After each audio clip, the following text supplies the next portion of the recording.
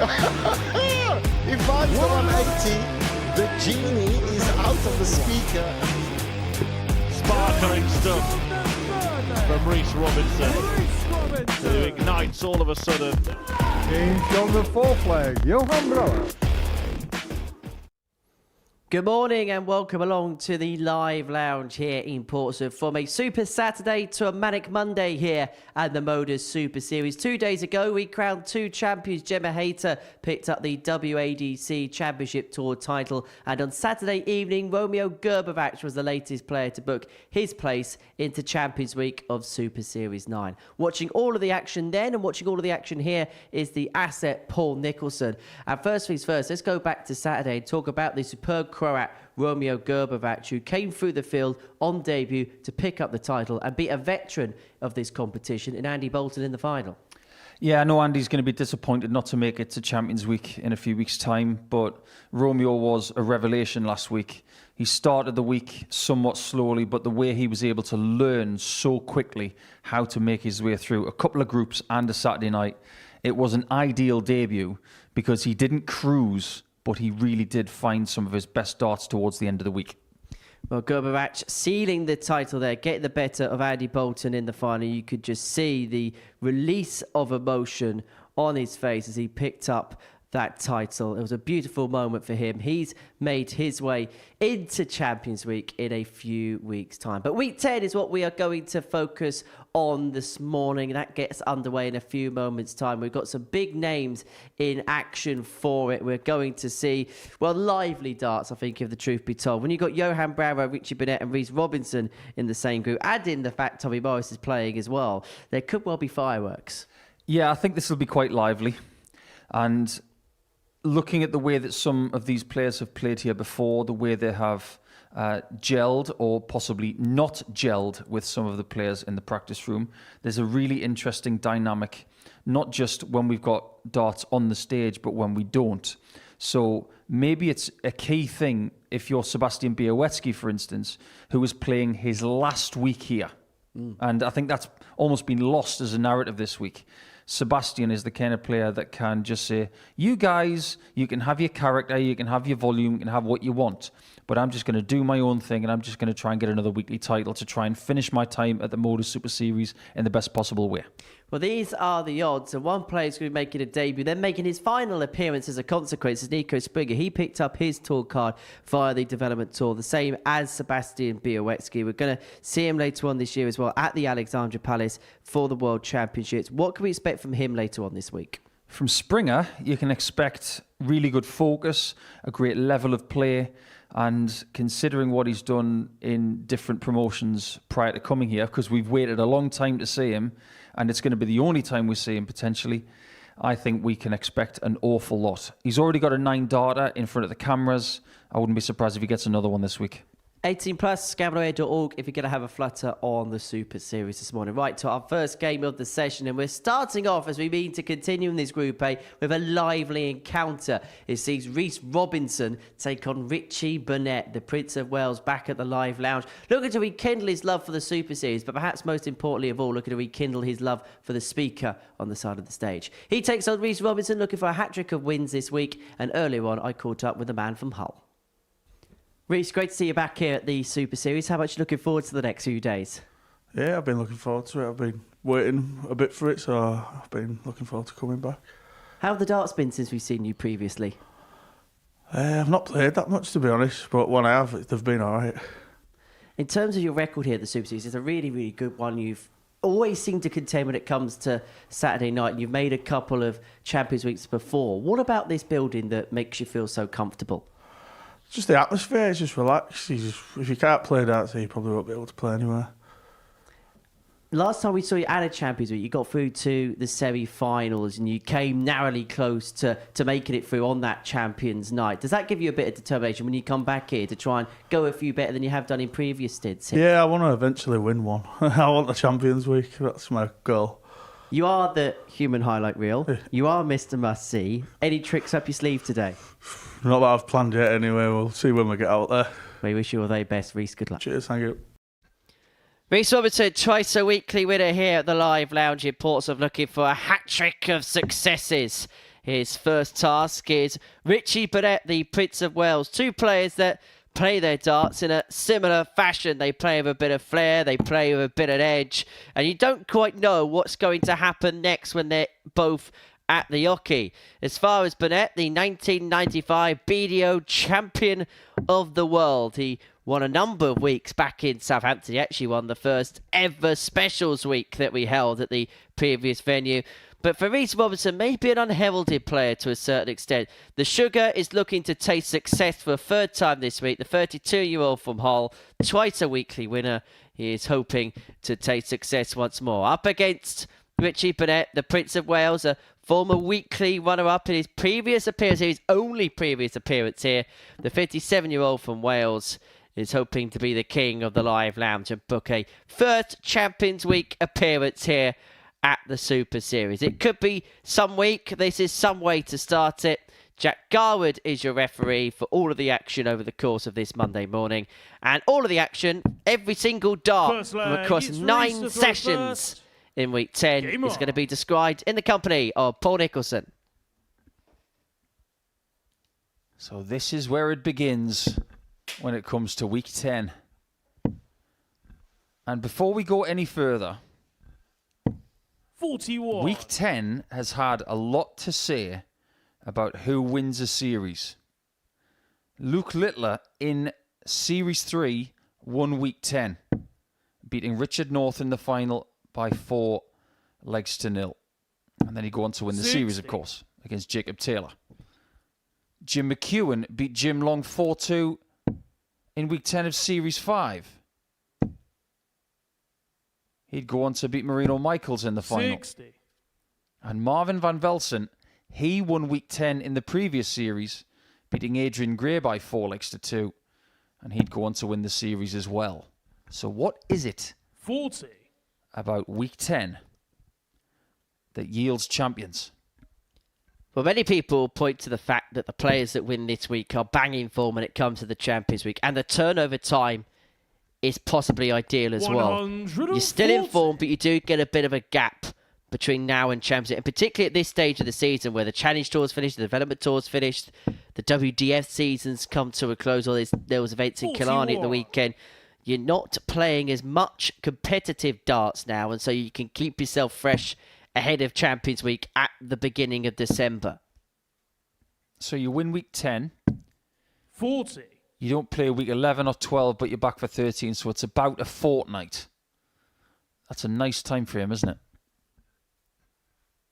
Perfect time to prepare, and it's all the other small things as well. A lot of the players that play here are part-time, so sorting annual leave, time off work, sorting out hotels and accommodation for the Champions Week.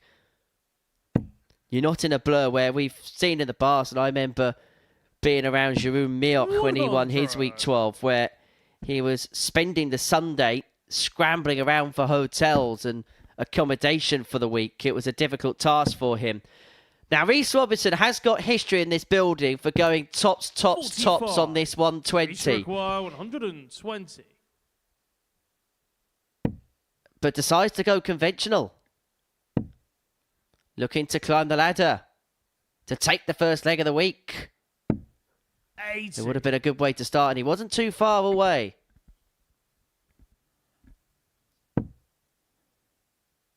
You asked him if he had any tricks up his sleeve. 83. Maybe he's going to save them for a little bit later. 1 tops. And double 10 for 1-0. 20. Richie require 132. Champagne breakfast for Burnett.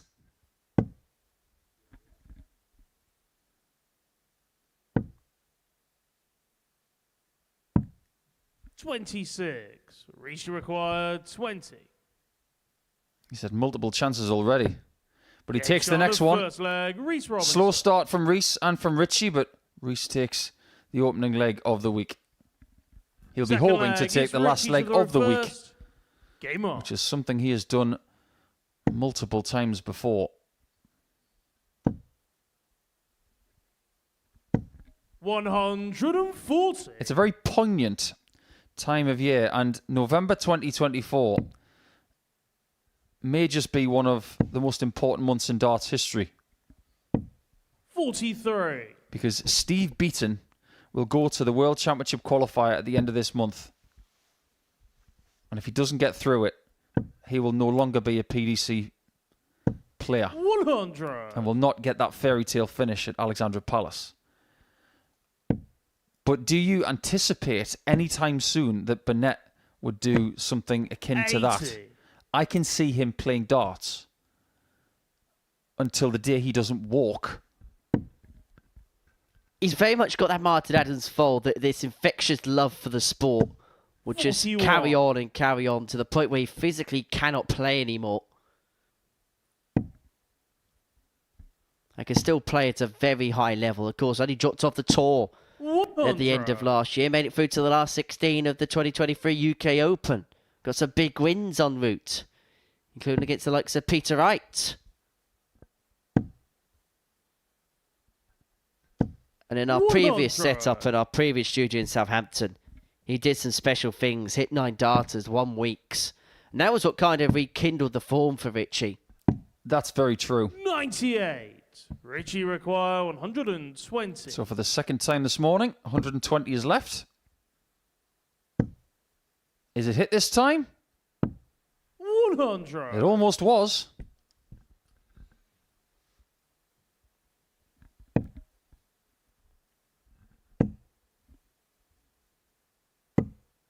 $50. Richie required 20. So it's double 10. Game And a shot much at better second leg than the leg, first Richie one. Burnett. This one is boiling up nicely. Now, before we get too deep into Third leg, it's Reese to throw the first. meat and potatoes Game of on. what we can have here this morning, what a great weekend of sport it was. But Luke Humphreys not making the knockout stages of the Grand Slam after 2 games. 121. Is that a bigger shock than Marco Cantilla winning the Irish Open? Well, when he was 4-1 down, it was a bit of a shock. 81. Yep, Luke Humphreys knocked out early in the Grand Slam of Darts after not retaining his World Grand Prix of Darts title in October. 140. Gary Anderson looks an imperator, as does Jan van Veen. He's playing like a dream. And let's talk about that Group H, which was 62. classed as the Group of Death, and it is the Group of Death. You don't average above 110, you're going to get beat. Pretty much. Welcome to modern day darts, everybody. And it was around 110 6. that yielded the best average of last week. Gerbevats had the best finish of last week. He had the best average. And he had the best result. It was very close 100. to an ideal week because he beat a Super Series legend in Andy Bolton in the final. He won Group B. He was second in Group A. 6. And he won the whole thing. As far as debuts go, it was almost ideal. Well, for the third leg in succession, 120 has been left by a player. 100. Robertson in leg 1, Burnett in Reese leg require 2. 120. But now the Sugars looking to get it in leg 3. May contemplate bull here. I think if Richie was on something slightly smaller, he would have done it. But what a shot that is. He's displaced his own dart. Game shot on the third That leg. is an Reese elite Robinson. Shanghai checkout. The way he made the first dart say, all right, you just come on through then. Fourth flag, it's Richie to throw first. Game on. That is exquisite. You might not see a better finish than that today. You mentioned how this game is brewing up. These are two players that would not have 85. wanted to have played the first game on Monday morning at 9:30. It's not the time slot that will best suit their best game. A week ago, 41. the first game of the entire week was Andy Bolton against Alex Spellman. Both would make the semi-finals. Spellman would lose out in the semi-finals and Bolton 60. would make the final. But that is one short of Champions Week And Richie knows a thing or two about that because in the previous series he lost in a final to Jimmy Van Schie, who ended up losing in the final of the entire 100. series to Marvin van Velsen. JVS, who we will see here in a few weeks' time, the number 2 seed for the Lakeside Championship in December. 100. A place where Richie Burnett's greatest day was back in 1995, beating Raymond van Barneveld in the final. That time, 100. forget about the code, forget about where you're playing your darts. Burnett probably was the best player on planet darts. I will argue that with anyone. 100. In late 94 and early 95, Richie Burnett was the best player on this planet. And there are going to be lots of part-time darts fans out there who say, 60. what about Richie Phil Maguire, Taylor? 156. No, he wasn't the great Phil Taylor until probably a couple of years later. But this could be great. Oh, that's spectacular. Shot on a full Brilliant flag. for Burnett. Richie Burnett. And it's back-to-back tub plus checkouts, and this game really is heating up. 5th flag. It's Reese to throw first. Game on. That thing about the best finish that we'll see today, yeah, that lasted about 2.5 minutes. Numerically, that was a better finish. 140. But based on actual darts, the 120 was better. And it's good to see that Richie Burnett has rekindled his love-hate relationship with the 100. speaker. That is going to be a prominent feature for our coverage throughout the course of the week. Well, that's what happens when you come from a 2-table system back to a 1-table system.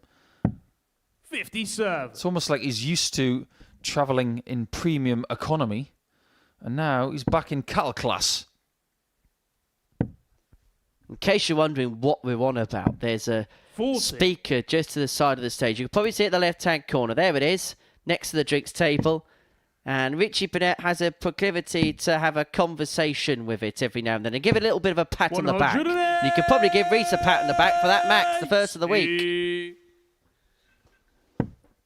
Has he given the speaker a name? I wouldn't be surprised. Speaky McSpeakface. 100. Reach require 124. Moving swiftly on.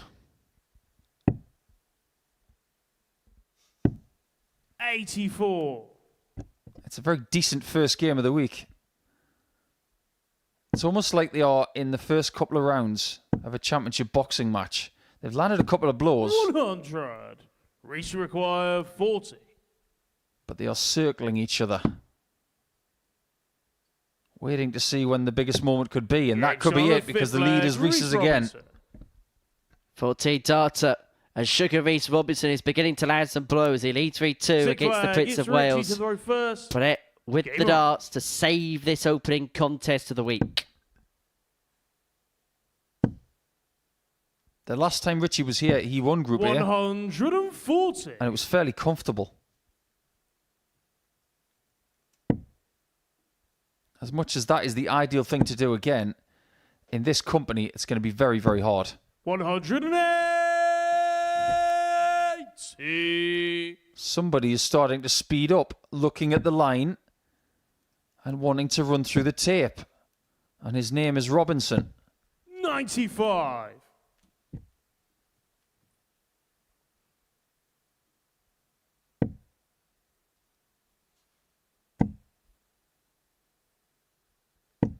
Oh, it just came out of the hand a bit late.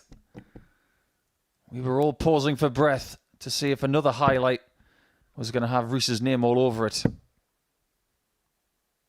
I like the nickname Sugar 60. because it's just sugar.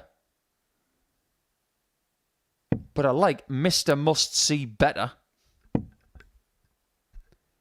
Well, he's given himself plenty of names in this building. He's Mr. Must See. He's the 41. human highlight reel. I'm sure Chris Mason's going to be in the commentary box for the next few days. They've let him near the Modus for the rest of the week. And I'm sure he'll have a few things to say about Sugar Reese Robinson. 125. Reese require 140. This is to win the match. He can go tops if he wants. Or double 10. 130. That would have been the third tub plus Richie checkout of the require contest. The 81. finishing has been nigh and immaculate from this pair. For this to take us all the way, and you'd feel the way this game has gone, it is appropriate. Richie Burnett loves double 18. Any way he can leave it, he will. But 79 left, it'll probably end up being triple 13 for tops. Unable to find Robertson 33% on the doubles, meaning that when he's had 3 in hand, he's taken, and he's got 3 for the match at double 5. That's why Richie is so watchable. 24. I just wonder what goes through his Reese mind in moments like require that. 10. But it is double 5 for Reese to break and to win. He's got 2 great guides. Game And he shot utilised and it perfectly. Reece Robinson. He used the barrel to crash it in. And off to a win. Reece Robinson is. He gets the better of Richie Burnett by 4 legs to 2. A decent contest in the end. It was a slow start, but it really did brew up to a good ending. This the tail of the tape from our opening match of the week. 2 tub plus checkouts, could have been a third. Robinson missing double 10 for the 140 to win the match. And then he missed the 120, of course, in the first leg too. Robinson 4, Burnett 2 in our first game of the week. If you thought that was quick and frantic, we've got Tommy Morris in action for you after the break as he takes on former weekly champion Adam Mould.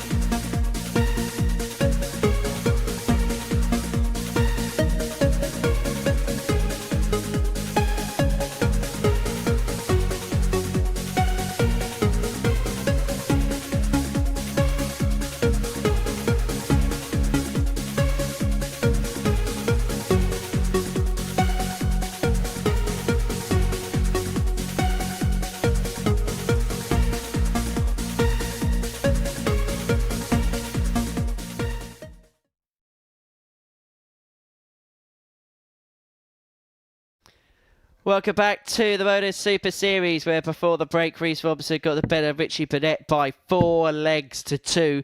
Decent enough opening contest of the week. It got to a slow start, but built to a decent crescendo. Sugar Reece Robinson off to the perfect start. Game 2 of our morning session sees Adam Mould and Tommy Morris go toe-to-toe. The gun, 32 years of age for Paul.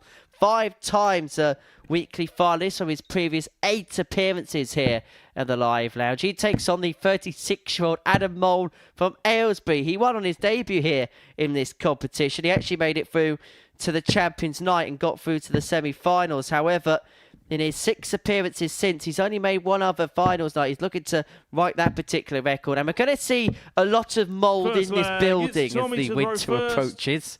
Game on. Because he's going to be playing at the Global Championship in December. You wonder what I was going to say for a second. Yes, and just got the feeling that you were dying to say that line. 140. First things first here, Henry. Great to have Tommy back. Towards the end of his last 100. visit, he experimented with moulded flights for the first time, and he really liked them.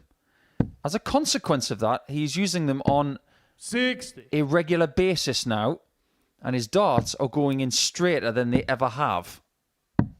130. I just wonder, after a bit of time with that equipment change, and it's now the norm for him, whether that is something that can kickstart his challenge for a first weekly title, because he's come up short a few times now. But if he can win this week, 99. who knows what could be next for Tommy? I mean, look what's happened to the likes of Bialecki. That, of course, that finishing line once, and they've just ran with it. And got much better as a result of that first success. 120. How many times has 120 been left today? Could be taken out again. It'll be the second one of the morning. And we're only into the first leg of game 2. We're climbing the ladder to some degree on this Monday morning in Portsmouth. Tommy Morris providing the second 120 checkout already. This week does have a lot of strength. So when you're seeing ton plus checkouts hit with this kind of 21. regularity, we shouldn't be surprised. We have 83. 0 debutants in Group A this week. But there are 2 coming later in the week. Paul Dulson will play in Group C. 80. And the long-awaited debut of one of Germany's finest players, Nico Springer. 135. Perhaps the biggest shame is it's going to be the only time we see him here in this build because he's won his tour card for the Dev Tour. It might not be. He may be back in Champions Week. It wouldn't shock me whatsoever because he is the favourite for the week for a reason. 84. I watched him up close. I've admired him for a good 3 years. And the fact that he has put his studies and his prospective career in Germany first, it's typically German that they do that. Nico Kurtz is the same. 100. But things are about to change for Nico.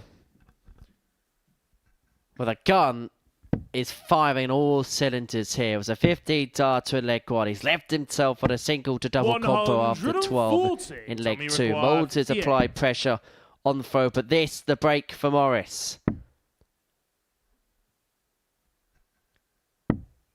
Doesn't go. Mould has an opportunity to hold and to level this game.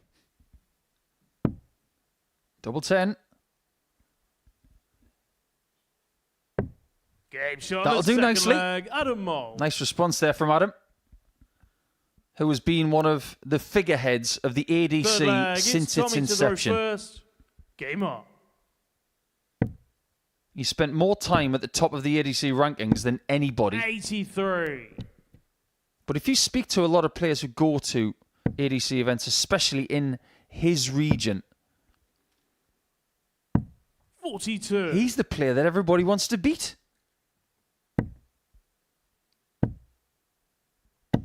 140. And that's a compliment. Because when people want to beat you so badly, it's because you've done something right. It's a big part of the Bradmore Farm complex as well in Aylesbury, which 95. has become perhaps one of the go-to venues in the sport. It's purpose-built for darts. It's just, I think it's just on the outskirts of Aylesbury, if what I've been told is correct. It's a lovely part of the world. There's some caravans on site as well, which people can stay in chalets and things. And it's just built for good 83. floor tournaments. Bradmore Farm. It almost sounds like the kind of place that would make your supermarket bought chicken. But it is different. Not everything can be called the Live Lounge, of course. 63. But I think you're right. Purpose-built venues are now starting to become the thing. 140. Tommy, you require But let's come back to that topic. 170. After this attempt at a 170. 98. Adam, you require I hope we get a 141 this 141. week. Hit after 6 darts, of course. In fairness to Mould, he's kept tabs with 84. Tommy Morris Tommy despite requires the electrifying 72. start of the man from Dorset, who's got 2 darts in his hand, a double 18. How quickly was that first one thrown? And as rapid Hitch on fire the was third dart leg, 2. Tommy Morris. And Morris moves into a 2-1 lead. Rat-a-tat-tat darts. Fourth flag. It's Adam to throw first. Game on. On the subject of purpose-built venues, we are sitting in one. They are playing in one. And people say, when these things are constructed by dart players, for dart players, 137. there is no stone unturned when it comes to making this as comfortable and as playable as possible. But this is not a new thing. 100. Back in the early 2000s, I went to Australia and I walked into my first dart venue, 140. the MDDA in Dandenong, where they do host ranked tournaments these days. I walk in there and I've never seen anything like it before. I'm used to English pubs and clubs having one dartboard and a whole host of tables and no practice board. 95. To be confronted with 23 dartboards in the same place. It was an unbelievable moment, and I thought, why are more places not doing this? 140. Now Tommy they are. require 129. Morris is going to get a chance at the bullseye, but for the 81. second leg in a Adam, row, you Mould has require left 141 after 141. 12. He's just finding himself a score behind in legs, is Mouldy. And Morris has a break opportunity. 65. Single Tommy, to you double require for a 3-1 48. lead. He'd then have the darts of the match. Double 16. Cruise control. Hitch on the fourth leg. He's looking Tommy calm, Morris. he's looking measured, and he's looking on point. The gun firing on all cylinders. 3-1 to the good. Fifth And now flag. has It's the Tommy darts to for the throw match. first. Game on. I remember the first day that Tommy came here as a substitute player. 97. He grabbed our attention by the throat and he said, "You're going to remember who I am." And since then, he's become one of our favourite players here in Portsmouth 100. because he's fast, he's good, he's vibrant, and with the other players, he is a positive 30. influence. And we have to give a lot of thanks to Scott Mitchell as well for the emergence of Tommy, who's done so much in terms of the growth of his 58. career. It was interesting because Morris wasn't even meant to play in a series at all when he got the late call-up. Somebody pulled out 100. late on Thursday, and one of our producers here knew of Tommy and said, give this guy a go. He works self-employed, so he was able to commit, played on the Friday, and then somebody 60. pulled out of the week after quite late on. And so Tommy impressed that much. They said, actually, can you have a whole week off 140? work and you could play the week? And ever since then, he's been a permanent fixture. In fact, he's now amongst the top appearance makers, having made a 9th appearance this week. 97. Tommy, you require 134. All he's going to need is one more 94. visit, possibly one more dart to finish Adam off in round 1 today. Tommy has been very sharp. 60. Tommy, you require 40. What a performance. What a Game start shot for and Tommy match, Morris. Tommy Morris. A 4-1 victory, an average just under 95, 50% on the doubles. Everything he would have wanted from an opening performance, he has got there.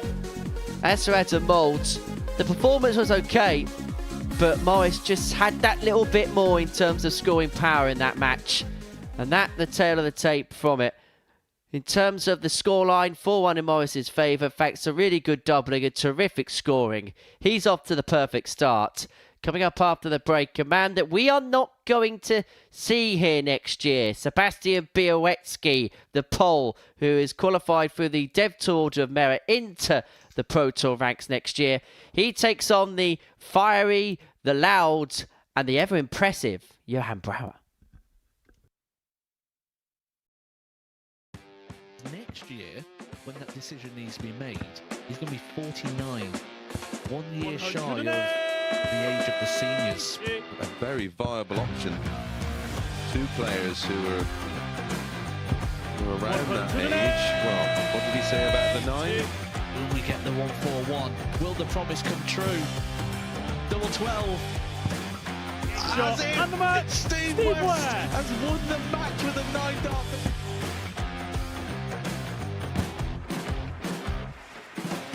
But Harrison has kicked off the last leg in perfect style. It's everything, really. Oh, he's timing this well again. 180. With a 9-darter, treble 19. Treble 15 leads double 18. Franchise Harrison to win the game in perfect style. Hauled himself out of it. Yeah, it was something that Henry actually said in jest that I was quoted as saying Jared Cole is one of the most, sounds a bit fishy. Glenn, do you know my grandpa Mark Salmon? Do you? So on a 177 and a 180. He's on a potential 9-darter. Come on, Jared. Yes, you beauty! Nice and high, and has now got the game back into his 100. own destination, and wow, the momentum is with him. Here we go. 108. I wouldn't have said it. Don't jinx it. Yes.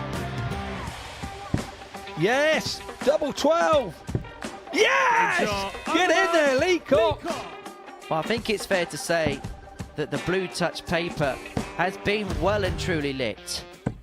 108. 6th max of the match. Oh, hang about. Hang about. It's getting ridiculous now. Can Tommy Leishman give us back-to-back 9-darters in back-to-back games? He could, you know. He could, you know. Goodness gracious! Wait! Tommy Leishman.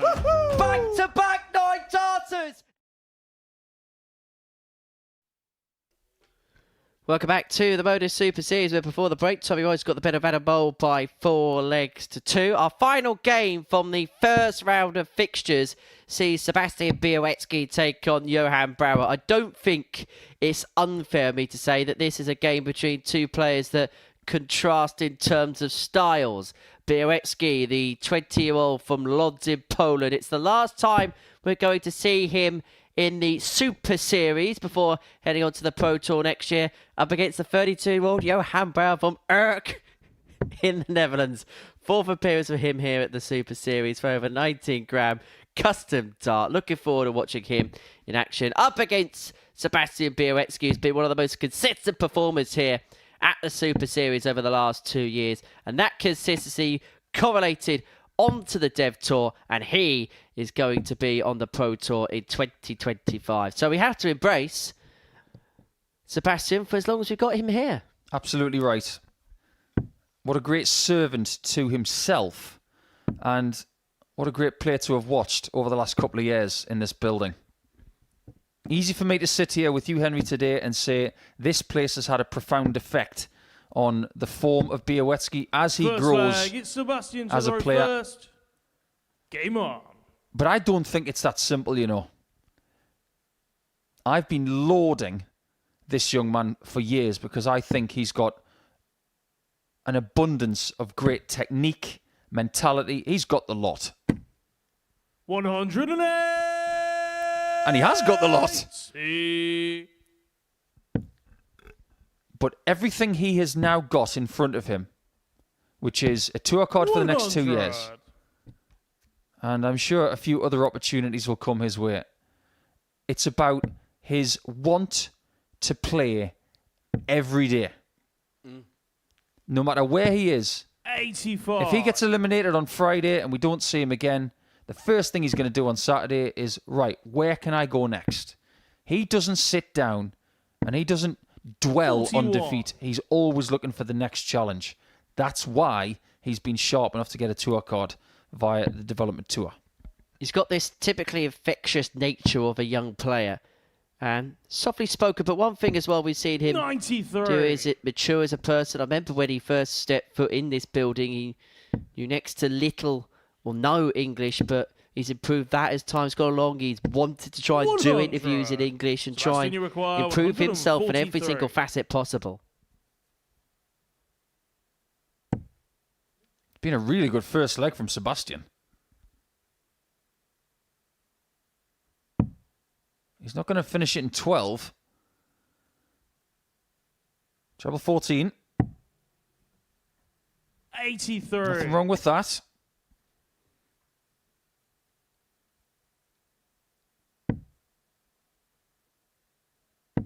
Johan trying to leave a finish.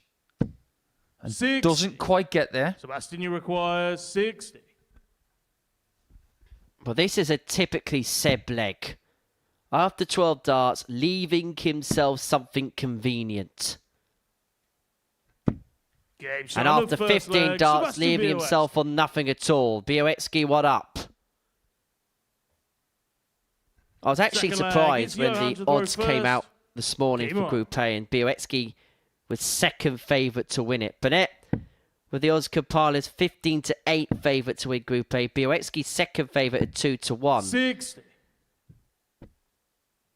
And in terms of his odds for the week, he's third favourite behind Nico Springer, Richie Burnett, 5-1 on with the odds compilers to 59. win a second weekly title in this building, a year on from his first. It was actually this time last year he played in his only Champions Week. His last leg of it, 59. he hit a 9-darter against Anton Ersland. He qualified for the Champions Night. That come in the last leg of the Group C. And was the man that ended Luke Littler's 57. run here. He was the player that beat Luke in his last ever game in this building. And you know something? That's a great 60. achievement. Have you heard Bialecki even mention it? No. Because to him, it was just another game of darts.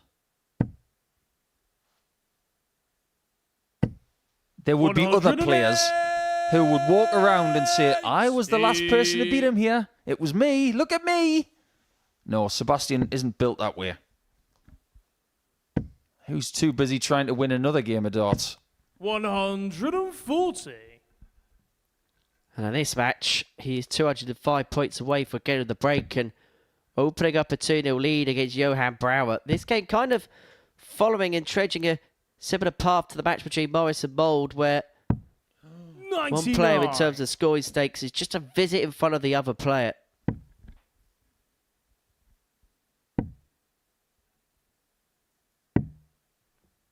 $121. I'm baffled that Sebastian didn't go for the bullseye with his last 106. start. And he's not going to leave himself on a double with this visit. And I think that was a tactical 74. error Johan, you require 61. in not leaving 100 or better. Chance for Brouwer to get level in this contest. 25 would have left himself double 18. He's going to give himself a dart at tots to level up. 41. Dips just below, and Sebastian, you if you haven't require seen Johan 52. play before, expect plenty of emotion from him. He very much wears his heart on his sleeve, and he'll Game tell you time, exactly second how leg, he's feeling in a Sebastian match. But as for Sebastian Bialecki, he is the other side of the coin. He's cool, calm, collected. You won't Third get leg, anything out Sebastian of to throw him. first. You won't get any change Game on. on the hockey or in terms of his facial expressions. He's broken the throw of Brouwer, and he's opened a 2-0 lead. since we saw Johan last, he has been 45. to the Europe Cup with the Netherlands, and it wasn't a bad first international visit for him. He was second in the overall 140. standings with the Netherlands behind Sweden, who, let's face it, had the best team.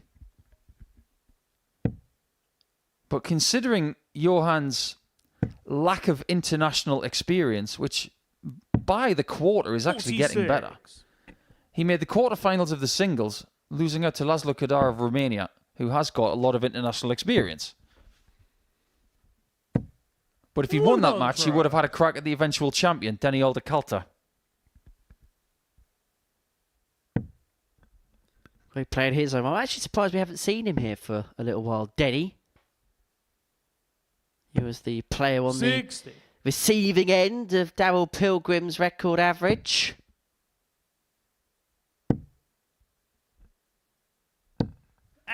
Back on August the 15th, 2023.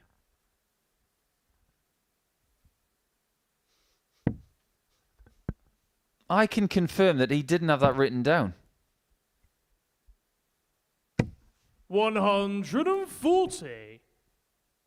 It's quite impressive that you pulled that out of the fire. But certain dates do stick in the memory, don't they? 98. I always remember the 1st of September 2019.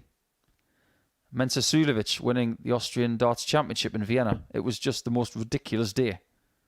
It will live in my memory forever.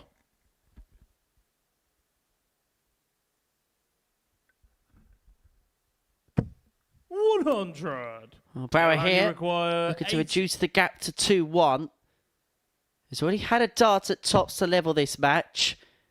And he's got options here. 75 now, could go 25 ball, could go treble 17, double 12. It just depends how he's feeling here.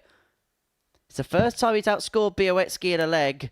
He decided to go for that treble 17. He's left himself tops, but he hopes that Bialecki hasn't got a ton plus in his locker.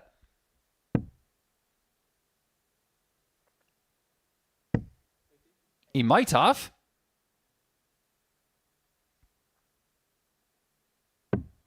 $80. Didn't get that close on the double 15. So Bolt may be halted. First leg win for Johan. Imminent. 20. Has it surrounded. Sebastian, you require 30.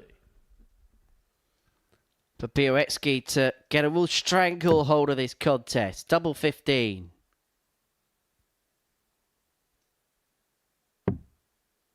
Now that is awkward. That is as close as he could have got without finding the double bed. 20. And it's given Brouwer 3 more in hand at double 10.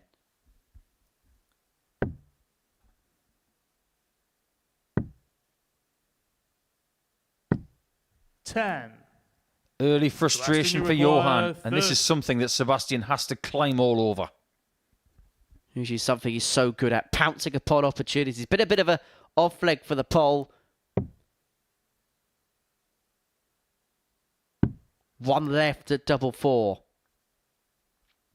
This would be a get out of jail free card if he nicks this leg. He shouldn't have won that leg. But he's found a way to a 3-0 lead. Johan Brouwer knows he should be still in this contest. It's Johan to throw He's got a long way back from here. Game on.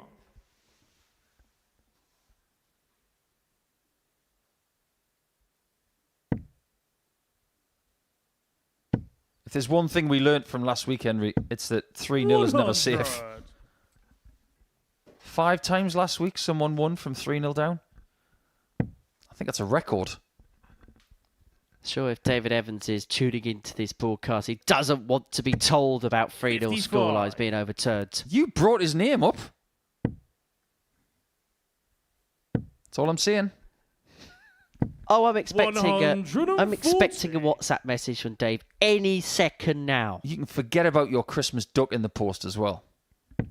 That's all right, I prefer turkey anyway.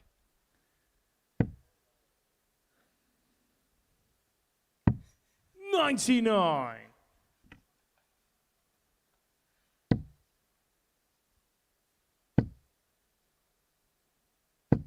$100. Do you remember Johan's first game here? Oh, how can I forget? Yeah, he won, and he was very happy that he won that match. And all of a sudden, we went from not knowing anything about Johan to almost knowing everything. 135. Wait, it's not a surprise Johan, anymore you where require we were in commentary for it and we 121. didn't quite know what to expect from him. Didn't see too much from him, but we now know what to expect from Johan. But also the players know what to expect from 65.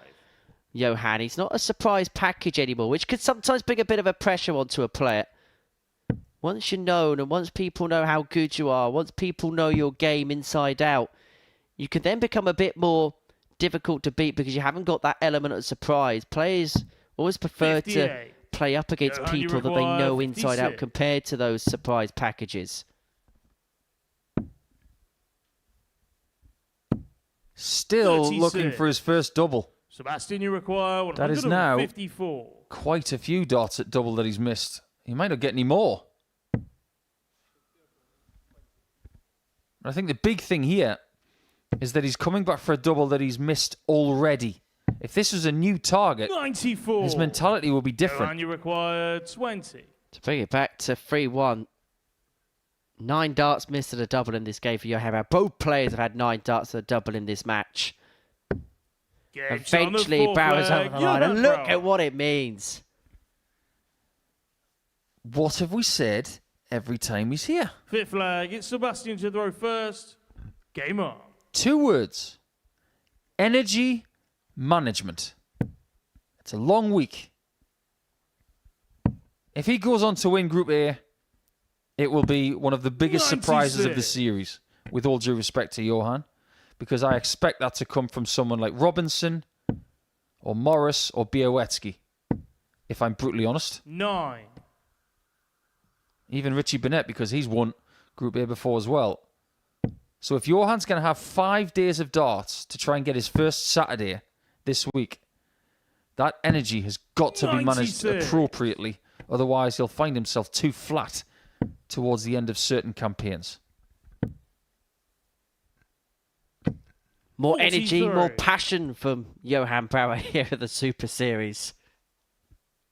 I was speaking to a few Dutch people recently, and I was curious to learn that the people from Urk 85. in the Netherlands, they do have a bit of a reputation as being a very vibrant people. You know how places around the UK have got certain 6. reputations? For instance, people from Cardiff. Tremendously friendly, love a good time. The same could be said for places like Liverpool or Newcastle. 123. Apparently Urk has got that same kind of reputation, a very somewhat infamous place. You go there and the people have certain 6. qualities Sebastian, you that require are 101. rather extraordinary. Well, Brouwer may be irked here because Bialecki looking to see this game through. Trouble 19 would have given him a match start at double 12, but Johan's not even halfway through the leg 49. through 12 darts. Bialecki's got all the time he wants to wrap this game up. Yeah, this really hasn't been a good leg for Johan. 140. Don't dwell on it too much, Sebastian, you require because his next 52. match is not that far away. The worrying sign is Bialecki hasn't even gone through the gears yet. Yet shot has won and his the first match. game by Sebastian 4 legs to Bialecki. 1. He's slowly building up. It's Sebastian Bialecki. It wasn't his prime best, the pole. But one thing we do expect as the week goes on is for him to improve incrementally. He has begun to master this format, has the young pole. The last time he'll play here, and he's got off to a winning start. A 4-1 victory against Johan Brouwer ends the first round of fixtures. Round 2 sees Burnett take on Morris.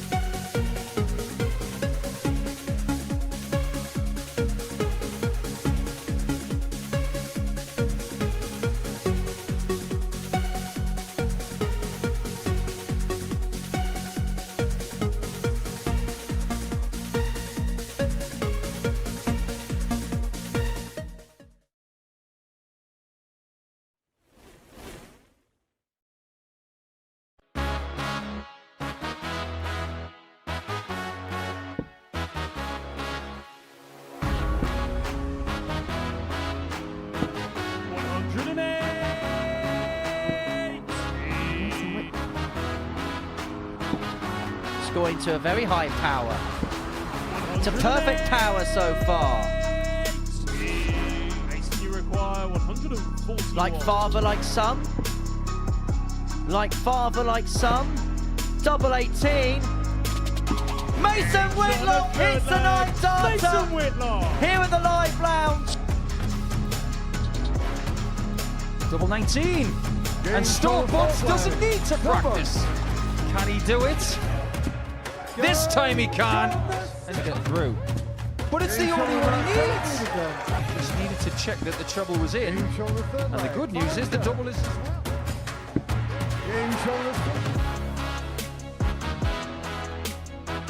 And a double in this contest. He couldn't sweep in again, could he? It was the 150 in the last day. It's the 135. Series 9, week 7. It's the Highlander, John Henderson. Oh, he was so close. So close. I think so. The one time that I played early in the schedule, I didn't make the semi-finals. The twice that I did,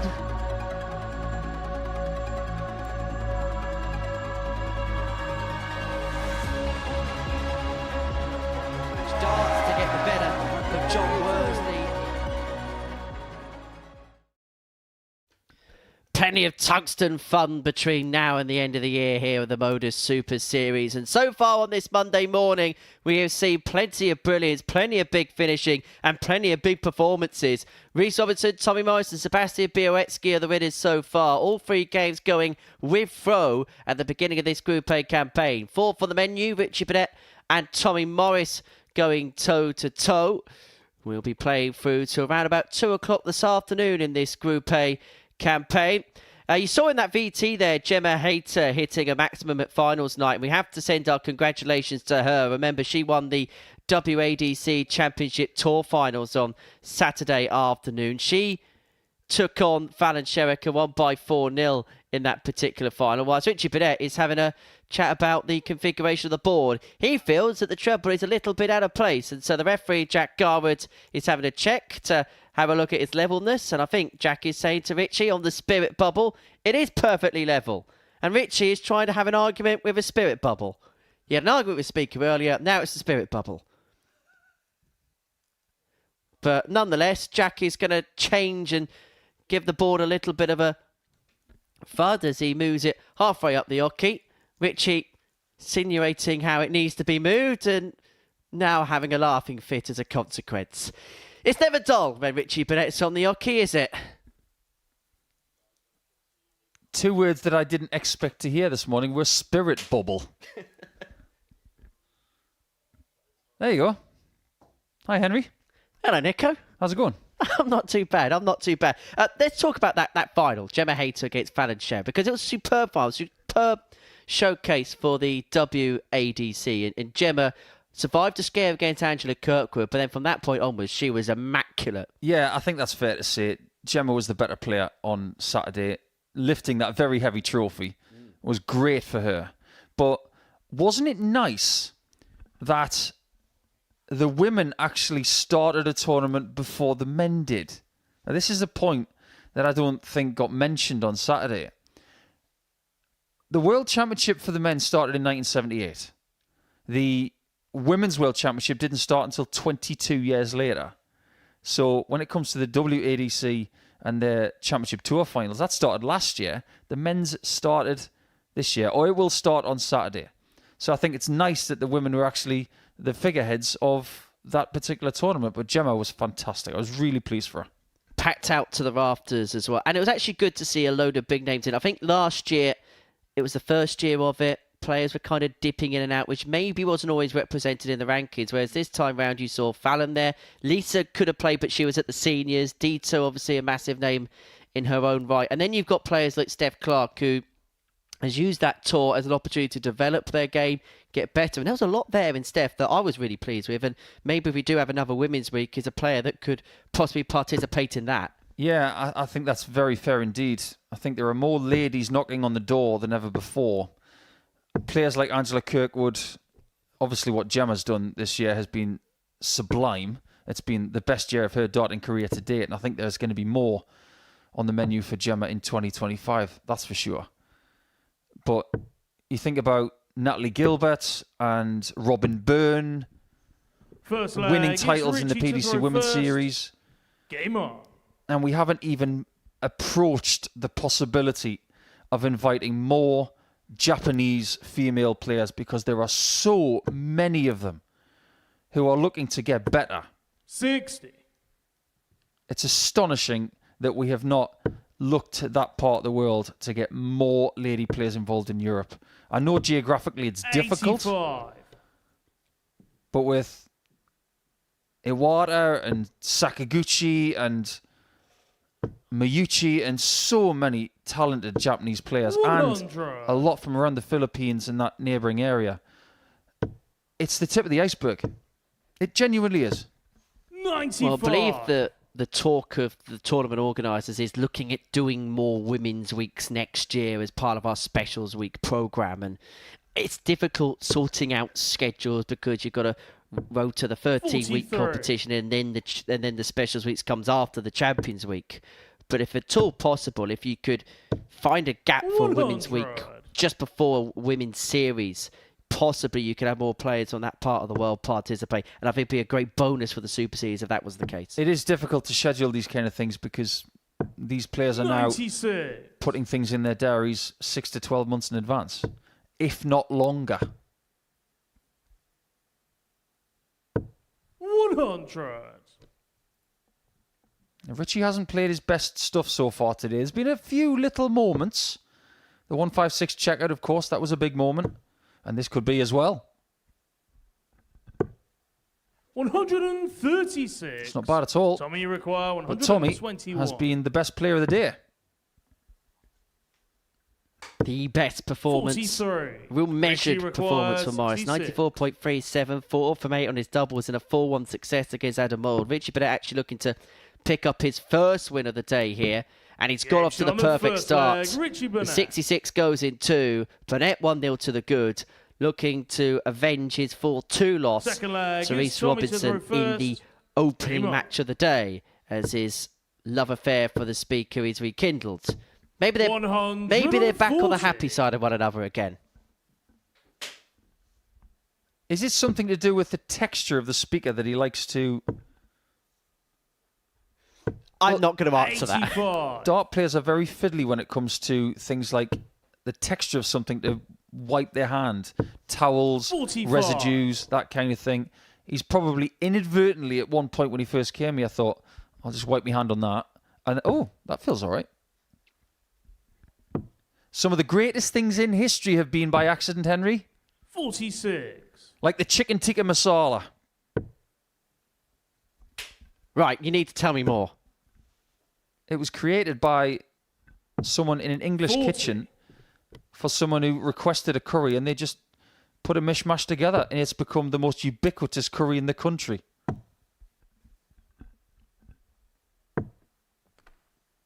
86. Do you think Isaac Newton would have discovered gravity had an apple not fallen on his head? 100. Probably. He's quite clever.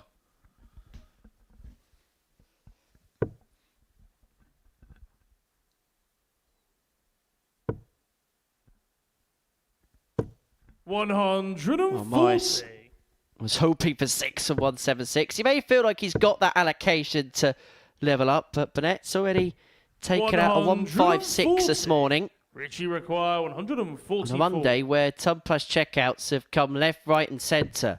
But there's not going to be another one here. And Morris has an opportunity to level up. Double 18 for one apiece.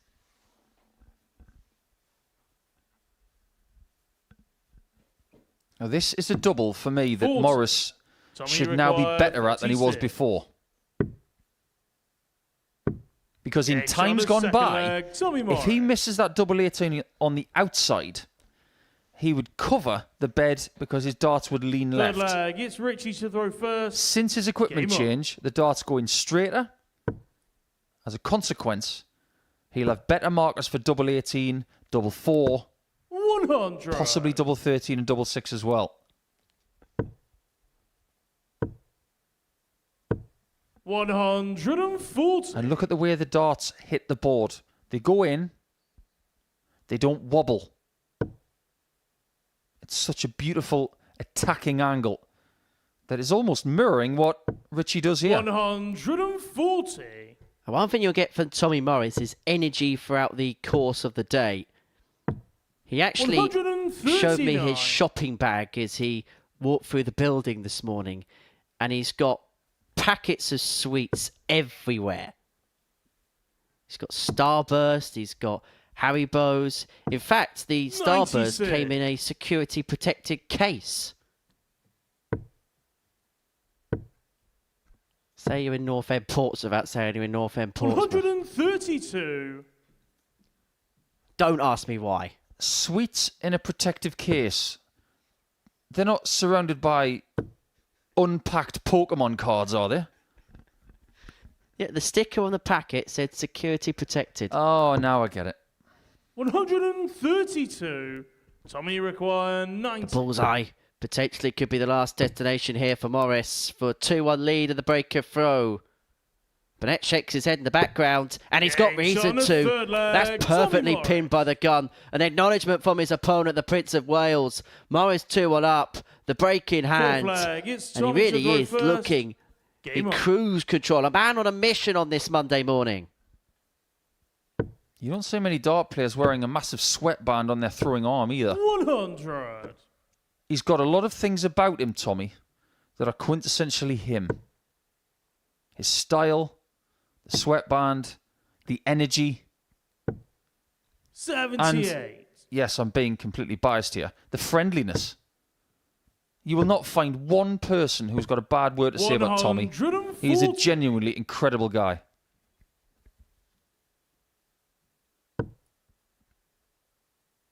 Sweet is an underrated part of professional sport. And I say that in a weird... that may sound stupid, but the sugar and the energy that it gives you is an important thing. I remember working in football. There was a player that I used to commentate on week in, week out, who used to have a packet of, or half a packet of Jaffa cakes at half time every single week to give him energy for the second half. 59. That's a new one on me. The use of sweets for energy, funny enough, is something that a lot of Aussie rules football teams do, because they are some of the fittest athletes on the planet. Running around an oval, getting bashed into all the time, trying to catch a red or a yellow ball and to kick it through the posts and to take somewhat violent marks as well. 45. They burn a lot of energy. Require 164.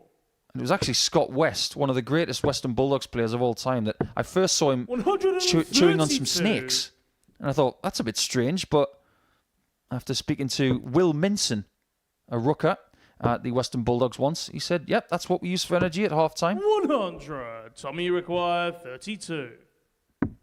Double 16 for a 3-1 lead. Tommy Morris. Perhaps on that discussion, there's no better person to talk about than Luke Combs. I remember working on a show with Luke back in July. It's Richie to throw first.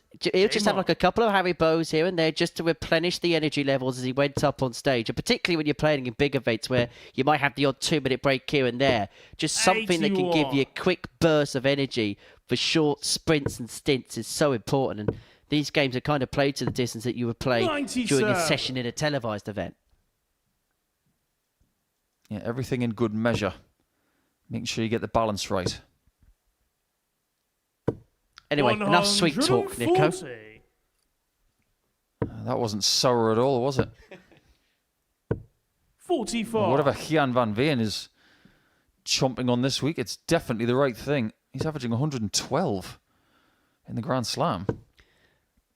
Well, here's a stat for you here, Nico. 140. In the history of the Grand Slam of darts, only 4 times prior to this year did a player average in excess of 105 in their first 2 matches. Well, this year, 4 players have. Richie require And in the case of one of them, they haven't picked up a win. That'd be Vessel Nyman. Yes, 43. 2 games played.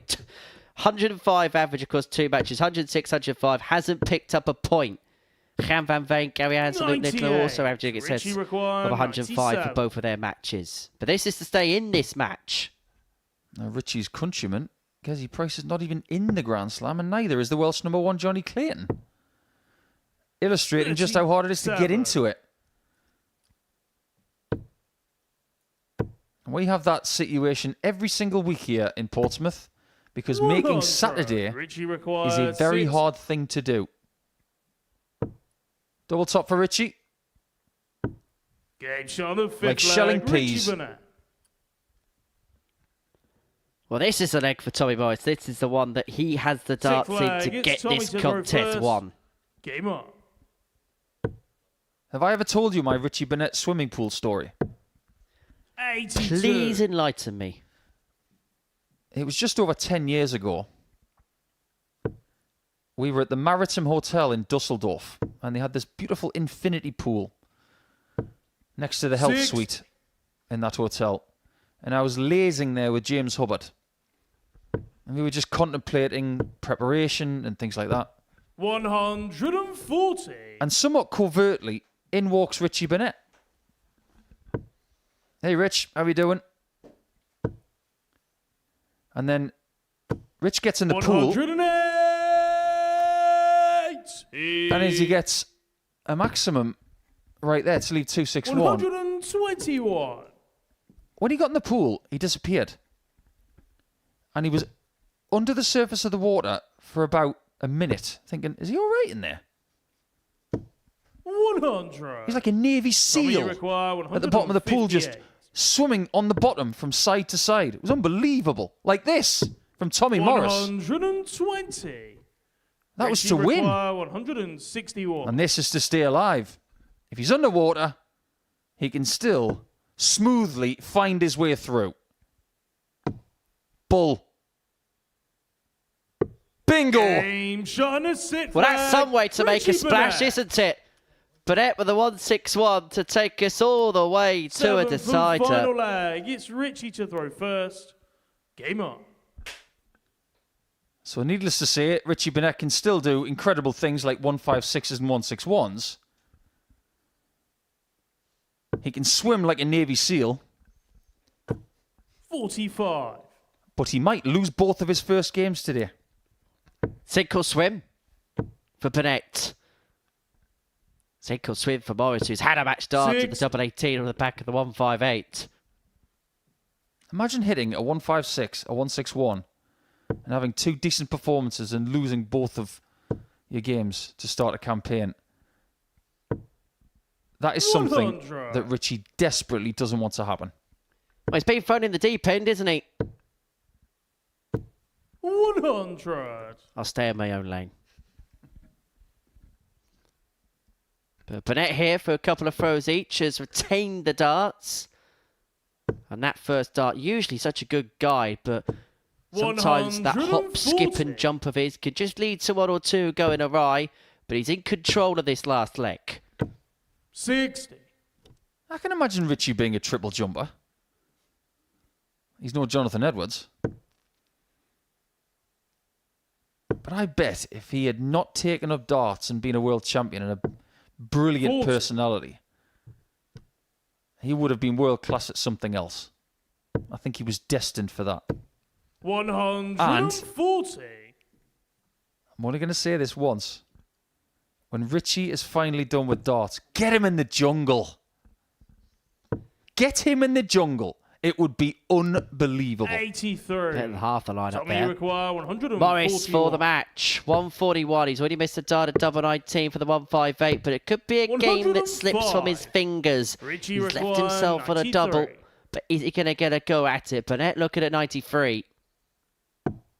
Burnett looking for victory. 74 left. Treble 14. Needs double 16 for the match. Both players have missed the match start. Oh boy, what a good game this has been. A fabulous contest that might just be about to end.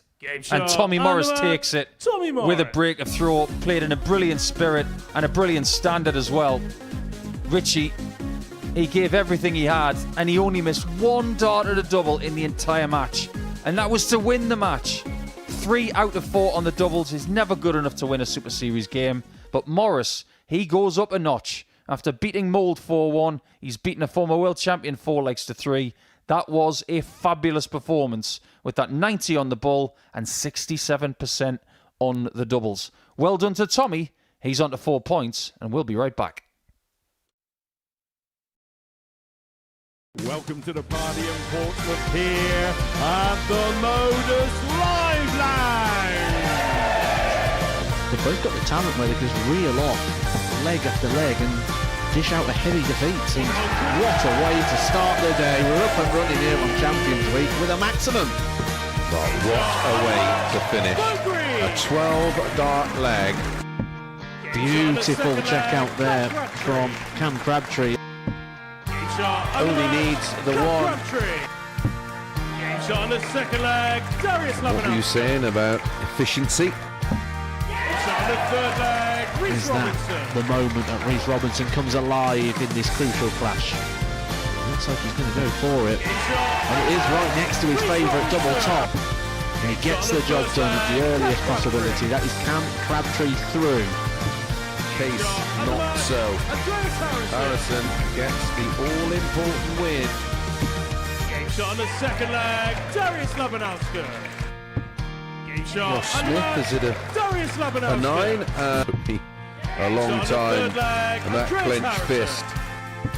Game shot. Under mark. He gets the job done in the end.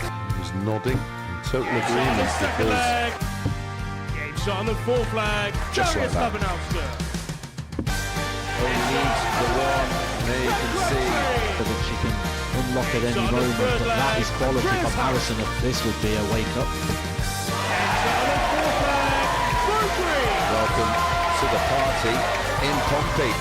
Should be a good marker for him, and is. It was a great guide.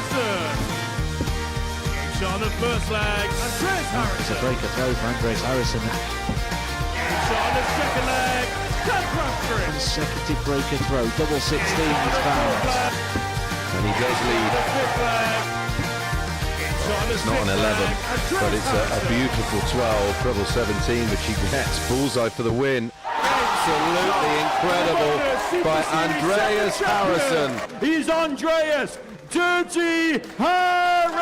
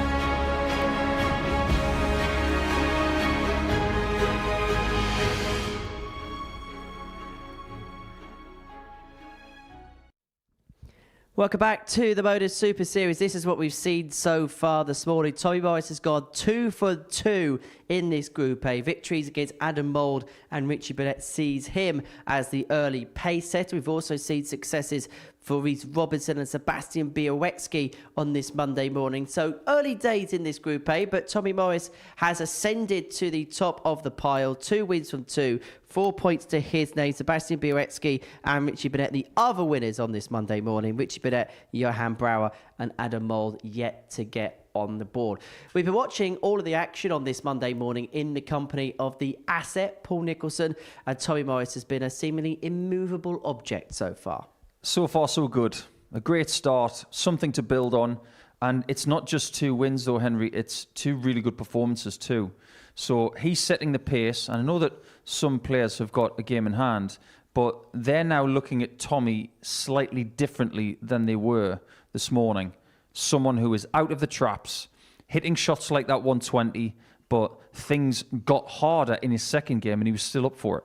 If the truth be told about Tommy, you know how good a player he is, but did we kind of know what sort of form line he was going to be in ahead of this week? No, I don't think so. I think he's been under the radar a little bit over the last few weeks. And sometimes that's a good thing because you don't want to have to go out there and prove what kind of form you're in. You want a vessel to go and play. That's what this is. So the work he's been doing in Dorset, whether it's been Super League, County, other ADC things, he's been doing it the right way, obviously, because he looks vibrant, he looks confident, and he's proving it on the dartboard with what he's hitting. Well, I can imagine Richie Burnett must be feeling sore after the first couple of games. He's had the 2 biggest finishes of the day. He's played okay in both the matches that he's played in, but hasn't got any points to his name. Experience is going to be needed here by Richie. He's played pretty well today so far. In fact, from game 1 to game 2, a nice improvement in average as well. But he's found himself having the brilliant moments, but not getting the adulation from the referee and from us and from the fans saying, well done for winning. He hasn't done that yet. So the next mission in round number 3 has got to be get the win, whether I play well or not. So Richie Burnett losing 2 from 2. Sebastian Bialecki won his opening match. There's probably a bigger expectation, the biggest expectation maybe on his shoulders because he's won that tour card. Does that automatically put a target on his back?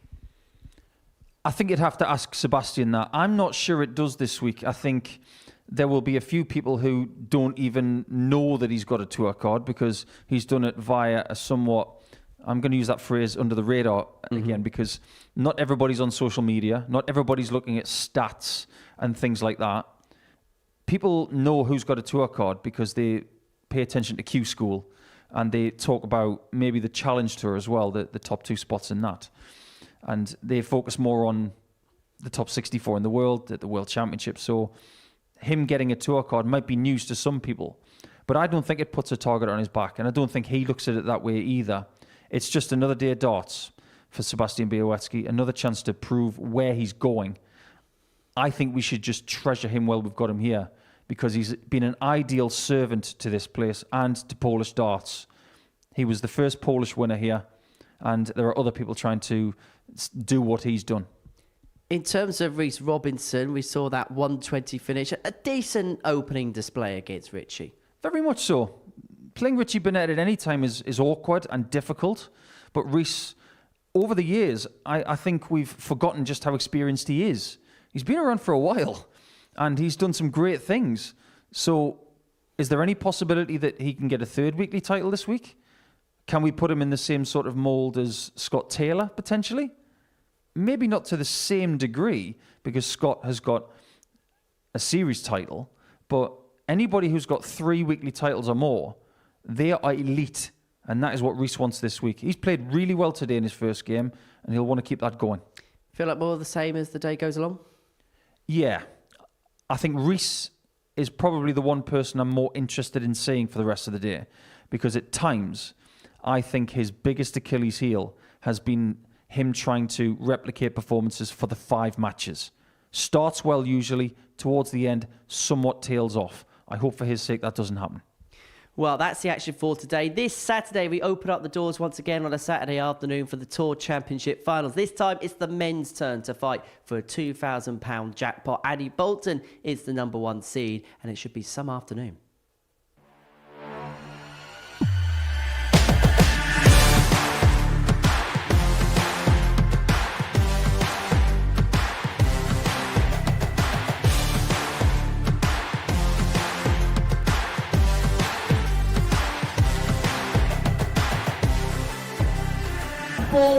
Joe Taylor, Garrett Tilley, and Mould 2, Craig Nixon, Robin Young.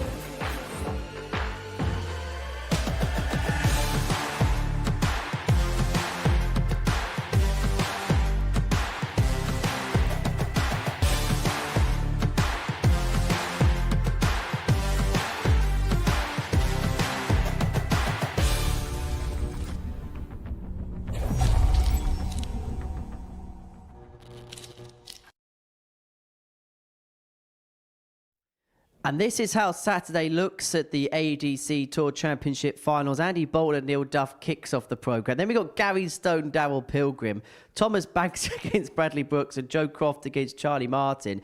Everywhere you look on that Saturday afternoon, you have got quality. Talk about a great first game. You're talking about two Modus Super Series legends right there. Bolton will go home, obviously, after losing in the final on Saturday night.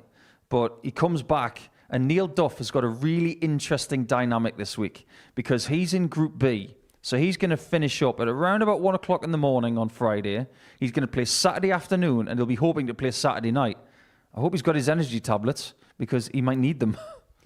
Who would you say out of that list of eight's the favourite in your eyes? That's a difficult one. When we were talking about the ladies' event, we were definitely referencing Fallon and Gemma as the two favourites. That actually did happen. But for that one, that's harder. I think Bolton has got a really good chance. I think losing out on Saturday night is bad for that field because he'll want to come back and put something right. But never, ever go against Neil Duff because when you do, he'll say, what about me? And then he'll say, right, I'll go and do it on the dartboard then. That first game, I think the winner of that one wins it. And 7 of those 8 players are going to be playing at the Global Championship. Only Neil Duff hasn't qualified out of that field. And it's surprising that he's not in the field. He seems to be playing in everything else. But yeah, I'm going to go for Andy or Neil to win the title. I think that'll be a nice start for the men's event. Well, that's going to take place on Saturday afternoon. It's a 12:30 start here on the Super Series YouTube channel. The winner will pick up £2,000 in prize money and a place in the history books as the first ever champion of the ADC Tour Finals. That's ahead of the Global Championship. That takes place in December, also here at the Live Lounge in Portsmouth. Now, it is November the 11th, and in the United Kingdom, this is Remembrance Day. And here at the Modus Super Series, we are also going to be marking that minute's worth of silence. Yesterday was Remembrance Sunday at the Cenotaph, where we also fell silent to remember those who lost their lives in conflicts and made the ultimate sacrifice for their country.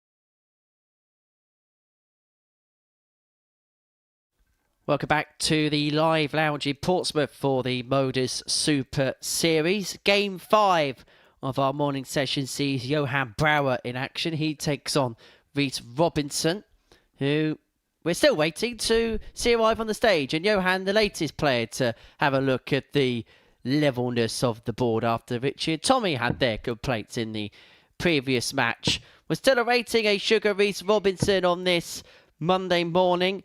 Paul Nicholson is alongside me in the commentary box for all of the action here at the live lounge in Portsmouth as Reece decides to join us. Good evening, sir. Better late than never, I suppose. But he got off to a slow start and then a quick end against Richie Burnett. A 4-2 victory where he got better as the game went along. It's a nice quality to have in this format, isn't it? And he's got more experience than most. Reece Robinson has been here 6 times trying to qualify for a Saturday night, and he's got there 5 times. That is an excellent record. But there's one person in this group it's Johan to throw first. Game on. who has never been to a Saturday before, and that is Reece's opponent in this game. 100. And if you're Sebastian Bialecki, who takes on Adam Mould in the next match, I don't think Sebastian's going to be thinking about this. But can you imagine if he makes Saturday again for an 8th time from 8 attempts? That will be quite the achievement before he goes to get his tour card started in late January. He can tell stories akin to when I went to the Modus Super Series, I made Saturday 70. every single time.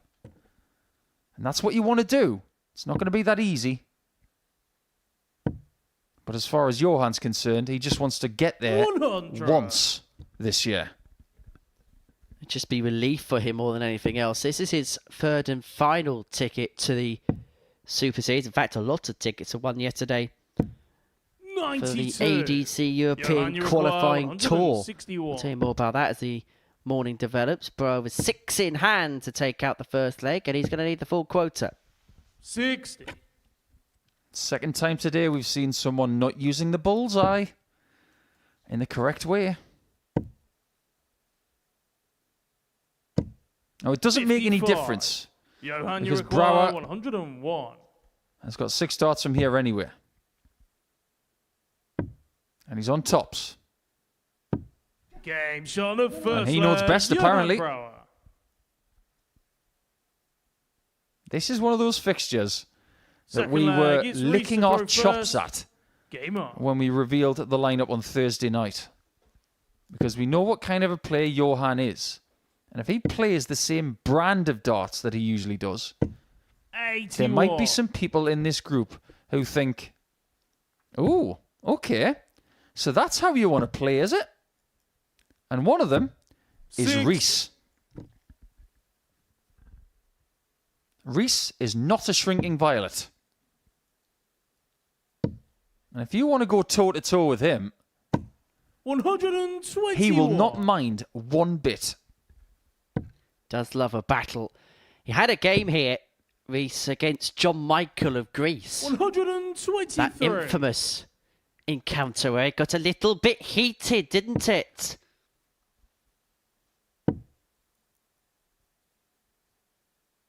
Darts is not a contact sport, but 41. there's a lot of adrenaline and testosterone on the stage when the men are going toe-to-toe.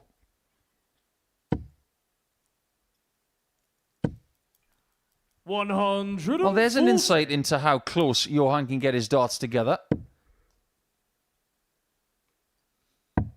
He always strikes me when he's in this kind of mood, the Dutchman. 134. Like he's playing darts. Like someone who's joined the Greg's queue and they've got no sausage rolls left. He always looks a little bit, for the want of a better phrase, 83. irked. Reece, you require 124. Well, he'll be severely irked if this 1-2-4 goes.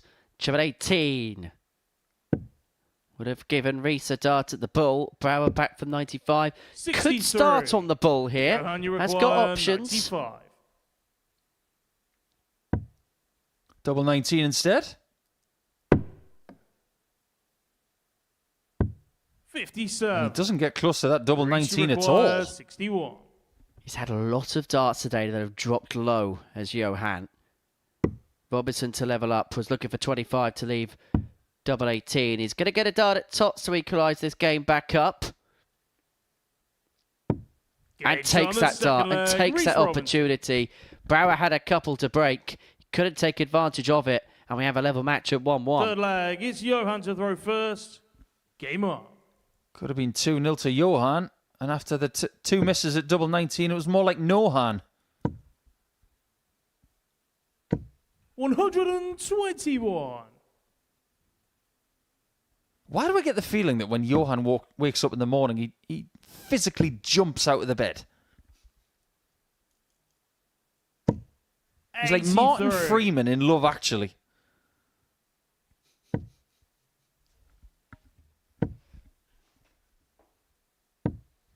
Up at the B of the bank. I think he might have been up this morning before the red was in the sky. Admittedly, this time of year, that's not hard. 28. Talking about early birds, Jack Garwood's our referee today. 123. Yes, Jack is back in Portsmouth and is very grateful not to be in Sunderland anymore. I'm probably the only person who can get away with saying that here today. 57. Actually going to Sunderland in January. 57. Good luck with that. Oh, here we go. Could be another one here. But the 157 is going to go. But one thing Johan does have is 91. plenty of time in this leg. Robinson hasn't got out the traps whatsoever. And this could have been an opportunity to have opened up a 3-0 lead. 134. Johan, you require 66. Double top. And it's Game on 2-1. the third leg, Johan Brouwer.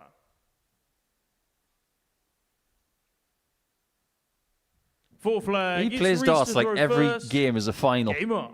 And whether you like it or not, you've got to admire it. He has the enthusiasm of a first time every time, doesn't he, Johan Brouwer? 100.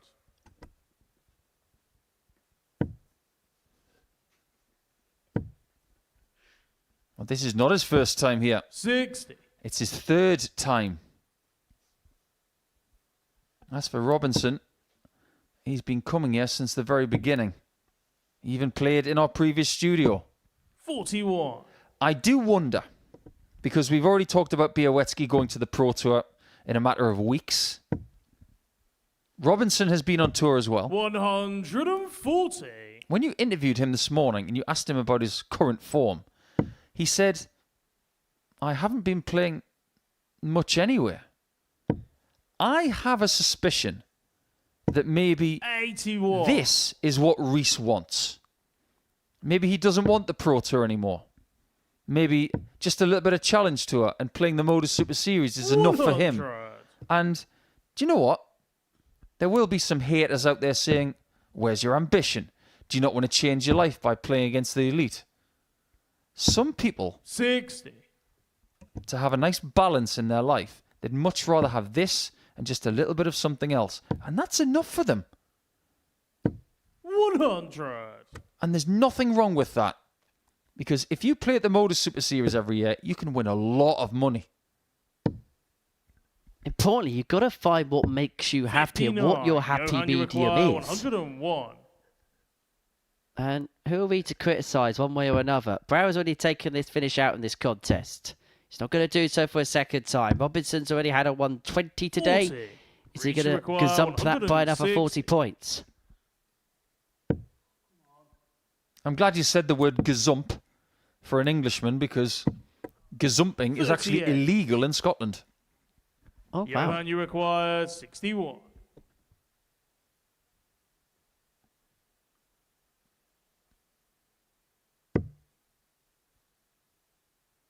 It's going to be double top again.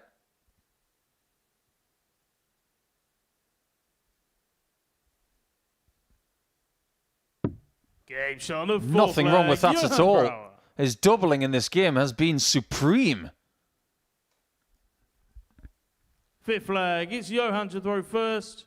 Game on. 3 from 5. And his output has climbed nearly 20 points from his first match to this one. That's impressive. Having said that, Robbins has dropped. Johan Brouwer's qualification here actually did come at a cost 58. playing this week because it meant he didn't play the European qualifier tour, which is where he initially got his first invite from. 4 players have won tickets to the Super Series in 2025. 45. On Saturday, Leon Weber won the first qualifier in Ludelange in Luxembourg. I don't know why I said it like that. Patrick Klingelhofer won the second qualifier. That's a great name. Looking forward to having Klingelhofer here. Leon Weber won the third one. And Max de Jong, who we saw early on this year, he won the other qualifier. We also saw players come through the Order of Merits as well. Those players being Arnie Spey, who we've already seen here this year, Jim Meyer of Luxembourg, Rick Hessing, and Ricardo Ulrich. Of those names, although I am happy for everybody who's qualified, I am most happy for Jim Meyer. 100. After the way he was eliminated in this series in a Group C situation, that was heart-wrenching. So, well done, Jim. We are very much looking forward to having you back. 92. It's a shame we can't have walk-on songs here, because could you imagine Arne Spey walking on to Life is Life?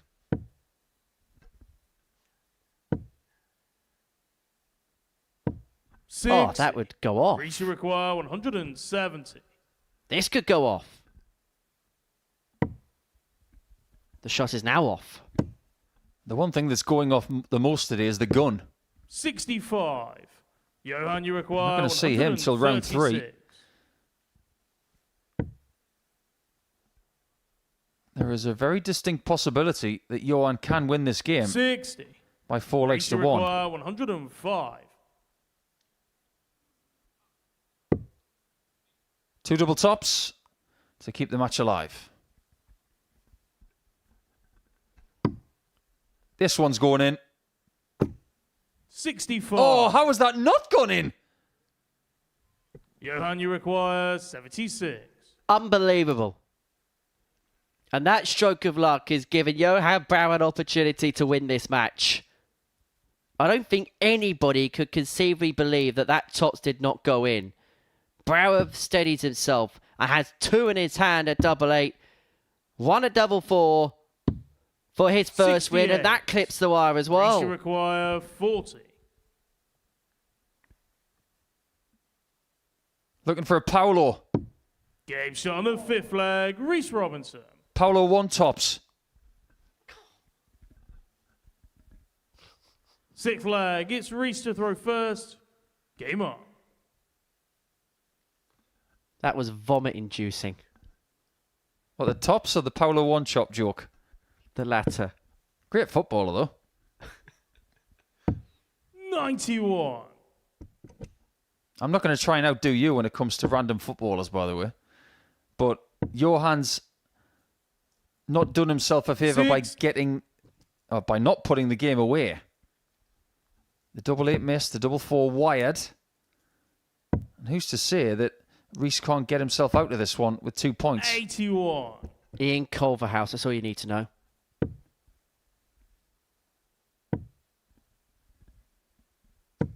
$100. Ruud van Nistelrooy had a pretty good tenure at Manchester United, didn't he? The countryman of Johan Brouwer. 100. You could say Johan Brouwer's got a bit of a Eric Ten Hag lookalike feel about him. 6. He does a little bit. But I think he looks a bit more like Mouldy.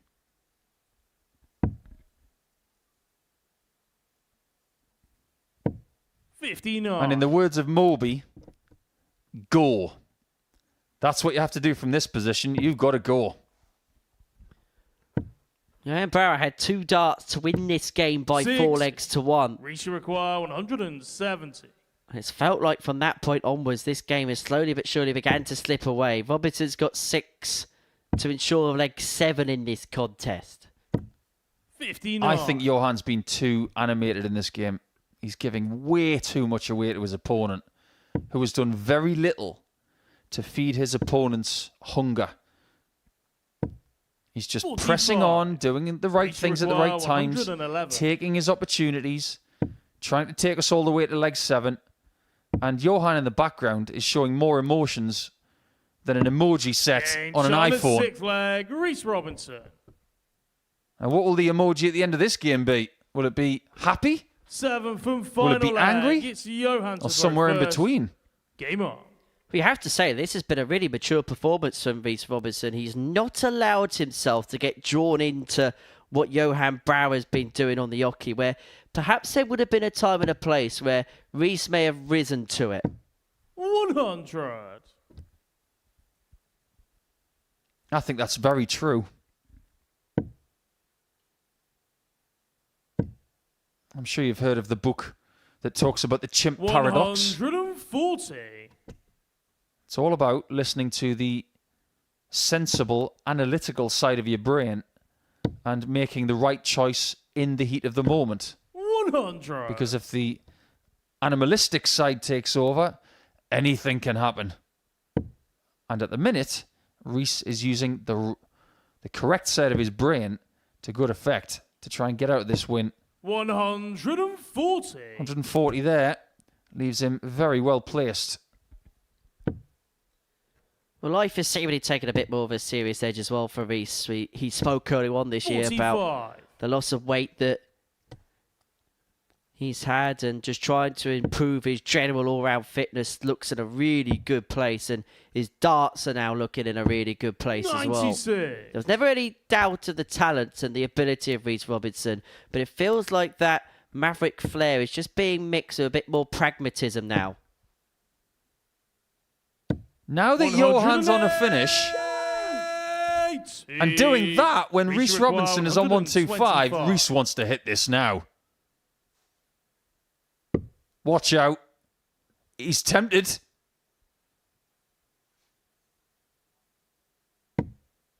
Double top. There'll be a letter of Aurora. This goes. It wasn't 84. far away. And look at Johan Brouwer, straight back down to the drinks table, getting ready to 76. take this 76 out. It's a shot he's already missed to win this game. He gets a reprieve, and if he gets this, you will hear about it. 88. Game shot and the match, Johan Brouwer. You don't need me to tell you what that means to Johan Brouwer. He told us in his own words. And Reece Robinson is not happy as he heads back down the hockey. But Johan Brouwer, you cannot wipe that smile off his face. He beats Reece Robinson by 4 legs to 3 to pick up his first win. Coming up after the break, out of Mould against Sebastian Bialecki.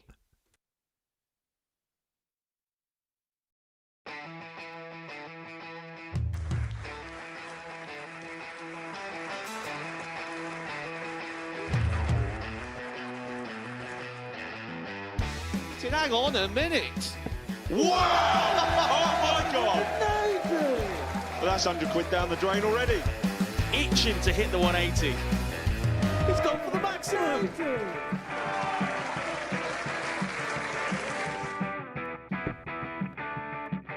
18 for the ball. Ball. 53. No, he said bull. That's a great first start from Adam. Oh, look at this. He's going to leave Scape. Oh, can you believe it? That is unbelievable.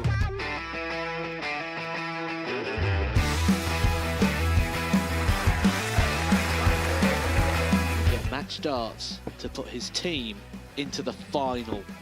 And through to the final they go. Charlie Murphy has hit the match-winning dart on both occasions. Double 4 for the title. Game shot and the match. Please show your appreciation for the winner of the Influencer Pairs event, George Scaife and Adam Lipscomb.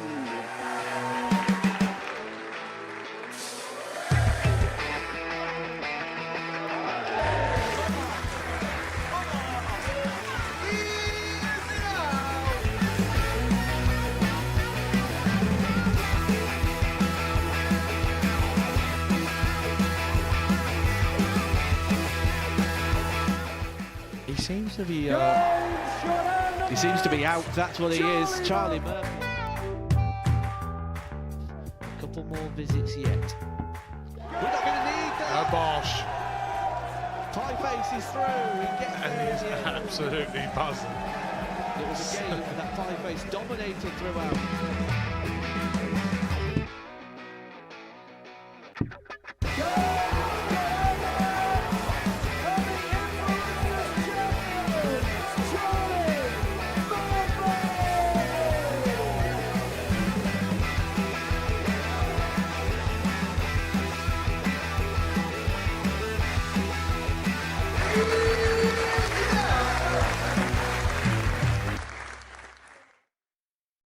Welcome back to the Modus Super Series. Before the break, Johan Brouwer got his first win of the day, and boy did we know about it. A 4-3 success against Reece Robinson means it is 1 win, 1 loss for him. And Tommy Morris, as the games go along, is emerging as the key contender at the top of the group. But Sebastian Bialecki can join him on 4 points if he can get the better of Adam Mould. It's the final match from the second round of fixtures on this Monday morning. And Bialecki looked efficient in beating Brouwer in his first match. 83.35 the average, 4 from 11 on his doubles. Adam Mould, though, played well in his first match against Tommy Morris, but always found himself a score behind, representative of the fact that he was around about 8 points behind the gun in terms of the averages. 86.96. Took the only opportunity he had at a double in that game. He was severely outscored by Tommy, but if 74. Sebastian plays at a similar level that he did against Johan, and Adam does in his game against Tommy, we could have a much more evenly weighted encounter than perhaps it would look like from the outset. 140. They've both had a bit of a wait as well for this second game, which sometimes is not a bad thing. But I think Sebastian is so experienced here. He's had every single situation come at him, and predominantly he has thrived.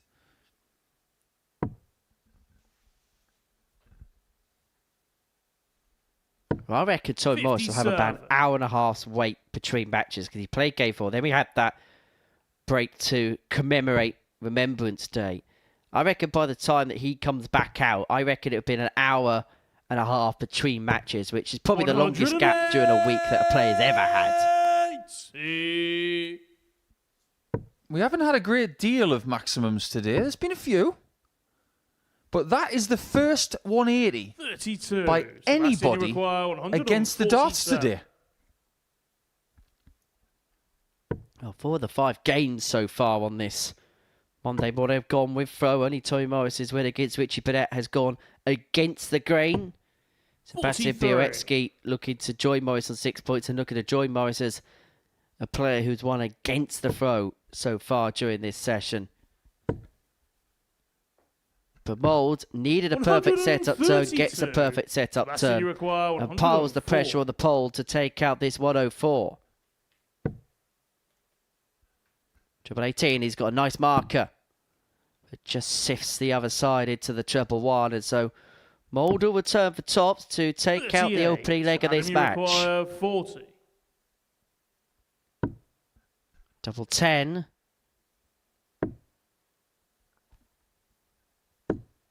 Clips off the barrel, but it goes the wrong side. 66. And so Bialecki looking at 66 to get the break. That's about as much as Sebastian talks on the hockey as he goes for tops. And does a very good job. Sebastian Bialecki.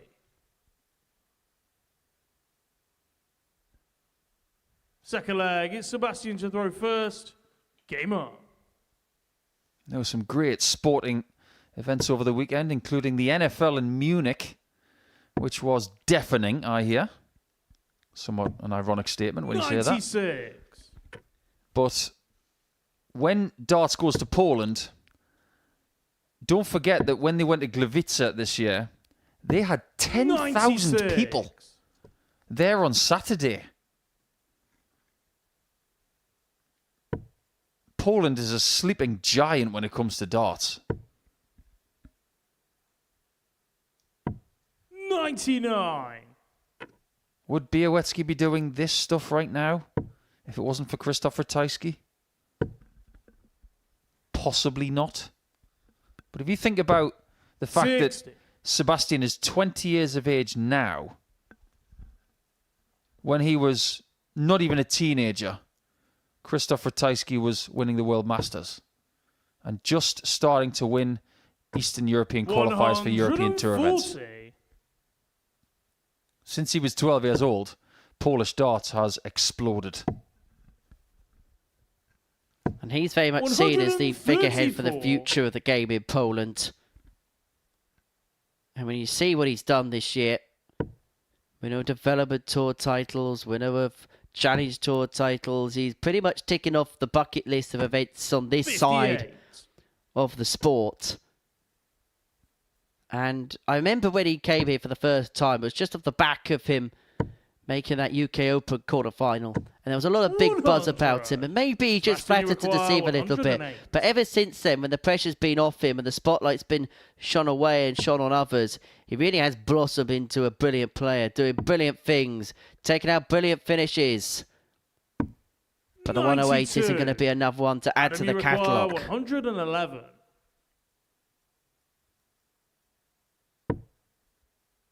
Needs treble 17. And if Bialecki is going to have a really good Group A this week, You require 108. this corner of the requires board 16. has got to be good. That is a somewhat fortunate miss. Game shot And on that's the a second brilliant leg. hit for Sebastian 2-0. Bialecki. His darts do lean to the right-hand side, so if he's covering beds, he might have some troubles leg, down there at gets Adam to times. throw first. But if he's sharp, Game on. early in visits, he might just have a really good time of it in Group A.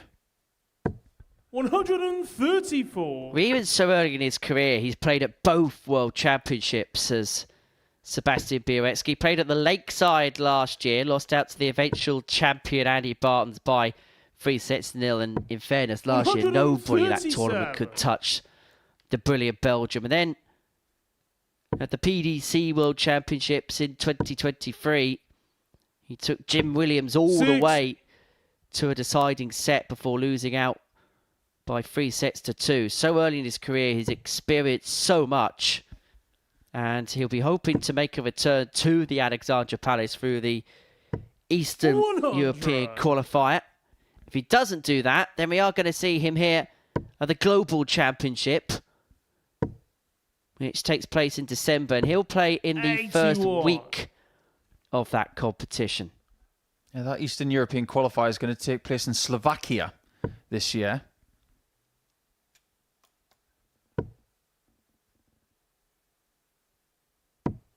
$44.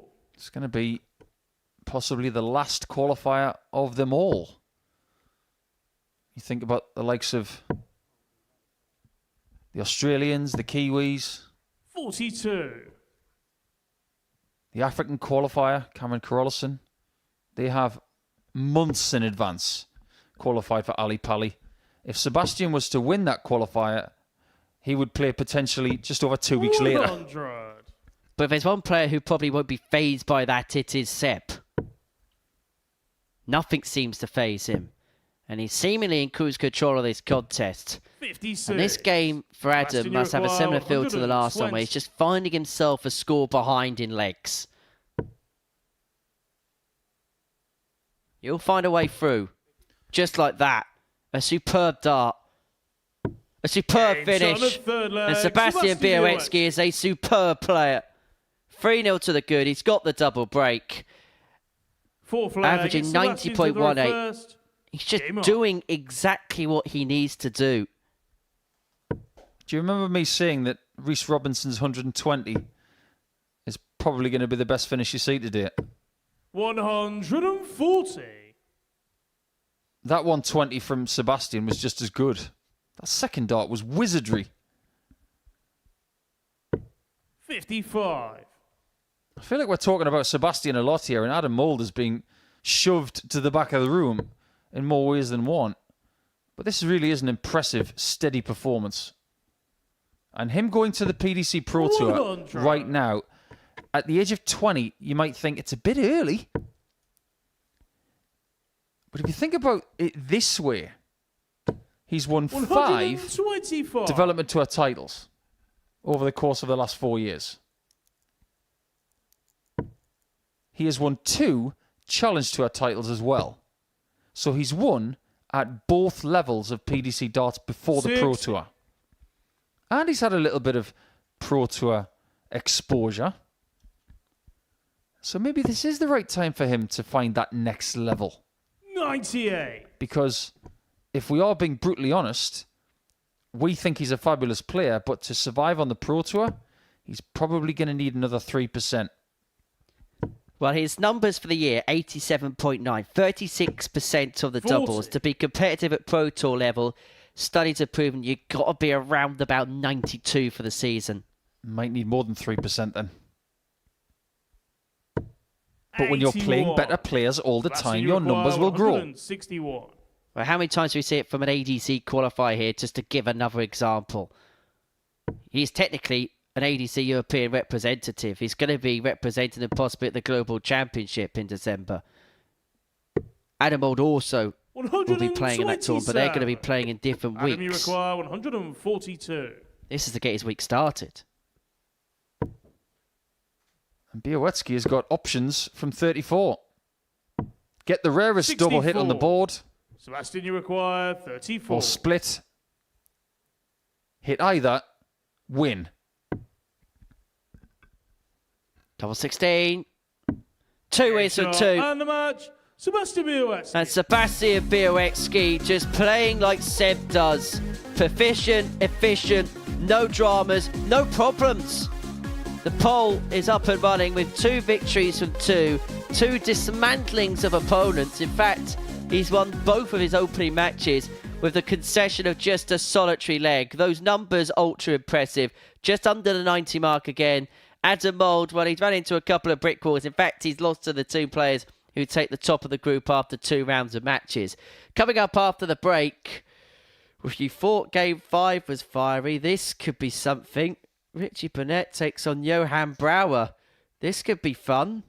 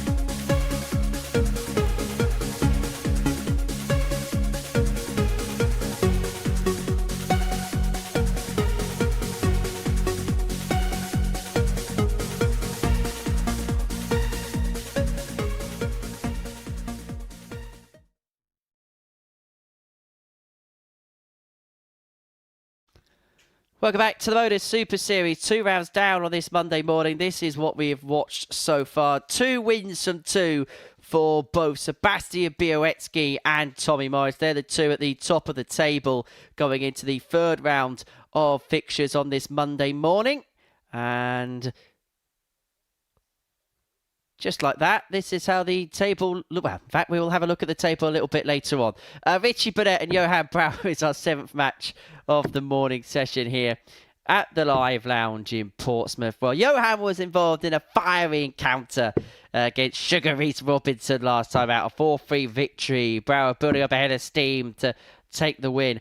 I'll bring it to Richie Burnett. And this, let's be honest, when we saw the list of players for this week, this was First the leg, game that we all kind of looked Game at on. on paper and thought this could be the entertaining one. Word of advice to Johan: tread carefully. 93. Because if you do what you did against Reese Robinson, against this legend of the sport, I don't even know what could happen after that. 100. Now, let's just get it out the way. When Johan hit the maximum to leave 76 in the last leg of his previous match, 121. the way the volume went up was bordering on unprofessional. And that is something that I think he should 6. educate himself on, because the timing of what he did, well, I think Reese Robinson handled it very well. But if you're going to play like that, 100. you're entitled to do so. But there are going to be players who will take exception to it. 140. It was interesting during the advert break that the players made their way on the stage, and we got a window outside our commentary box. It was just interesting how Richie was playing the situation. He was almost just playing everything down. It was just a handshake. He was just keeping himself to himself. We talk a lot about the maverick nature about Richie Burnett, but maybe not talk enough about how street smart he is with this game. 100. Richie require 52. Good point. Double top.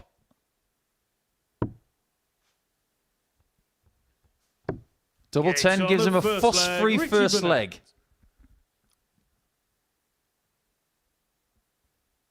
Rule number 1 when you're playing Richie Burnett: Second leg, it's Johan to give throw yourself first. some space. Game on.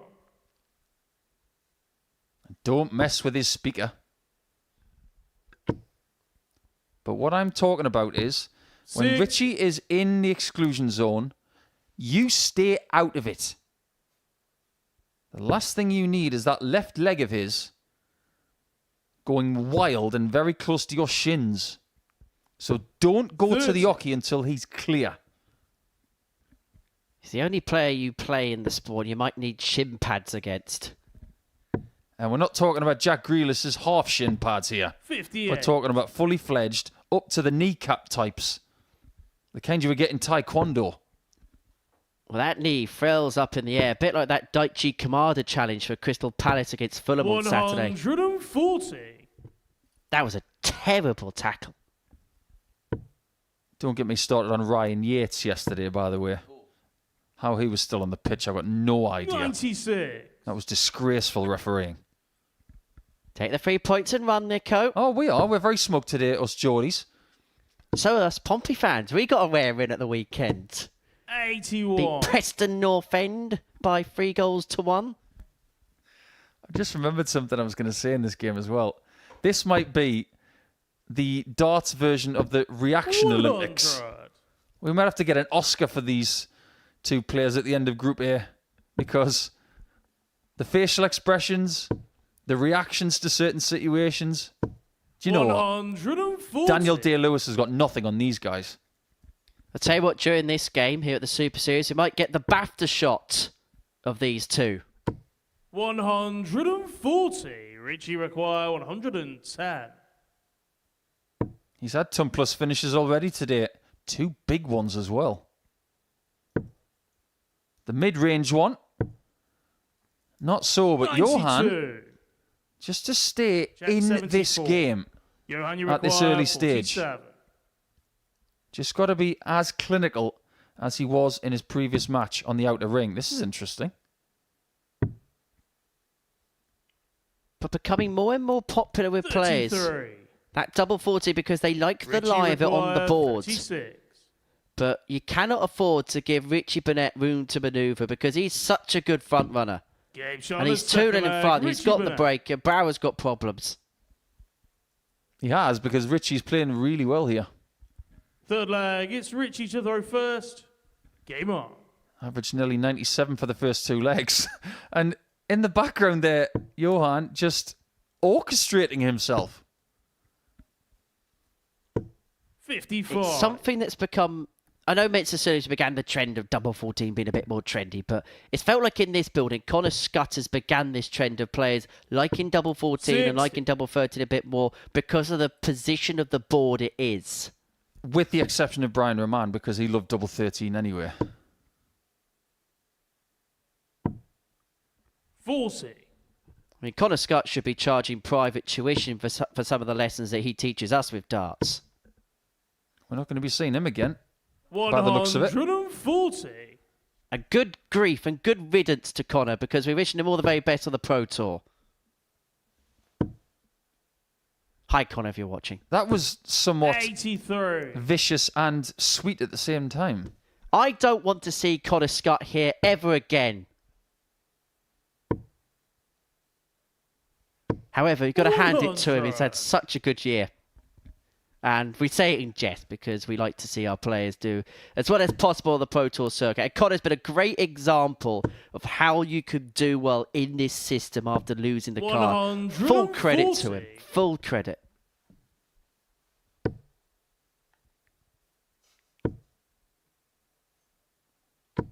Full credit to Johan there. That's a great last dart. And the way he grabbed those darts out the board, it's almost like he was angry.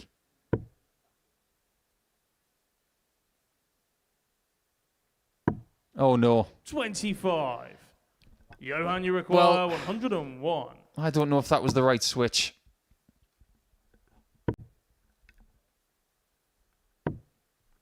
$73. At least he's left a number, which is 2 of the same treble for a double. 58. And I think if he'd gone for the 17s, you'd rather leave 160. But it was also an interesting play there that Johan decided to neglect the double 19 with the last dart and leave himself on double 14. He trusted that Burnett wasn't going to take it. He was correct in the end. 134. Well, let's face it, more people are doing that than ever. 28. 97% of the time, you're going to be right and you'll get a shot.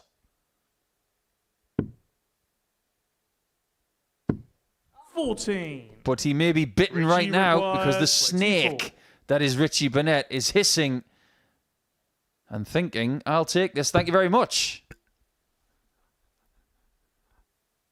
Sweet, says the man from Wales. And what Richie's doing so well here is he's got such a vice-like grip of this contest that he's not allowing Johan to get ahead of himself at any point. I can't talk seriously whilst he's rubbing his hands up against the speaker. He struck me as the kind of person who is very handy. You know, like that father-style figure that walks into your house and all he does is just knock on the wall saying, right, that's a hollow wall, that's a solid one. You can put a picture there, but you can't knock that wall down. 22. I get the feeling Richie's going to knock Johan down because he starts with a max and Johan is already a dart behind. Where from the first 3 legs he was chipping away at the Dutchman. He's now letting out the heavy artillery. And he just let out a little bit of a smirk there and a little bit of a G-up. Well, Richie looks behind him there because he's told Johan, you've got to be outside the exclusion zone there. I think he might have flicked the leg of Johan. He's standing outside the exclusion zone, but he's going in too quickly. We see this a lot where players on dart free of their opponent's score walk inside the exclusion zone. The rule is you have to wait for your opponent to retrieve their darts before you step in. But that rule seems to be broken a lot. You have to stay outside until your opponent finishes their throw and they're on the walk. Finished? He's on the walk, you can go in then. You don't walk when they're still in motion.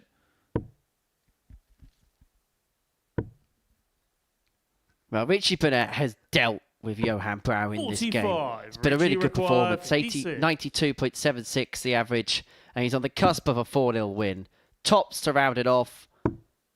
Great guide. Surely. There was no mistake at all from Richie Burnett. Not on that tops and not in that match, as they have a conversation about the rules and whereabouts of the exclusion zone. An apology from Johan Brouwer, but Richie Burnett just saying, well, I'll kick your leg if you're in the exclusion zone. Not deliberately, but I flip out occasionally. A little bit like a game of buckaroo. Anyway, Johan Brouwer's going to have to buck his ideas up for the rest of the day because he is now 2 defeats from 3. At the tail of the tape, Burnett a 4-0 victor over 91.09 average, and Johan Brouwer still smiles as he heads back down the stage. Coming up after the break, well, this could well be the game of the day as Tommy Morris takes on Sebastian Bialecki.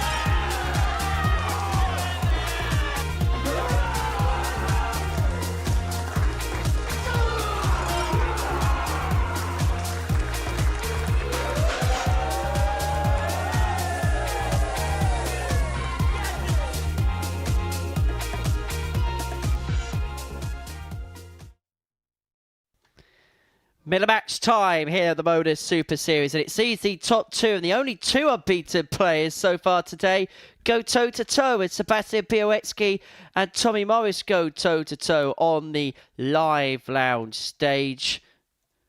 These 2, the only unbeaten players, only one can make it 3 wins from 3 on this Monday morning. And if you look at the way that both have played, you'd have to favour Tommy Morris. However, there is a caveat, because he's had a big break from his match against Richie Burnett to now. Probably the best part of an hour and a half since he's thrown his last dart. But the darts he has thrown has been really good. Both his average in the mid-90s. His doubling has been delightful. But Sebastian Bialecki has been kind of what you expect from Sebastian Bialecki. An average towards the late 80s in his game against Mould. And just an all-round efficiency about his game. 59. I don't expect anything less from Sebastian when he comes here. But what you get from Tommy is 100. a bit swifter, maybe a bit more explosive. But Sebastian's the kind of player that can maybe temper him as well. Sebastian won the last Challenge Tour event 98. of the season. So it begs the question, doesn't it?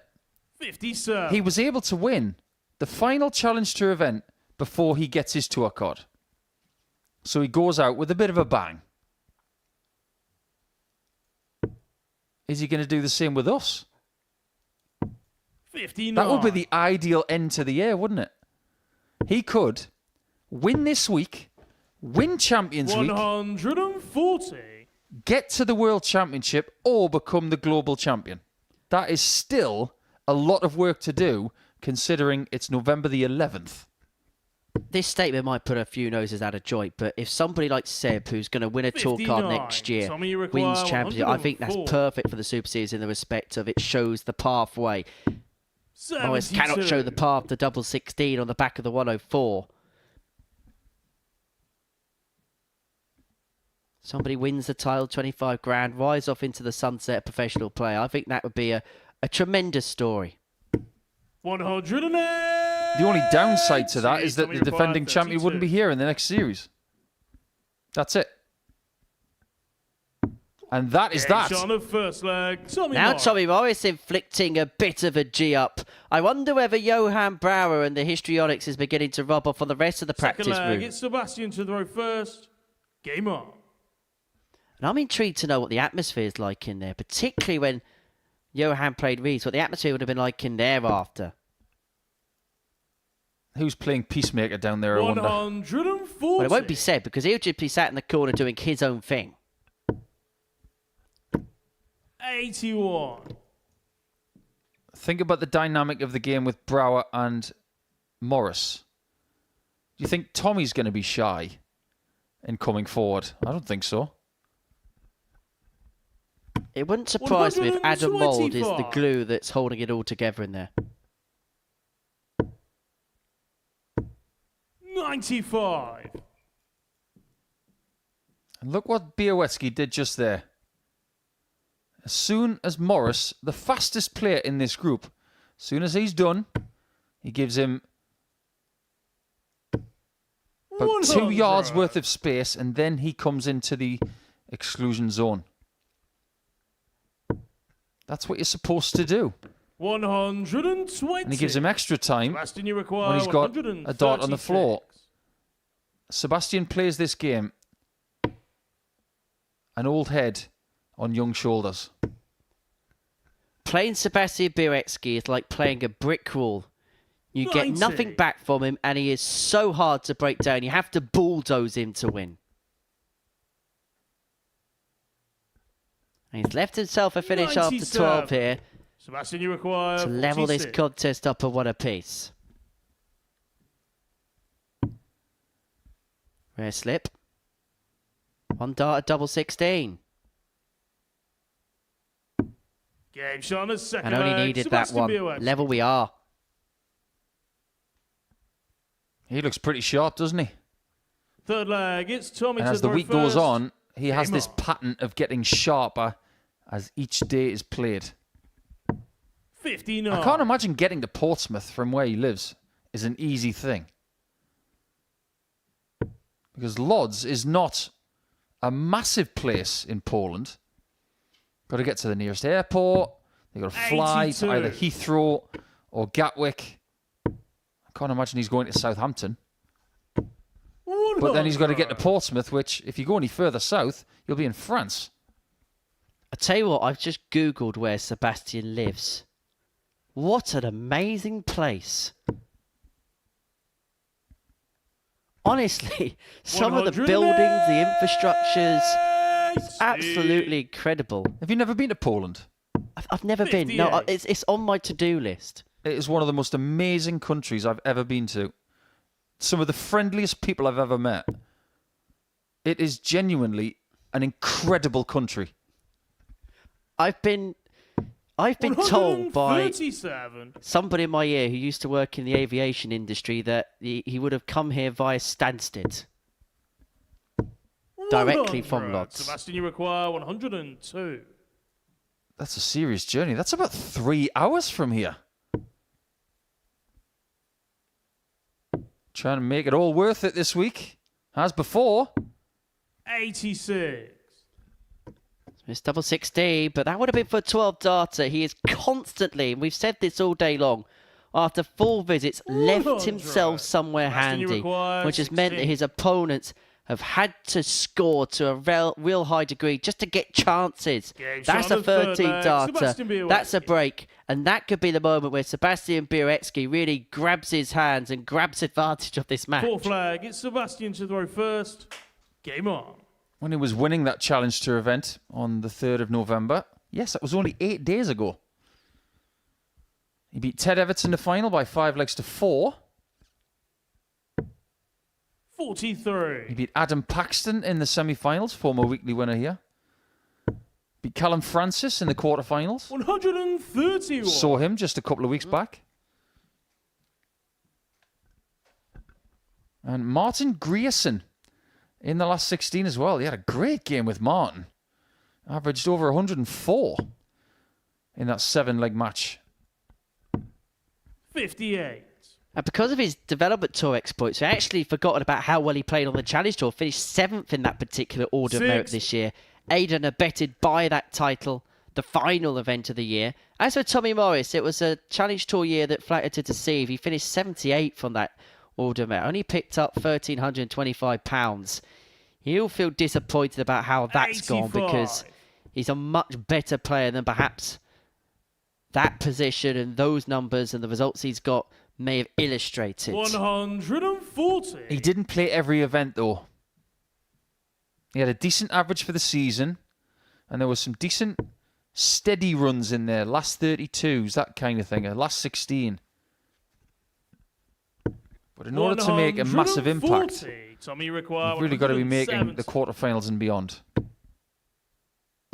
Oh, Tommy with the celebration and the first 170 checkout of the week. 5th flag. It's Tommy to throw first. Now, this is a version of Tommy I really like.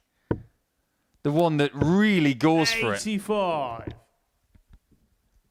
There's a bullet in the gun and a fire in the heart. That's a Bialecki. That's as much emotion as you'll get from him that he'll give to an opponent in the middle of a match. 140. Now, some people might call me a bit of a hypocrite. 100. Wouldn't be the first time. But the celebration of the 170, people will say, well, what was Tommy celebrating that for? It was the end of the leg. 140. When you celebrate something at the end of a leg, there's still a 10-second gap between the now and the next. 44. When you're celebrating like that in the middle of a leg, when your opponent is on a shot for the match, that's different. Imagine a tennis point and you celebrate a forehand that isn't a match winner or a point winner. That would be seen as rather strange. Hence why earlier, when Brouwer hit the 180, I thought that was just on the border of being a little bit naughty. 137. Well, this game is beginning to border on brilliant, isn't it? Bialecki, once again, leaving himself handy. This time after 9 darts, he's on a finish.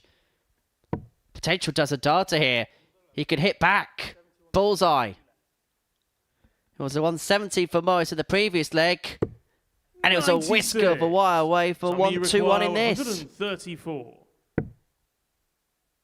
Tommy's the one with the whiskers. 94. Sebastian, you require 25. But is he the one with the 3-2 lead? Sebastian can stop him by breaking him right here.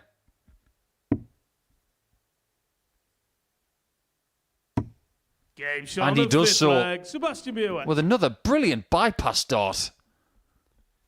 You speak so often about dart behaviour, and players need to know how their darts behave. Now, the way Seb's darts enter the ball and the way he releases the dart, it's just a little bit at an off angle. Maybe not too clear on the naked eye, but it's enough of angle that if a dart obscures, he could just bring it across 84. just a slight touch to then find a target if a bed is blocked. 89. In that corner of the board, he needs to do that. As soon as he misses outside, he needs to find a way to get the dart to go right. And that brings me to my next point about Sebastian. 59. He's been using these darts ever since I first saw him play. They've got some age. There will come a time where these darts will lose the integrity of their grip, because tungsten is very, very hard, but it's not infallible. And there'll come a time when he's going to have to change these barrels. Could that then be potentially a situation similar to what we saw in Michael Van Gerwen, where he had his old faithfuls and those darts that worked so perfectly, and then when he had to use a new set, he found it difficult to readjust? 140. I always love that example, because 2 months after Van Gerwen switched, he won the UK Open averaging 100. But getting to the exact specification that Michael wanted. Ball. Oh, it's another one! Shot on a sixth leg, Tommy Morris. You haven't won yet, Tommy. Get them darts out the board and you can have another leg. He thought it was over. From final leg, it's Tommy. But we have to go the distance. Game on. It's not best of 5. Well, he's 2 into a trifecta here of bullseye finishes. 100. He's got the big fish, he's got champagne, and now he's looking for Hollywood, which is bull 25 bull. He's not going to be allowed to live that one down. 100. He may lose the game, even though he thought he won it. But he might still win it. 140. And if this guy is going to go to the top and he needs a walk-on song, I'm afraid, Tommy, I can't go any further without saying this. It will have to be by Lenny Kravitz, a song called It Ain't Over Till It's Over. Well, you may have to channel our inner Kenneth Woolham's home here, because Tommy Morris thought it was all over. Well, it could be now, because he's fired in the most incredible leg that you could wish for. 44 after 9. And even by his standards, this leg has been quick fire. He's averaging 104.23. This has been an immaculate contest for both players. But have we got one more dosage of drama? Have we got one more dosage of drama? Because Morris has missed 2 for the match. Bialecki could pick his pocket. 77 left with 2 darts remaining. And he might just pick his pocket as well on double 10. For the match. Oh, it just goes wide by an inch. 10. This is a game of wires, a game of millimetres. Game shot and the match. And a game that's won by Tommy Morris. An incredible game. Both players can hold their head up high. That was one of the true great games on this live lounge stage. And there's a lot of love there for our referee, Jack Garwood. 2 ton plus finishes. The 170, the 132 for Tommy Morris. An average of 100.26. Pretty much 15 a leg. Beat Sebastian Bialecki of a 97.37. That was a real treat. Coming up after the break, Reece Robinson up against Adam Mould.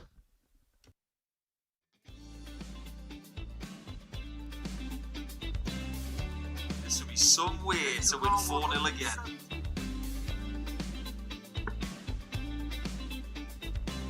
Oh boy. And look at that from Nathan Rafferty! Reminds me of one of the greatest Richie Burnett sayings that has been uttered out loud. 180! Gets his second 1-8 of the match and levels up with Scott. That statistic. 4 180s for our first match of the night. So far, it's quite some going. And 26 180s in total last night, I think. That gets with something fairly similar. Oh, we've got another one from Burnett though. We'll come back to that story about Richie Burnett a little bit later, because last night he had a crack at this. 128.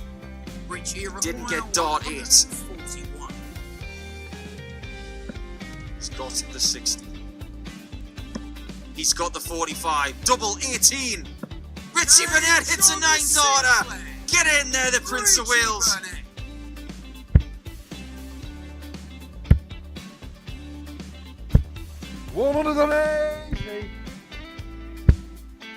Not saying anything. Not putting a curse on it. 180. Danny McCall. Just do it, Danny. Do it. Do it. Do it. He's done it. Showing the match. Danny It's incredible.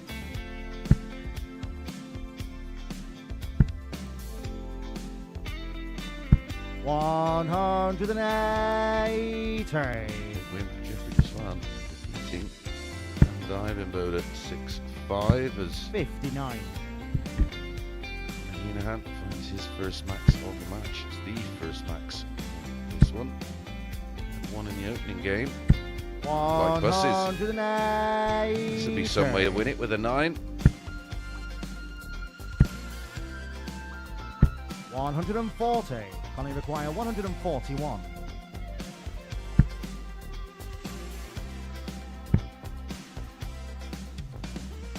Game Go shot on, and Conor the match. Heenan. Conor Heenan Winning the match with the magical 9.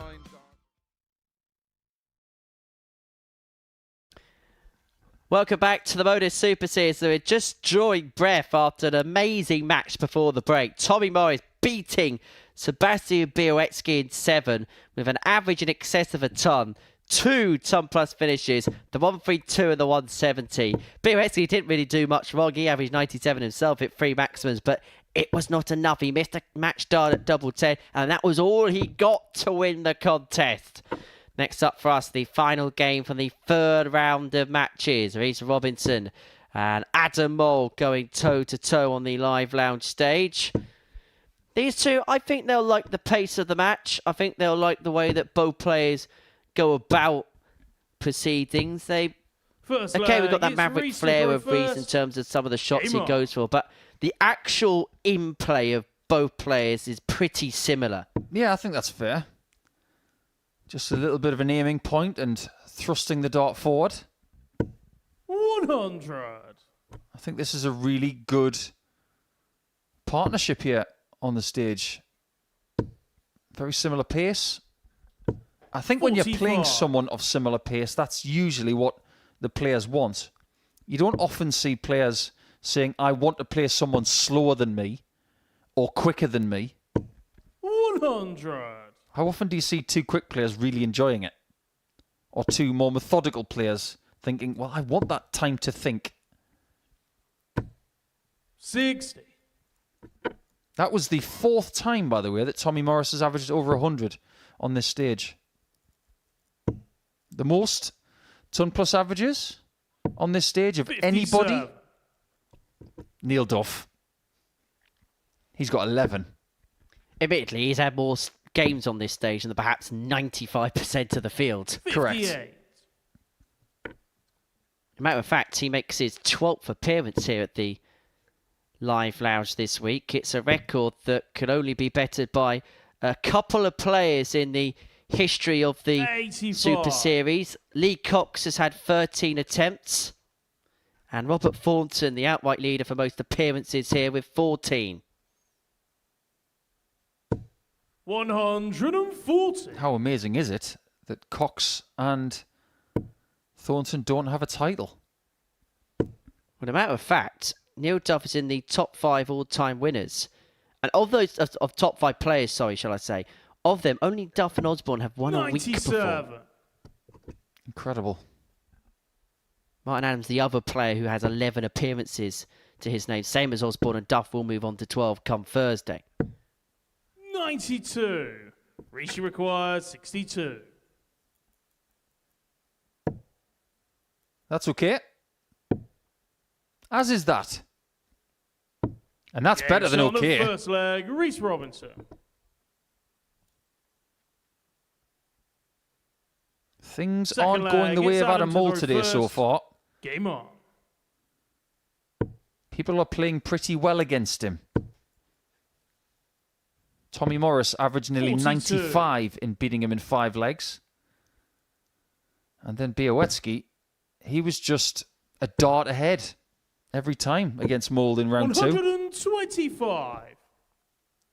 Adam's only got 1 leg in the bank so far today, and he just needs to get into a game. Get to 2-2. Give yourself a chance of 58. leading with a couple of legs to go. That's the kind of situation that he craves right here.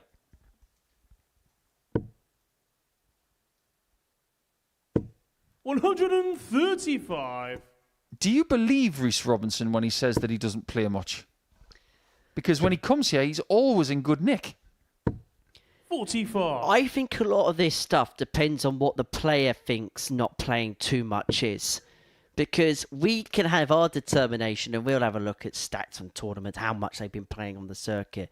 But a lot of it, when a player says, it 42. depends on what they feel is enough rep time and not enough rep time. And maybe Reece feels like he hasn't done as much as he would do before. And so as a consequence, he's just a little bit undercooked. 140. So what you're saying is, we're almost labelling Reece as a part-time dart player. Don't go making them labels. I wasn't even finished. 81. But to him, he isn't. He puts in enough effort to be sharp enough for the tournaments that he wants to play. There is nothing wrong with that at all. 100. Is there? You require 118. He does his own thing and he does it very well. As I say, he does his own thing, such as going bullseye first for the 118.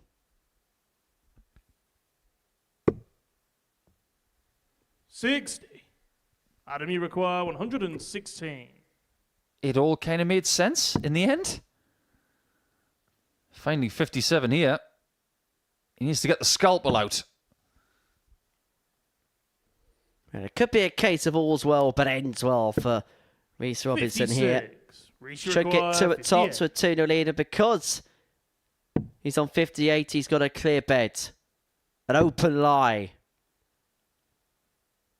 And he opens shot up on a the second 2-0 lead. leg, That was Reece smack Robinson. bang in the middle of the target. You can see Adam's frustration today is proving to be a very Third leg. It's manic Reece to Monday, throw and I don't even first. think he's a fan of the Game on. Bangles. But you bring up the open bed debate. If 100. Reece was on 60 like Adam was there, he would have done the old flatty trick. But I hasten to say that maybe the flatty is now unfashionable. 180. Have you noticed that Littler doesn't do it anymore? I think maybe Darryl Gurney is the only person on the Pro Tour who does it on a regular basis. 51. Well, I'll tell you one thing that's never going to be unfashionable. Perfection. But we're not going to see it in this leg. 100. If you had to describe Adam's barrels, how would you do so? Like a spring onion. 40. Or a scallion? They're the same thing, by the way. 140. But what did we see from last week's winner, Romeo Gerbovat? The same sort of technology, where the barrel is front-loaded with weight. 85. Adam, It you works. require 81. 62 this time for Adam, but only with 2 darts. 49. Has he left himself with a little bit too much to do in this match? Maybe he needs to get out of the blocks a bit quicker. Well, the story of his day is he's 100. always Adam, you been require chasing his 32. tail. He's always found himself behind. Usually a scoring visit behind in legs. Really, this is the first time he's had a gilt-edged chance like that, Game and shot that on was the an third almighty leg, deflection. Adam Mould.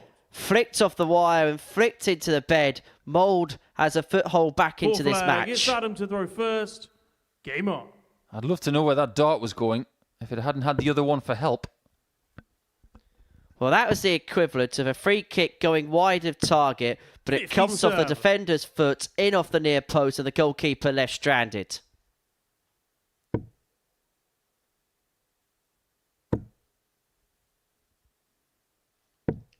$94. At the end of this game, we will have completed 3 rounds of play. 100. Reese's remaining fixtures are against Bialecki and Morris. That's a pretty hard end of the schedule, and he will have those 2 players at the start of tomorrow. 100. It feels like his Group A could be dictated by 4 games either side of Monday and Tuesday. Which makes this game even the more important to win, because he does not want to go into those matches needing to win both just to keep himself at arm's length. 100. And Mould has got 6 here. Remember, he trailed 2-0. He looked like he was being outplayed for large swathes. But he's got an opportunity to square this match up. And then the questions will be 43. heaped upon Reece Robinson and labelled on his shoulders. But that was not a good turn. It's allowed Robinson an opportunity to really take command of this leg again. 96. Adam, you require 161. 51 for Bull. Now, does Reece 81. Reece do what require Littler does on 111. 1-1-1? He doesn't. And he did it against Reece Robinson at that Champions Night. 62. Adam, you require 80. 20 for Tops. Shuffles across. Fires home, and that's another ricochet. He's getting a fair bit of luck. But he'll be happy that this game is squared up at 2 It's Reece to apiece. throw first. Game on. We can't label Adam Mould as someone who's just a lucky dart player.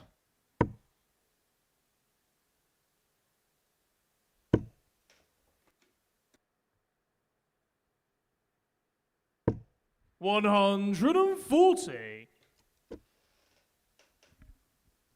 Sometimes, though, when you get those deflections, you got to take them and run. And for the first time today, he is involved in a match. And look what it's doing. When you're in the game, you're not necessarily chasing, you're imposing.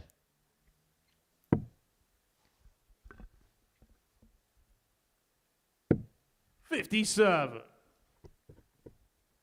For the first time has Adam Mould started a leg with a max in this match. And Robinson, who looked so comfortable so early on, is precariously looking over his shoulder. When he's looked at it, he's seen Adam Mould at an equal to him, and you may see him sidestep him in a couple of moments' time. 100.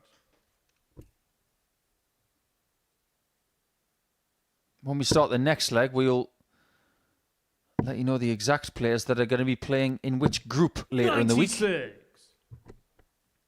The question on everybody's lips right now, though, is who is going to be playing in the next leg with the lead?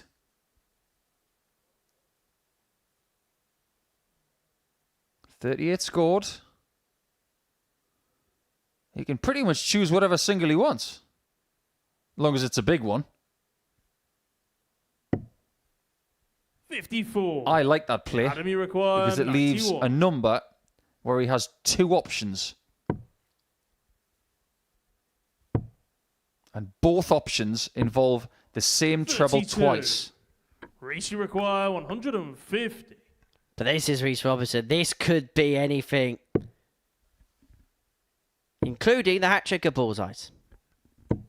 59. Adam, you require I think he would have only 59. gone for the second 2 if the bullseye was prime. Here's the lead. Moulds. 19. Reece, you require 91. But Robinson hasn't left this tidy. It may only be a dart from here. He's going to get 2 at tops. The first dart's a great one. Adam Mould expects this to go because that's been the story of his days so far. 81. But he's going to get a reprieve. Adam, you require 40. You do expect them to hit it.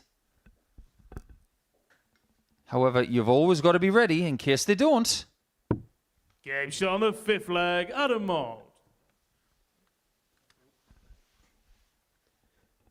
3-2 Mould, and if he holds, he'll Sixth leg, complete it's a Adam to throw comeback first. victory. He'll turn 2-zip deficit Game into on. a 4-2 win. So what you're saying is, if Mould can hold, he'd leave Reece Robinson in the cold. 135. That'll be the tale that's been told. Have I told you my famous story about Steve Bold? 58.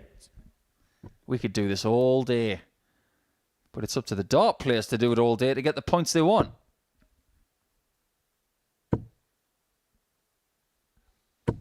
$140. One thing you'll know about Adam Mould and you'll learn about Adam Mould is he's got this ability to stick in.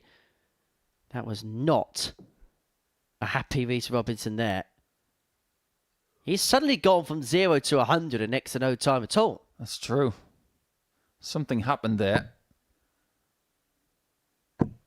96. His response is pretty good. But the game is getting away from him. And after losing to Johan Brouwer, Reece just finds himself a little bit lost. 121. Mould wins. That will be 4 players on 2 points. Bialecki on 4. 96. And the undefeated Morris Adam, on you 6. require 105. He plays next against Brouwer. Don't want to miss that. But this game might be finished if double 16 is found. 89. Scared it but couldn't hit it. But he has got time on his side. From 2-0 up, it's fallen apart for Reece Robinson. And this will feel like a parting shot. 140. Because will Adam, you require expect Adam Mould to take this double 8. And he Shot duly and the obliges. match, Adam Mould. A 13 darter to finish, and Adam Mould has his first win on the board. He gets the better of Reece Robinson by 4 legs to 2. That's the final game from the 3rd round of fixtures. Mould in the winners' enclosure for the first time on this Monday morning. An average just under 94 from 9 on the doubles. Coming up after the break, this will be loud. Brouwer and Morris.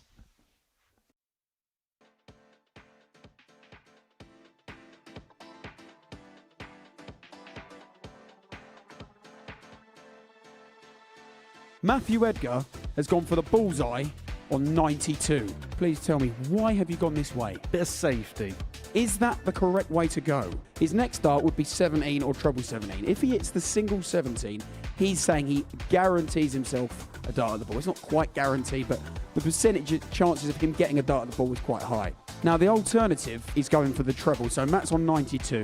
Raymond van Barneveld, I believe, was one of the first players to go the treble 20. His basically reasoning was, as a professional dart player, he backs himself with 2 darts being that good to hit a treble. If they don't hit it and they hit a single 20, this is where the next bit of dilemma comes in. Back in the day, they would have probably gone on for the treble again, okay? Nowadays, we don't really see that very often. The next shot with 72 left, 8, maybe 9 times out of 10 is 2 double 18s. I mean, look at the size of the double segment. This is another fact that it's big. The bullseye's tiny. That's the thing, isn't it? I think to myself, I would personally, if you're a good dart player, I think go the single 2 doubles. And then next thing you know, someone's gone the 25 route and I find myself calling game shot. Which route would you do on the 91s, the 92s, the 93s, the 94s? Should you go for it? Or should you lay up? Your opponent's on 212 points. This is a World Championship semi-final. The fans out there, they're all against you. You need something to get them on your side, perhaps. What would you do? Genuinely, what would you do in this situation? I'd be going for it. Got to go for the bullseye. And what's your reason behind that? Why would you do that? Just got to believe in yourself. Give yourself a little bit of a G up. If you hit it, it's going to look incredible. And if you don't, then you've got time to sort it out. Me, as somebody who likes me mathematics, I would probably say do the sensible thing, lay up. This is a World Championship semi-final. Jared, he wants to get the crowd behind him. So there's 2 options. You might be on 170 thinking about whether to go for it. Your opponent is also on 170 and you're thinking to yourself, He's a great dart player. He's in the World Championship semi-final. Is he really going to take out 170 under this pressure in this occasion? Probably not. So you decide to lay up. Now, we've seen examples of that in the past. I think Mensur Sulovic famously took out 161, I believe it was, against Van Gerwen when he chose to lay up. This happens quite a lot. Most of the time, your opponent is not taking out that 170 when they come back. So laying up probably is the best thing to do, but sometimes it backfires, and then, well, fair play. Darts maths!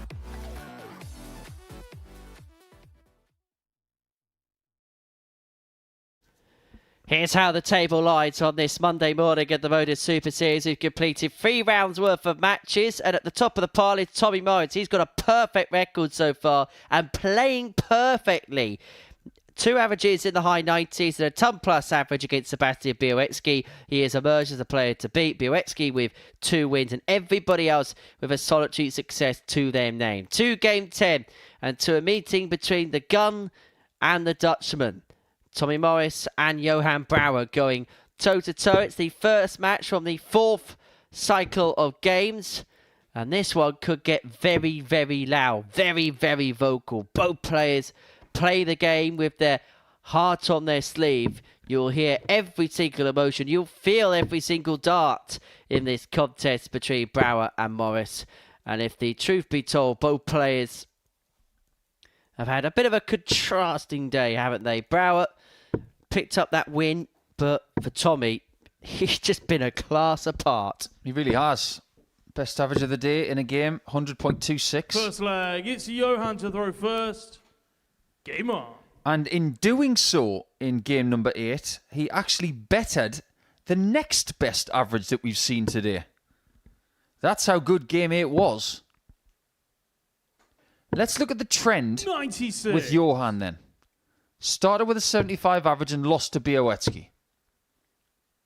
Then he averaged 12 more 97. points to beat Rhys Robinson. A much more improved performance. With 50% on the doubles, yes, that's more like it. But then he goes backwards by another 7 points in his 3rd game. It's just a bit up and down today. 89.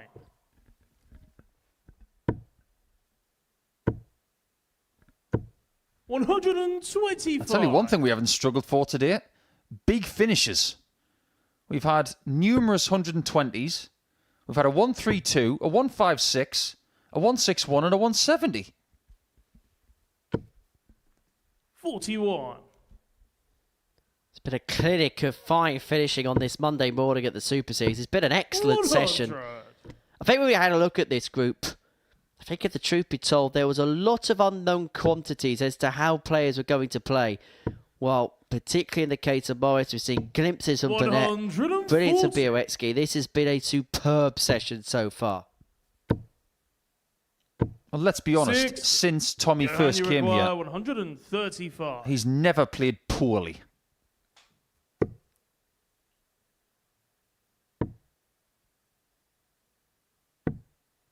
That's a steady approach there from Johan. Require 119.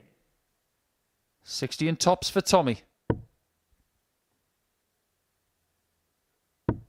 99. Not quite. Johan, you require 72. Johan has struggled to get out of the blocks today.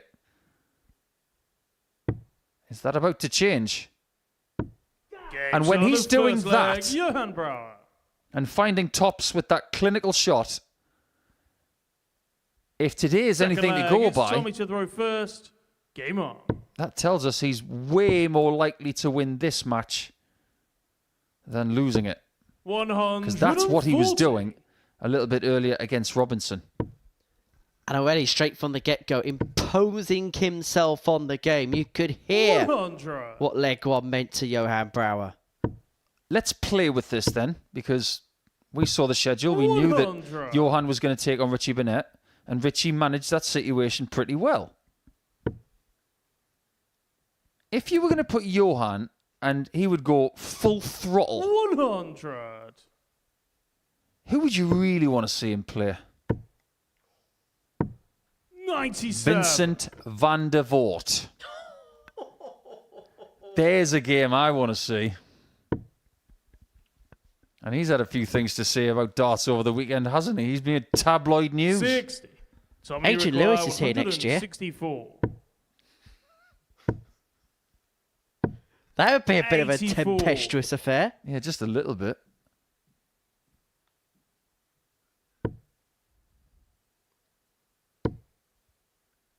Oh, it's looking to level up at 1-1. 100. Brouwer leads himself Tommy on a require finish. 80.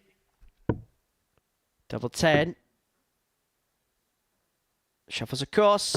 Finds a way through. Game shot on That the was a second good leg. dart. Tommy And Morris is giving it back to Brouwer. This game could be lively. 1-1. Third leg. It's Johan to throw first. Game on.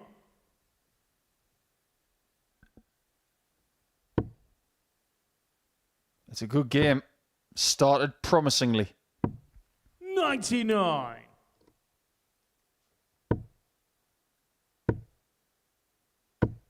$95.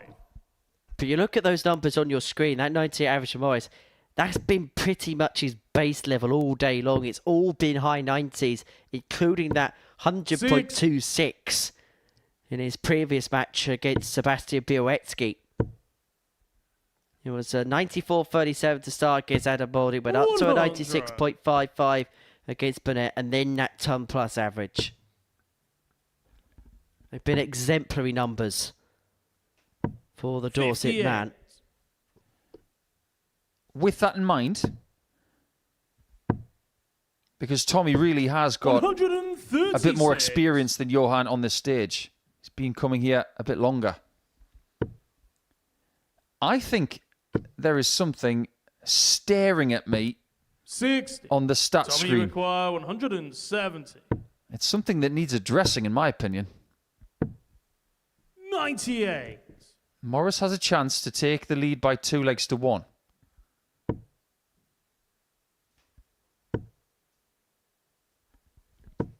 $100. Tommy requires 72. Let's see if he does. This would be for a break of throat. 32. Almost gets tops from the Johan, angle. You require 124. And these are the moments where if Brouwer can take this, he'll be a very happy bunny. Bullseye for the happy bunny. 99. Not far away. Tommy require 40. He scared it, but he couldn't find a way through. Those could be game-changing moments. Game shot on the And third moments leg. it Tommy feels Morris. like he has to take. Morris gets the tops. He opens up a 2-1 lead. He's got the break throw. Fourth Brouwer leg, looks it's solemn Tommy to towards throw the back of first. the stage. Game on. Morris, all business. We sometimes see Tommy have this air that he plays with freedom. He'll sometimes have a bit of fun on the 100. stage. There's been absolutely none of that so far. It's been all business on first start, and presumably that's going to be the case until the last one. Well, he's the one person right now who's thinking, I can get out of today with 10 points. But that one stat that is jumping off the page at the minute, 96. when Johan Brouwer's been here in his previous 2 occasions, his best average is 90.17.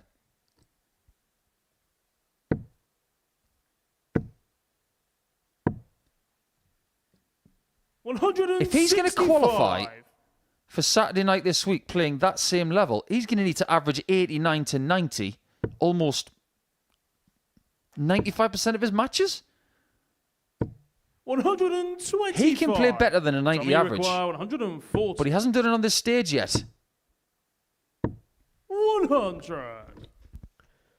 Tops after 12. And Morris is beginning to make mincemeat of his opponent. This is beginning to become a little bit of a dismantling, if the truth be told. Not just of Johan, but of the whole field. His average is 98 again. And that is despite missing 7 darts at a double. But Johan is nowhere to be seen to pounce. That's where you've got to be on that finish. You see your opponent miss a couple of visits, you've got to be there. Require 10. And Tommy doesn't fall on the 3rd visit. Johan got himself on the finish, but it was 1 visit too late. 5th leg, it's Johan to throw first. Game on. You might as well call Johan the one-man emoji machine. When he wins, you know exactly how he's feeling. When he's not winning, you know exactly how he's feeling. 60. Because apparently now on these smart devices, you can personalize your emojis to make them look like you. 54.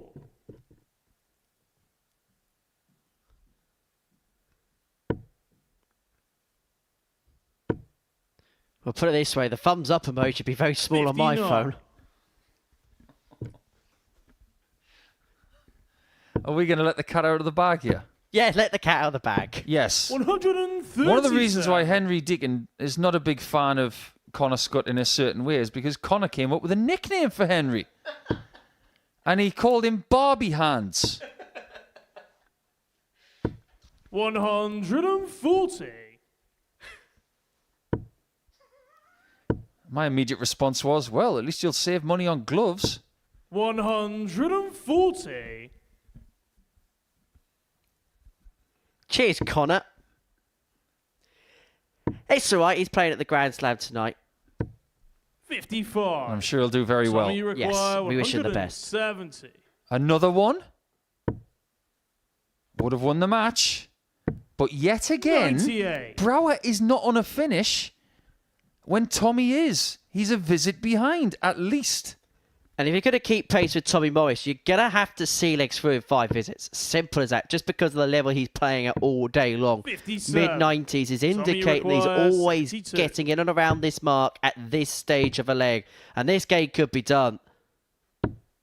32. Brouwer shrugs his shoulders. Johan, you require He's got one last chance to 130. save this contest. Needs to get a shot at the bull. Doesn't do it. And Tommy this time will be thinking, I want rid of this fixture. Because this could have been a banana skin in more ways than one. 65. It's one of those moments Tommy where you just want to require dispatch of your opponent. And dispatch of his and opponent he match. is. Tommy And Morris. Tommy Morris lets out a roar. Lets out how he feels. And he is 4 wins from 4. And he has averaged mid-90s or more in every single game he has played. 94.37 the average there. And it could have been, should have been so much more. He missed 8 darts and a double in that contest. But it's another supreme performance from Tommy Morris. And he let us know about it. Coming up after the break, it's Adam Mould taking on Richie Burnett.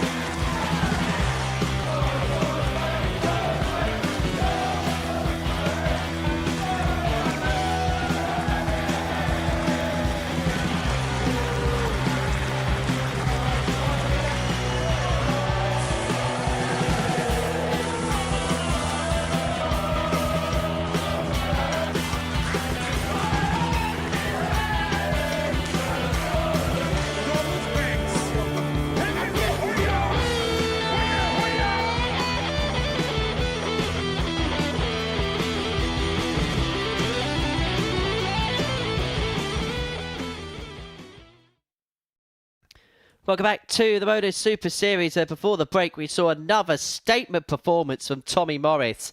A 4-1 victory against Johan Brouwer, averaging 94.37. 4 from 12 when it came to the doubles. As for the Dutchman Johan Brouwer, he finds himself now to the foot of the table. Talking about feet, we've got Richie Burnett in action. And he is looking to hop, skip and jump his way onto 4 points. He takes on Adam Mould. We shouldn't really talk about feet with the name Mould, should we? Anyway, it's game 11 of our session here at the Live Lounge in Portsmouth. It's the Prince of Wales against the King of Aylesbury. Burnett against Mould. First and the winner leg, it's will move Adam on to throw to first. 4 points in the group. Level Game on. with Seb Bialecki.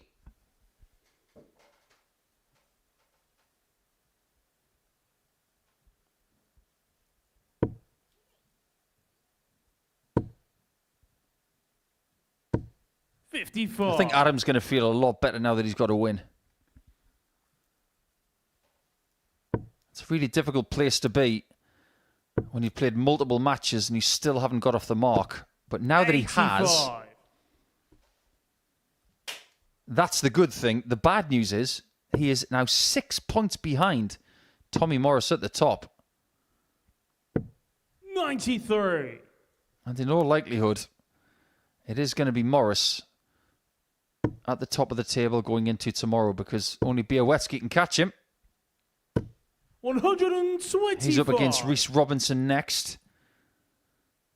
And then Sebastian has Richie to end the campaign for the day. 58. How do you think Adam will assess his day so far? It looks like he's been caught a bit cold. Like you said earlier, 95. against Morris, he lost 4-1, but he didn't play that badly. He averaged nearly 87, only got 1 dart at a double. So you have to give all the credit to Tommy. Against Bialecki, 59. Sebastian was steady, and Mould just didn't get into that game. But that was what he did right against Robinson. 100. He made sure he was in the game. After 4 legs, it was tied, and he had a chance to impose himself, whereas he hasn't had that in the previous 2. 60. Richie require 96. Burnett 6 starts from 96 to take a 1-0 lead, and the breaker throw early on in this contest. He's going to need the full quota to do so. 56. He's left himself on tops, and guess what's happened again? Adam Mould in the scoring exchanges is finding himself a visit or so behind. And so Burnett was given a free turn to set up. 97. He's himself on a 2-darter, 40. but Burnett free in hand at double top. And Burnett gets the Game shot break. of first leg, Richie Burnett. First time of asking, 16-darter for the Prince of Wales. Second leg, it's Richie to throw first. Careful, Adam. Game Richie on. likes that speaker. Could be like one of those EastEnders type moments. You stay away from my speaker. 60. Yeah, you're going to have to wait until Thursday for your duff. Oh, good. Do you know that Richie is the second 140. or one of 2 players called Burnett to play at the Ali Pali? Do you remember Scott Burnett from California? 140. Apparently he had a hotel for that tournament, but he couldn't leave. Yeah, Scott's 50 now. Haven't seen much of him over the last few years. I'm not really sure what he's up to. 76. Richie is now 57 years of age. Still plenty of gas in the tank, isn't there, Richie? And I don't want to make him feel old 78. at all. But we are approaching a very important anniversary. Because when he won the World Championship 45. in 1995, it was on the 8th of January. On the 8th of January 2025, it will be 30 years since he won the world title.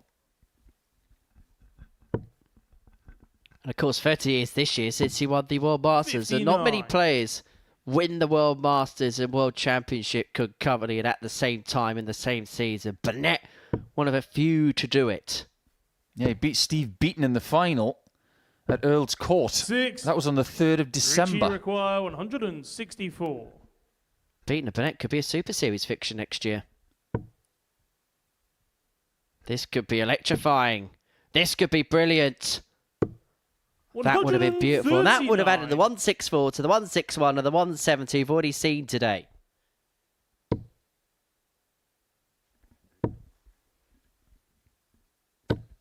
$60. Richie required 25.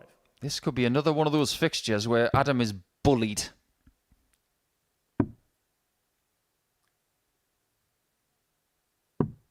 $21. Despair for Adam, you Richie. require 120. Could be ecstasy for Mould. But these are the chances he's being forced to take. But he could well take it this time. But that tops us in the... 100. That tops was Richie blocked. He was unable to required find it, 4. but Burnett was shaking his head in the background. He expected that to go. He can hit this from the left. Got to go higher. No score. Adam, you require Nobody 20. surveys the angles better than Richie Burnett. Well, he did everything correct there, apart from hit the target. He's doing a few squats in the background as well.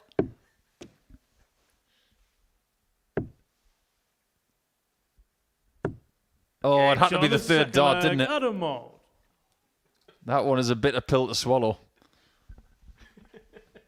Third leg. It's Adam to throw first. Game on. If you don't like watching Richie Burnett play darts, there is something wrong with you.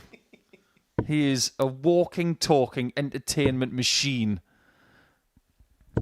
100. By the way, we were talking about ADC qualifiers this morning. There was a rather interesting German name, wasn't there? Mr. Klingelhofer. Yes.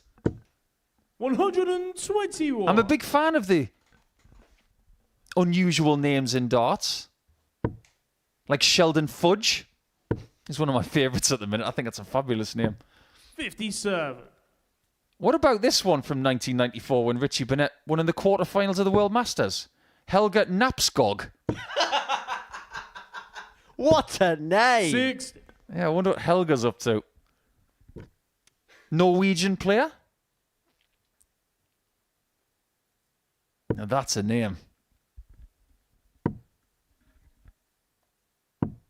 96. He's actually a little bit younger than Richie. Nearly 50. Might see him on the World Seniors, you never know. The return of Helga Knapskog. If you are watching, please do let us know. 41. On the subject of ADC qualifiers, there's a list of Vault Series qualifiers that won through various events yesterday. They'll be playing at the Super Series in the new year. Congratulations to Stephen Johnston. The Scott's going to be back. He'd have some fun in this group, wouldn't he? Robbie Long of Wales, Will Beedon for the Midlands, Daniel Ayres from the Northwest, Jordan Matthews of the Northeast, Thomas Banks won the East of England qualifier, Jack Tweddle in the Southwest, Brandon Walsh in Yorkshire and Humber, and Bradley O'Connor in South East and London. We'll see them in 2025 at the Live Lounge. More Stevie Johnston. Yeah, I'm a big fan of that. 41. It's like that Rod Stewart song, isn't it? Stevie J just keeps us hanging on.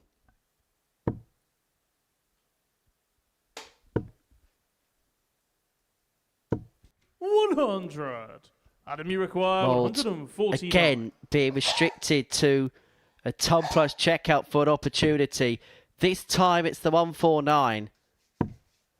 But this time it's not going to go. Burnett drawing inspiration 97. from the speaker at the back of the stage. Comes back for 83 for the break in a 2-1 lead. And with Mould on a single to double combo, he may have to take it out. He's going to get one dart at the ball.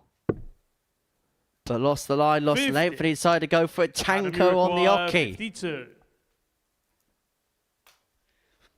Well, Burnett is box office to watch, but he may find himself behind. Mould finally finds his radar on double 16. It's a double that's caused him problems all day, but he finds himself 2-1 in front of this contest. It's Richie to throw first. Game on. We can't sugarcoat it because this is a lead that Richie has let slip. 60. And he's got to make sure he manages the rest of this game accordingly. He's got to fight his way through every single moment because Mould seems to be growing in confidence. 140.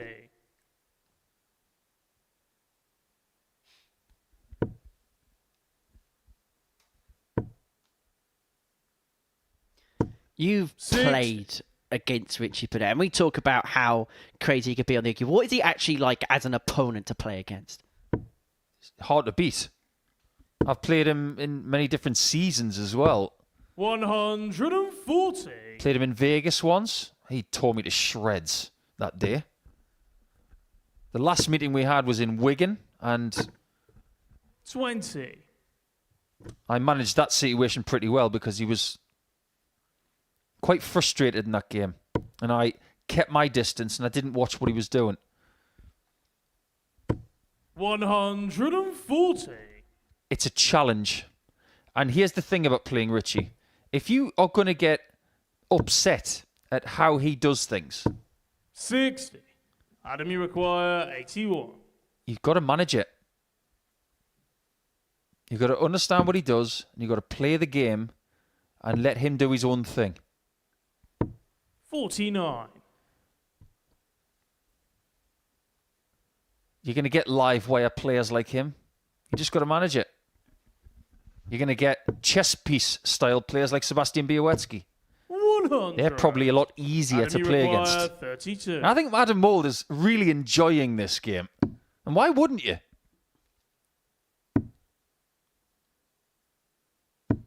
16. Adam's a man that just enjoys the sport. And he's got this real love for the game. Not just does he play it, he organises the game as well. He's a big part of the organisation committee. He's a big part of that Bramwell farm that we spoke about earlier on this morning. So this is a real labour of love. And actually, when you're involved in the organisation of the game, a bit like as we've spoken about with Steve Brown in the past, playing it can just be a release. And he plays it to a very high level. But that is incredibly awkward. But he has got time on his side. That's the only good thing he's got. Yeah, but you don't want to keep missing. All of a sudden, your confidence can wane a bit. 2 from 11 on the doubles in this game, Adam Mould. 43. Adam, you require But he might be about to go 3-1 up. Same double again. Game shot. This time he gets it. Adam Mould. Now, if I may, just rewind a little bit. You were talking about Adam's It's career. Adam to throw first. Game 2 years ago, so go back to November the 11th, 2022. 6. Where is he on people's radars? He's nowhere. He's not a name. Only people in his local area will know he's pretty decent. 2 months later, everything changes. 80. And I mean everything. When he beat Ian Moss in that final, his life changed. 140. And people forget he qualified for the Champions Night and got through to the semi-finals. Beat Alexander Merckx in that Champions Night. And that looks like a better win now, doesn't it? 6. Because Merckx is going to Ali Pali. I think the biggest shame is we didn't get Alexander Merckx this year to play. Last appearance was back in October 2023. Played that game against Jana Klassen, 5 minutes 43, 6. fastest game of all time. That was almost the fastest sentence of all time there from you, Henry. Oh, don't worry, that'll get Trump one day. Should try doing horse racing commentary, shouldn't I?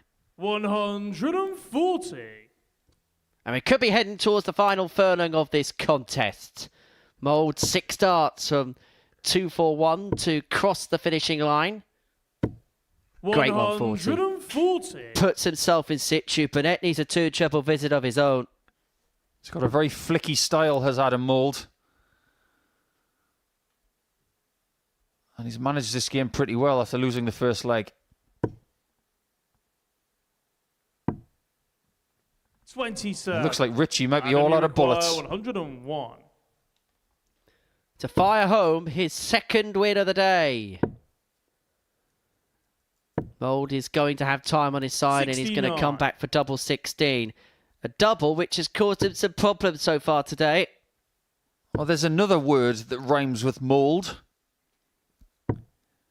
162. If he hits double 16, 32. he's done anything but fold. Game shot and the match, Adam Mould. And a win is a win is a win for Adam Mould. It's his second success of the day. He gets a better Richie Burnett by 4 legs to 1. It wasn't a classic encounter, we can't lie to you about that.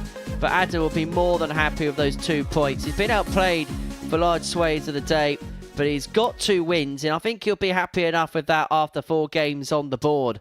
Coming up after the break, a contrast of styles as Sebastian Bialecki takes on Reece Robinson.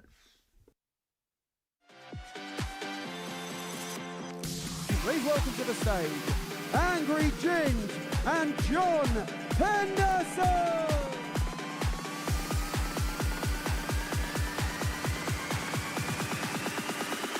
And this is where... Hang on, wow. One bounce out there for Nyland, but you do not expect him to get another visit in this match. John Henderson, double 10. And he pins it to take the opening encounter.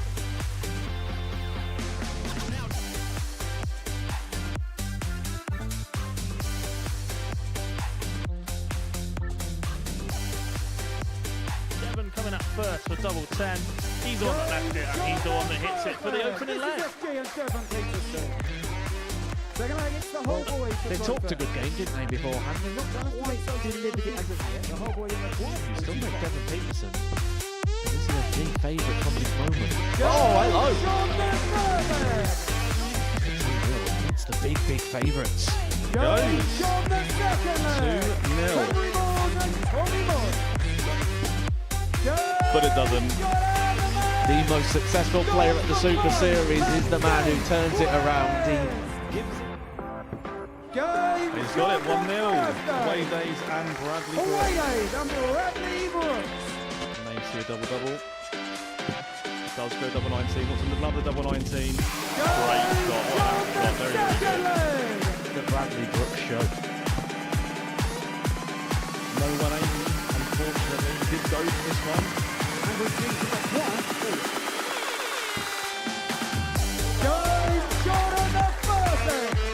But this could go. This is a match opportunity. And both their dots stand up to. Will they block it? They will not. John Henderson to take himself. I think he was going for a 7 there, but it doesn't matter because he's going to hit it anyway. 47 kills. Still an opportunity to showcase what he can do. And that's what Steve West can do. A double-double to get the job done.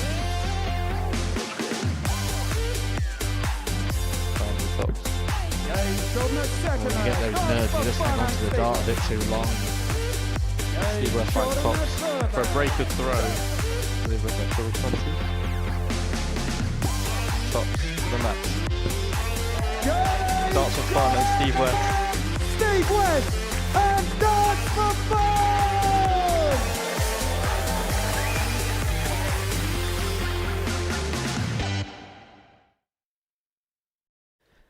The final game from the 4th round of fixtures on this Monday morning is about to get underway at the Modus Super Series. And it sees the Super Pole Sebastian Bialecki in action up against Reece Robinson, who's looking to pick up another W to his name.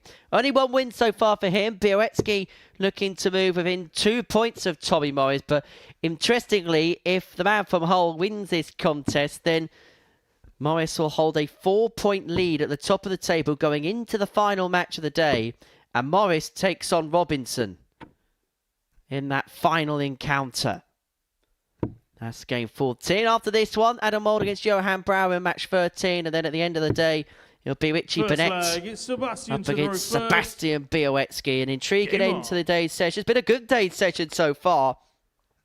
Actually, just having a look at the stats for the day, and only 3 times in this session have we gone below the 80 average at any point in an encounter. It's been a really, really good day. Real solid day from all 6 players. It's been a really enjoyable watch. it was always going to be. 26. You've got Mr. Must-See, you've got Bialecki, who plays his brand of darts 365 days a year. You got Burnett and Brouwer and a little bit of 84. Mould and Morris. But Morris has been shining like a very bright star. 140. It's actually one of our favourite people's birthday today, you know? Our favourite crisp-eating man, Pete Burgoyne. Many happy returns, Pete. 140. Second favourite now after Kevin Mills. No, Pete's still my favourite. I think we need a crisp-eating contest between those two. 142. That'd be an interesting one. Be a walkover.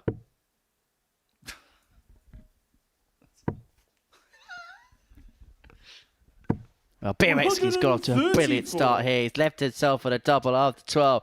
Double forward to take a 1-0 lead in this match. And Robinson's got to be careful. Sebastian, you require 8. Because he started with a win in his very first game today. The first game of the day. Game shot And if he of first keeps leg, losing, Sebastian Bialecki. he could find himself in a position where he cannot win this group after Second leg, one it's solitary reached the throw day. First. Game on. Well, cannot's a very strong word. He can. But he most likely wouldn't. Be very unlikely, that's for sure. 123. You feel like he has to exercise everything, enjoying out as much as he can for the last couple of games. But if Reese can win his last two, then because of the opponents he's beaten, then he very much puts himself in play. 120. We mentioned it during his last match that there's very much a feel of game on or game over as far as his Group A hopes are concerned, based on these 4 fixtures coming up, the next 4 games he plays in this group. Because remember, what happens today flips over and reverses tomorrow. 41.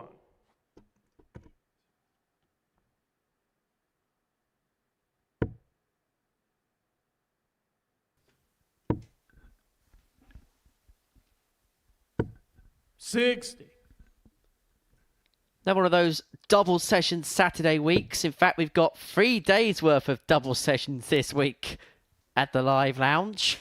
The ADC Championship Tour Finals take place on Saturday. If you missed the WADC Tour Finals from Saturday afternoon, the final between Fallon Sherrock and Gemma Hayter is available to watch in full on the Super Series YouTube channel. It's a very enjoyable watch. Great final that between 2 great players. And the afternoon as a whole is available to watch back as well if you subscribe to the Super Series YouTube channel. 140. You can even watch Russ Bray take on George Noble at darts to see who the better player is. Never mind referee. Well, that's a change of tactic there from Rhys Robinson. He's thrown those darts a little flatter. And that is something he does when he gets frustrated. He tries to create feel by throwing the darts slightly different.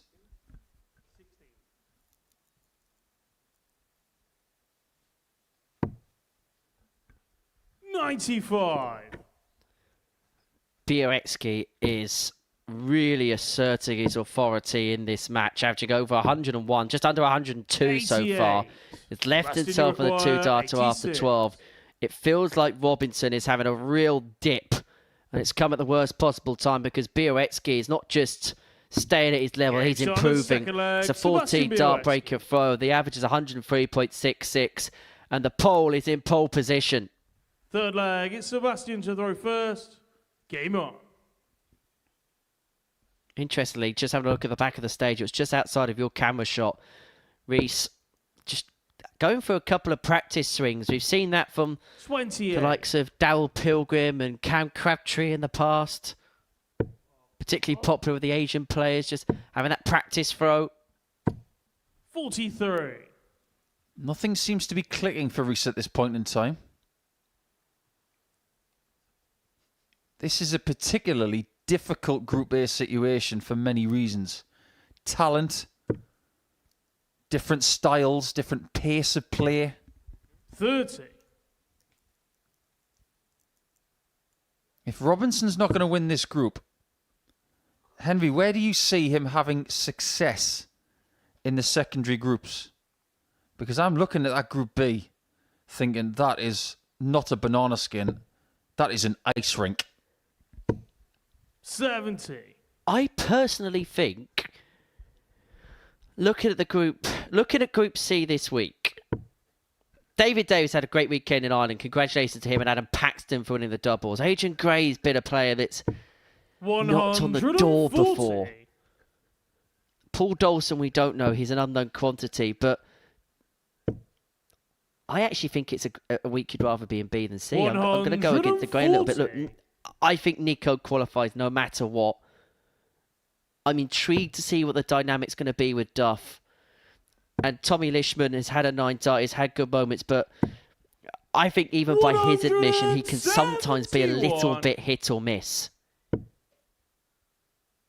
And the 3 from 5 with that dynamic, I think you'd rather have. There's some weeks where you'd rather have the C. I'm not sure whether this week is one of them. 132. Sebastian knows exactly what he wants. Or should I say what he wanted?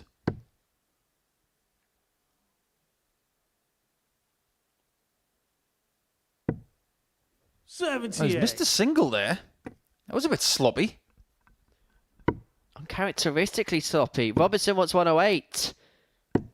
He's not going to get it, but he's going to leave himself on a double. Bialecki has to take, and he's going to have to spurn a dart here because of a lap single at the end of his previous turn. Game shot. Only need the 2 anyway. Why are we questioning the great Pole, the great Seb?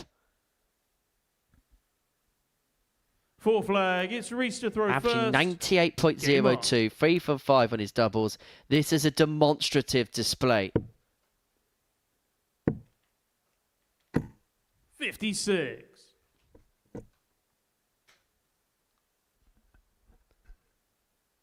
Bialecki has picked up Reese Robinson like a bouncy ball and has thrown him around the place. 60.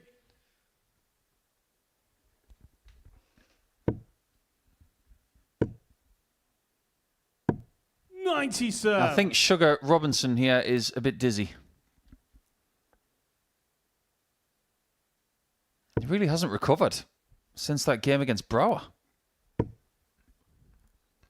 It's like all the emotions just came out in one moment. He hasn't been able to kind of get himself back to an equilibrium again. 85. As for Seb from Lodz in Poland. Now, Lodz translated to English means boat, and he's very much in the right boat here. Sailing into the sunset in this match. 99. It's a bit on the nose, isn't it? Where do you live? Boat. 125. Meanwhile, Reese Robinson will feel like he's paddling upstream with no paddle. At least that's 2 words in Polish I know now.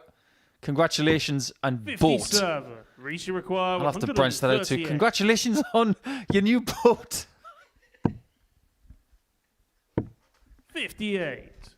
For the match. 160. And for a 4-0 win.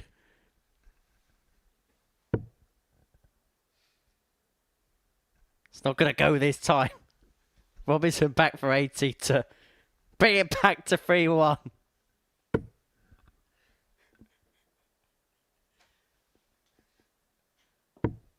$45. Reese require 80. Could push the boat out by going tops here.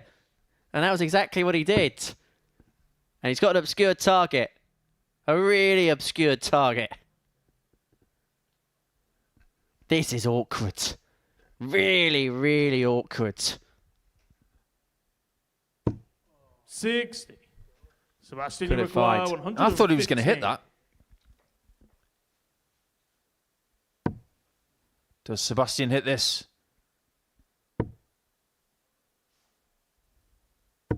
Well, believe it or not, this is an opportunity to get back into this match. 20.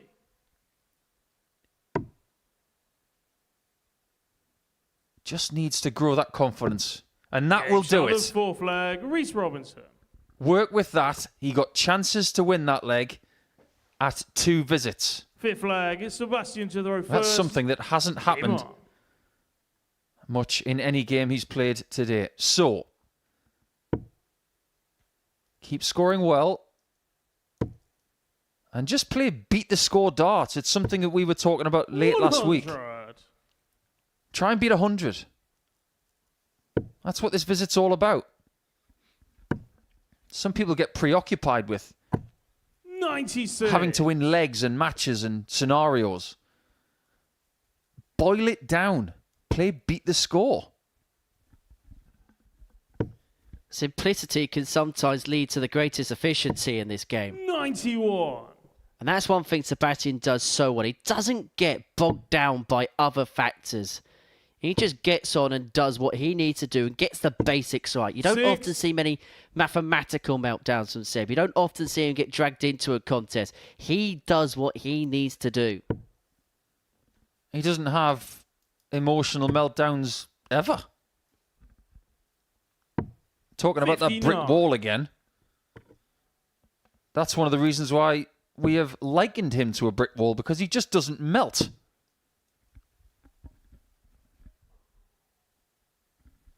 You just get the feeling now that Robinson is doing everything in his power not to break. Well, Robinson must be feeling like he's sinking beneath the tungsten tide against the man from Boat. He's pushing home his Bialecki. 100. Lodz isn't even on the course, is it? Well, apparently, I'll go into it in his next game, because I think Seb's about to win this game here and now. There's an interesting story to it. It's right in the middle of Poland. Must have a really nice river.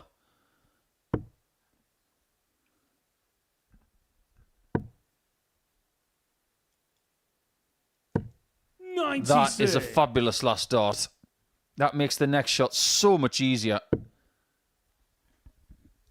And considering his doubles are 3 from 5, 26. the end You require 55. might be nigh for round number 4. Tops for the win. Tops and now double 10 for 6 points. Beautiful, brilliant. Sebastian Bialecki. Bialecki continues on the winning train. It's a 3rd win of the day for him. And another really good performance. Average just under 90, 4 from 7 on the doubles. He's doing everything he needs to do with real efficiency. He is chasing the tail of Tommy Morris at the top of the group. That the tail of the tape for our 12th match of the day. Mould and Brouwer comes next.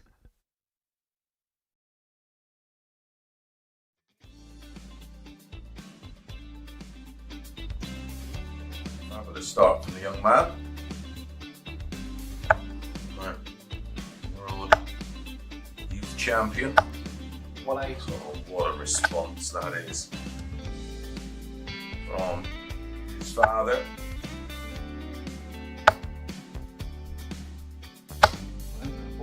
Back-to-back 140s. Deciding leg of 7.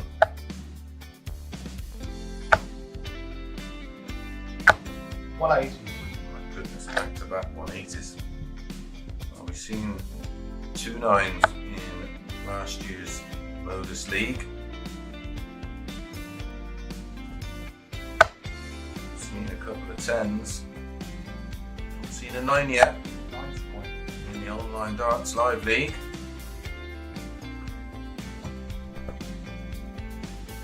Double 19.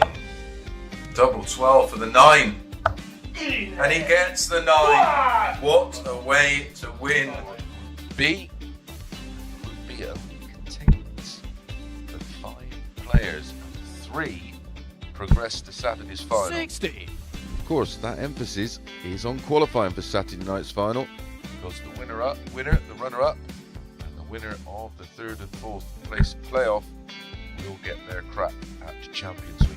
180. Trying to get their hands at £7,000 first prize. 45.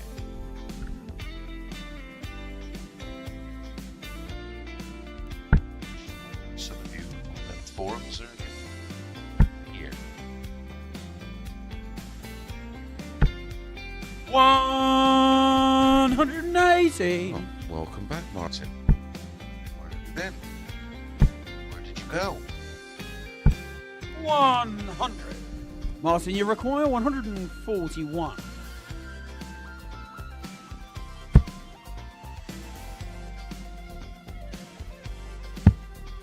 Double 12. Game Absolutely outstanding Martin from Adams. Martin Adams as he hits a 9-darter.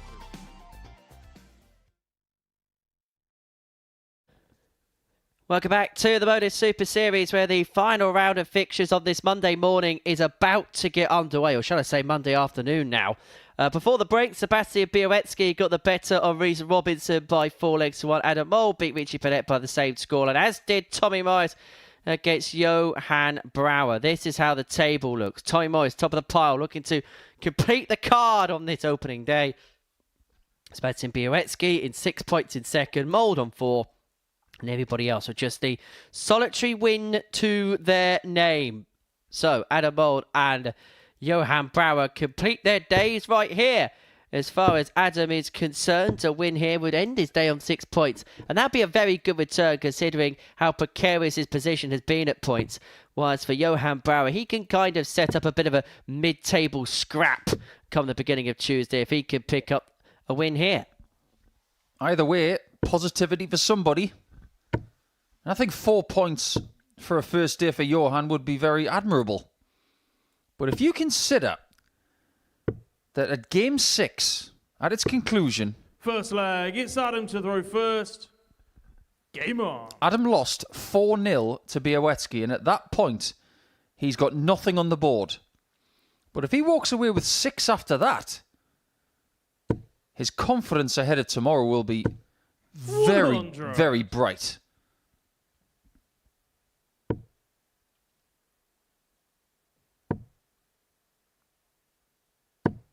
$96.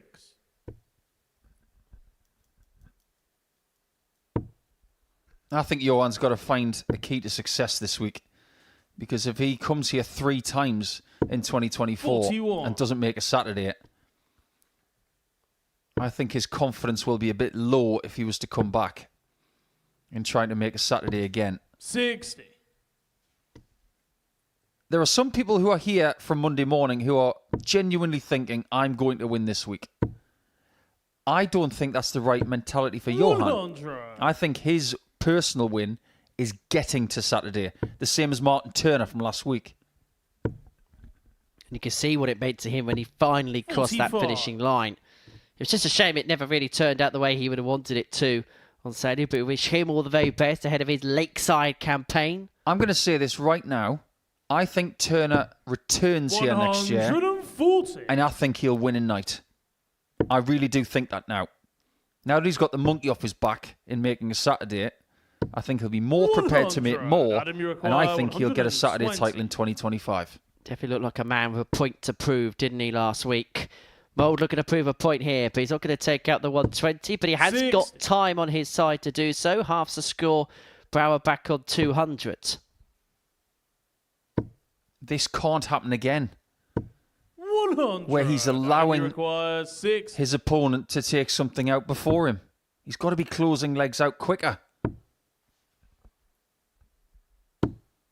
Well, you can say that both players have fallen Johan, you victim to that require particular 100. problem today. And Mould has allowed an outside opportunity here for Johan. And he's going to get a dart at tops. Game shot on the first He leg. takes that Johan dart Brouwer. at tops. And he gets the break of throw. It's a steal of a break for Johan Brouwer. Second leg, it's Johan to throw first. Game on. He's just proven why he's here. You take out that crisp 2-dart 100 checkout. 41. You've obviously got something. Is it too obvious for me to say that maybe 57. any perceived weakness that Johan has is something we can't see? 140. Because technically, he looks very sound. There was a lot of sound after that 140 was here. Are you basically saying that possibly one of the keys is that we know how naturally talented he is, and we know how much natural enthusiasm he has, is maybe what he needs to do to take himself to the next step is just trim it back a little bit. 100. For the want of a better phrase, he needs to be moulded.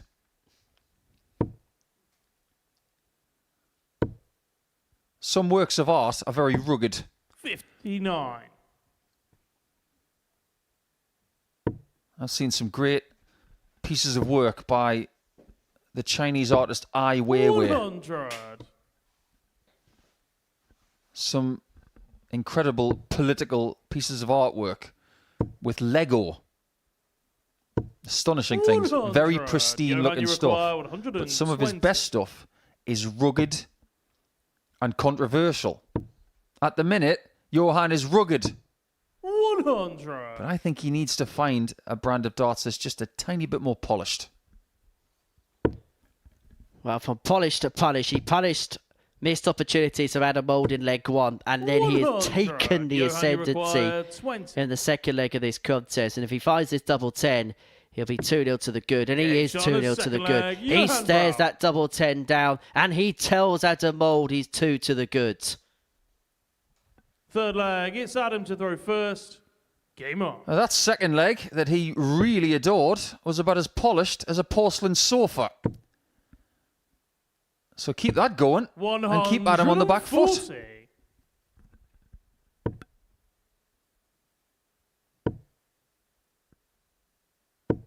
100.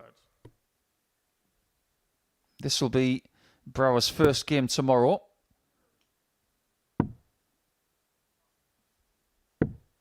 $93. It's always fascinating to see where people are lying after 8 rounds, which is just past the halfway point of a 15-game group. 6. Are you still in contention? If you're not, can you make Group B? If the answer is no to both, something's gone wrong. 58. For me, Brouwer has got to be answering at least yes to one of those questions. 60.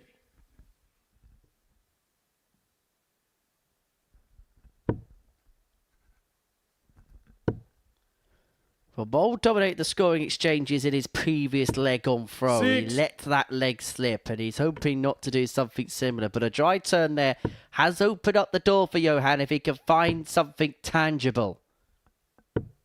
6. But his inability to do so has presented Adam Mould with 6 darts to bring the gap back down to 2-1. 64. And by doing that, it means 2 single numbers leave the bullseye as opposed to a 91, say, for example, where he's chasing his tail around the bullseye. Brouwer with 2 treble visit. 86. That's good pressure. Bullseye for Adam. 61. That was super close. And you require 81. But this would be a double break for Johan. Look at that. Bullseye for him. 48. At the start of that visit, he was like a bulldog chewing ice cream off a thistle.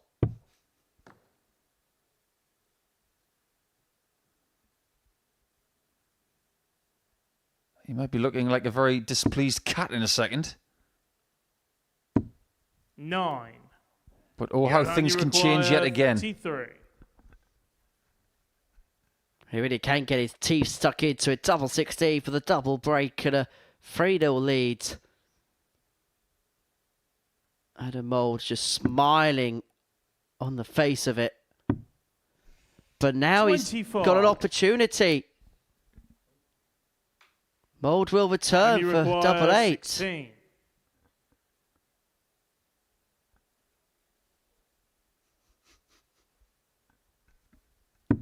And Mould makes no mistake. And he takes out the third leg. 4th leg, it's Johan to throw first. Game on. Say what you like about Johan, but he is very entertaining to watch. Sometimes more so when he's not throwing. He's got more facial expressions than Tommy Cooper. 135.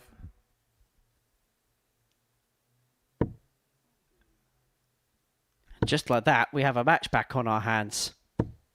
81. Game 13 of 15 that we're watching on this Monday afternoon. We'll be back same time, same place tomorrow. 100. Chris Mason will be in the commentary box alongside the asset. As we start to count down as to when the Christmas tree is going to come out. 93. And one of those 9 daughters, as part of our highlights package of previous 99. series, actually has a Christmas tree in the background. Andreas Harrison against Andreas Toft-Jorgensen. Yep, it's our favourite time of the year where the man with the grey beard turns up in December and gives us plenty of happiness. Yes, Andreas Harrison will be playing at Champions Week. Yes, he will be. If Andreas is watching right now, I'd like some Gravidlax for Christmas, please. 60. He actually wished us a Christmas message last year, did Andreas, when he won his week, the last day before Christmas. Was it just a thumbs up? No. I tried to take the microphone away from him and he decided that he wanted to say Happy Christmas to everybody.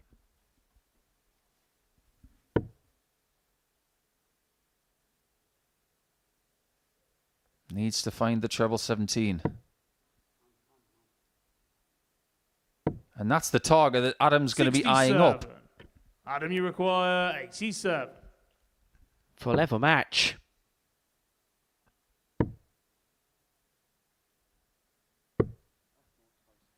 $49. That one was in a different postcode. 40. And Brouwer has had some very bright moments on tops today.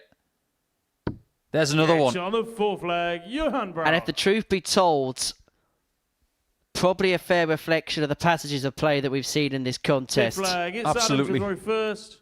Game on. The average of the Dutchman is 8 points better than that of Adam Mould right now. And every now and again, you're going to see someone winning 60. with the lesser average, but this seems like a very fair contest.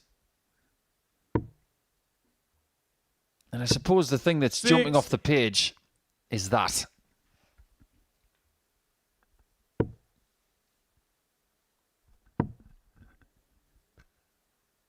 If Johan 93. wins this game, it's full steam ahead for Morris and Bialecki to really grab control of the group. For Morris, he can complete the 41. card against Reece Robinson next. Burnett takes on Bialecki in the last. You could have a situation where the top two are so far away from the rest of the field that it feels 98. like Morris and Bialecki could be fighting for top honours and everybody else will be scrambling for that final place in Group B. Definitely looks like the case, doesn't it, based on form? 134. But coming into this one, you would have had Adam Mould as favourite. So things can change. And there's complexities to both games for both the players, the key players involved in it as well.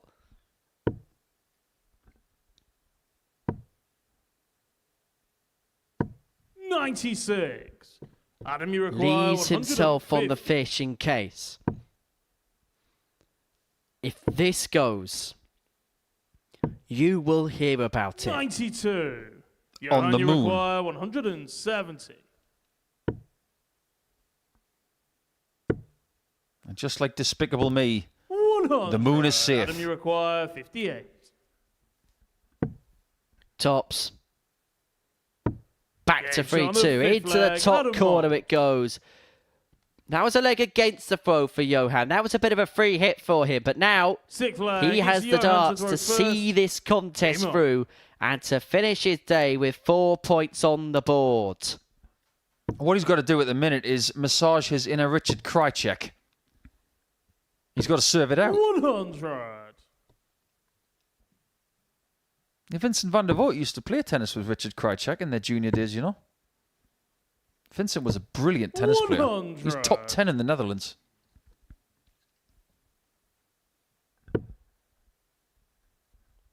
Coco Gauff won the WTA finals at the weekend in Riyadh. 100. Youngest ever player to do so, 19 years of age. The ATP finals take place in Turin this week. No Djokovic this year, which means for the first time since 2001, no Djokovic, no Federer, no Nadal, no Murray at those finals.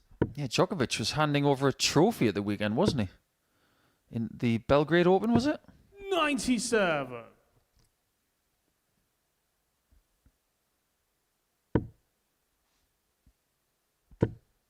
Well, Brouwer here, 6 darts away from having the match in his favour in his ascendancy. Both players on 204 after 9 darts, but Johan, with the advantage of throw, had 6 to see this game through, but can ill afford a dry turn. 82. Great last dart. Great dart to recover the situation. Absolutely. Is he under pressure? 92. Possibly now to hit the bullseye off the back of this 122 to finish his day in style.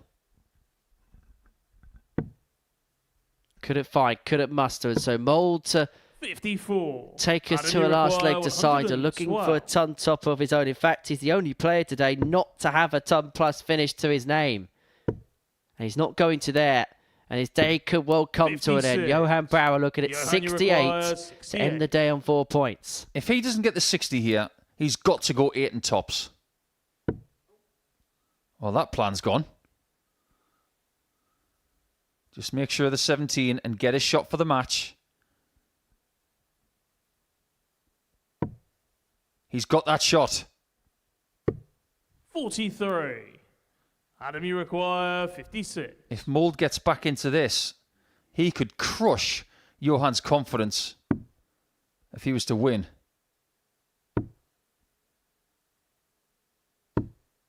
$36. But that could be curtains. Johan, you require 25. Brouwer has his bona fide opportunity to win this match.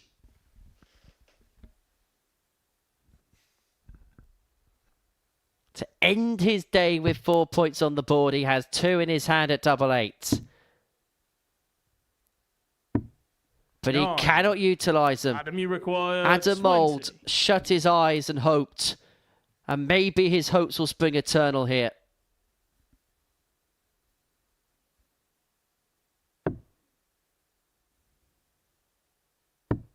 Very well hit. Flag, So we go the distance, and who's got the momentum now? Well, the momentumometer is swinging in the favour of Adam Mould. Game on. But he doesn't look overly comfortable on stage, does he? It might take a few days for Adam to really click into gear. And that's one of the benefits of being in Group A. If you find something that you can work with over the first 3 days, and then you put it into practice on Thursday and Friday, you can still make Saturday. Just look at what Dean Finn did last week. He had a decent first day. He had a bad Tuesday. 140. By the time Saturday came around, he was one of the best players of the week. And he is one of the best examples I've seen this year of someone who focused on winning more games than he lost. 140. And predominantly it worked.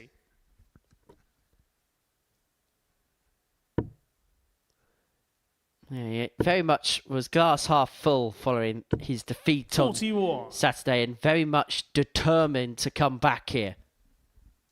I think Dean's a great find. We'll see more of him in 2025. 100. If Johan's not careful here, this game could be out of his reach in as little as a minute. A game he had full control of, a game he had led 3-1. He's had match darts. 100. But it's his opponent, Adam Mould, who has 6 on this 204 to complete the comeback win.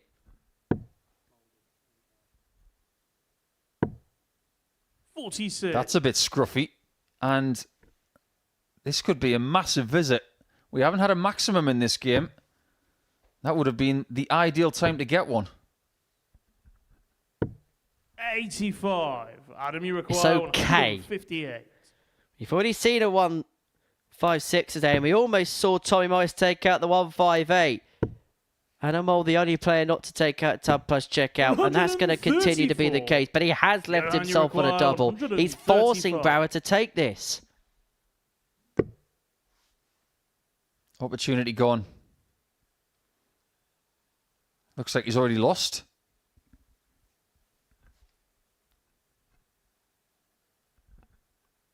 Adam in the background, very, very different demeanour.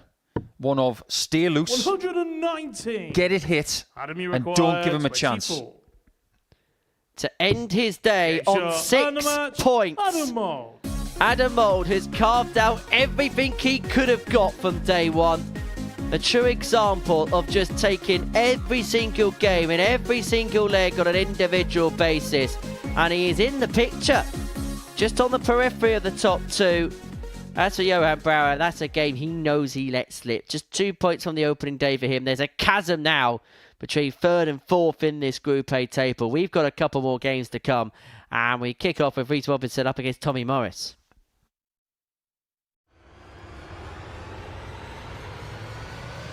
Welcome back to the party in Portsmouth here at the Modus Live Lounge. And he was right. Van Velsen's had opportunity, but it's Steve West. That's it, his opportunity. Does he get one this time? The jury's out. Is the double in? Listen to that! And Jimmy Van Ski is still alive! He's made it! And Marvin Van Velsen!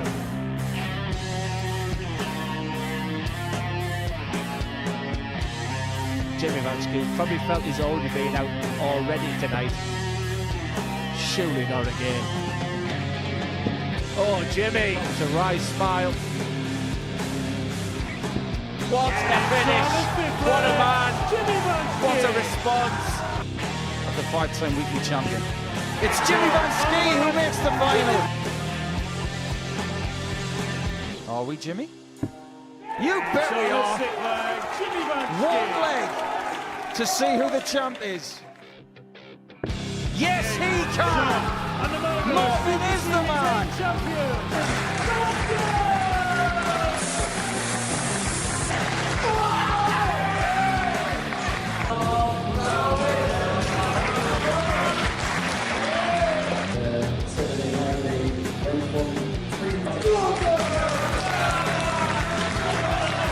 Marvin Van Velsen!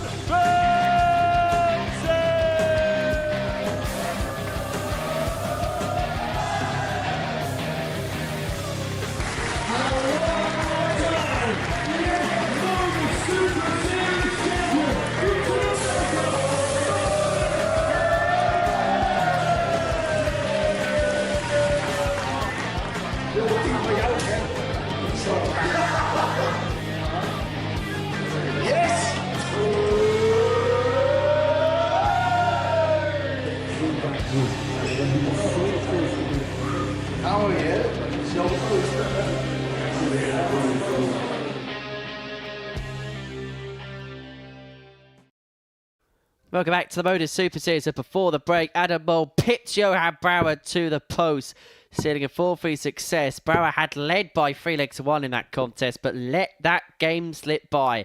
So Mould will end his day on 6 points. Tommy Morris could complete the card if he gets the better of Sugar Reece Robinson in our 14th game of the day. Our penultimate match of a Marathon Monday Modus Super Series session. Reece to throw first. And we've enjoyed every single dart of it. I'm not sure whether Reece Robinson has enjoyed every single dart of it, mind. He's kind of played around a base in and around the mid-80s, which by and large will get you success in a session. But it's always felt like his opponents have just had a little bit more than him. And now he's got to take on the person who's leading. So things never get easier. If anything, 60. When you're playing Tommy at this point, who's had a fabulous day, things are just about to get as difficult as they come. 100.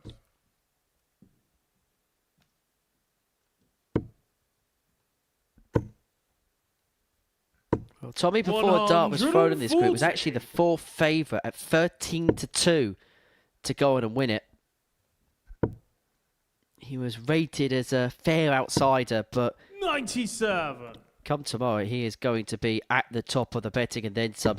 Some of his numbers today have been absolutely incredible. Kicked off with a 94.37, back that up a 96.55. His best performance came in his third match, 100.26, and he even backed that up with a 4-1 win against Johan Brouwer, averaging 94. And that was despite 8 missed starts at a double. He's averaging over 96 for the day, and only incredible players can do that. But this is an incredible shot. 99. Tommy, you require 112. Tops. He is doing what his opponents can't. He's on that stage like he is 8 feet tall. Game on. I have never seen Tommy look this confident and this ready to win. It looks really promising. It's his 4th Tub Plus checkout of the day, and they haven't been tiddlers. 112 is followed by the 120, the 132, and the big fish. To put that into some sort of perspective, 100. We didn't get a 170 checkout all of last week. And then Tommy does it in his 3rd game. 108. But I think there's something about the game of Tommy Morris that will switch Reece Robinson on. Pace. 40. He doesn't have to think as much. As soon as he's finished, he'll walk back, and by the time he looks at the board again, he's ready to go. 91. It's almost like playing yourself, because Tommy is that fast. The key to it is making sure, though, also you don't get caught out. That's something Reece isn't doing. He's playing this game perfectly so far. But he's still 1-0 behind. Does he? He has a glance over to the score of Tommy Morris. There's such a pragmatism about him. That was precariously dangerous, but in the past, there's a lot of things that Reece Robinson has done today that in the past he wouldn't do, which is a big sign of maturity. Genuinely thought he was going to hit that 54 there.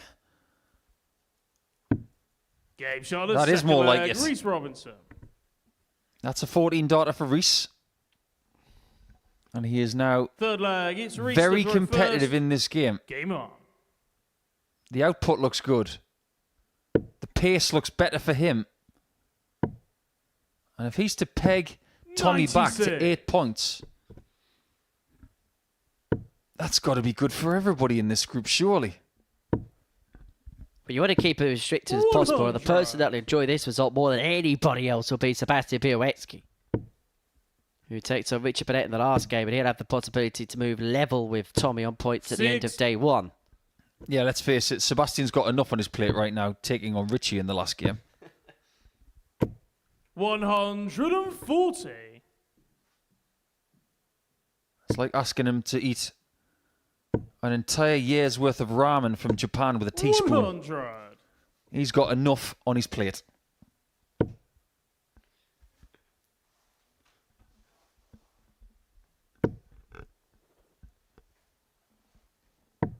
$91. Well, he's hit it once today. He's left it again. And he may have to take it out. 100.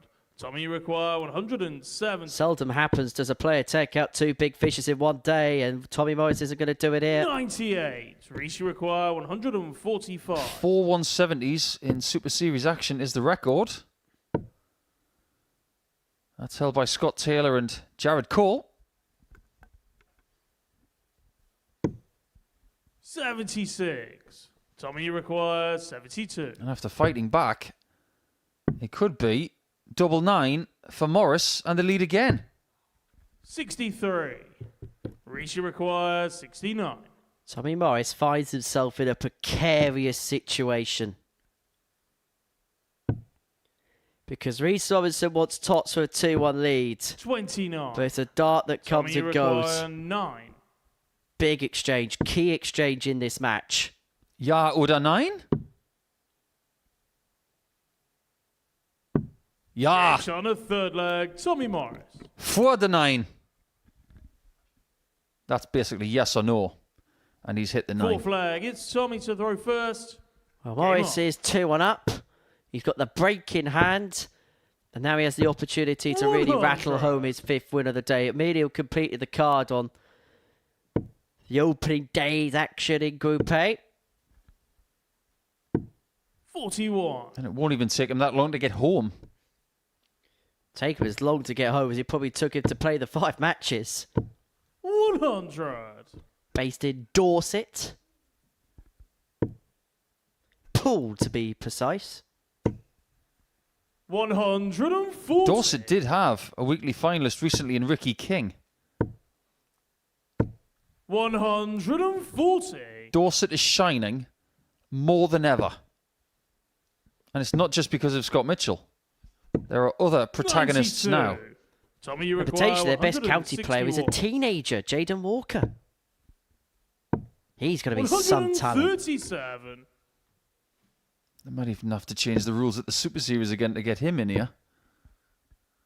Playing at the Influencer event in December. 58. Tommy, you require 24. Game shot on the 4th leg. No Tommy nonsense from Tommy Gunn. Exceptional leg in 13 darts. The Fifth averages leg, are it's almost reached to throw identical in this first. game, but Morris Game is getting on. the better of the chances. 3 from 6 on the doubles and needs one more leg to have the ideal Monday. And he does strike me as the kind of person who, when he goes to bed on a Sunday night, 140. he can't wait to wake up on a Monday morning when a lot of people are thinking, oh, not Monday morning again. He is not a glasses half full kind of guy. 100. He's got a brewery in a glass kind of guy.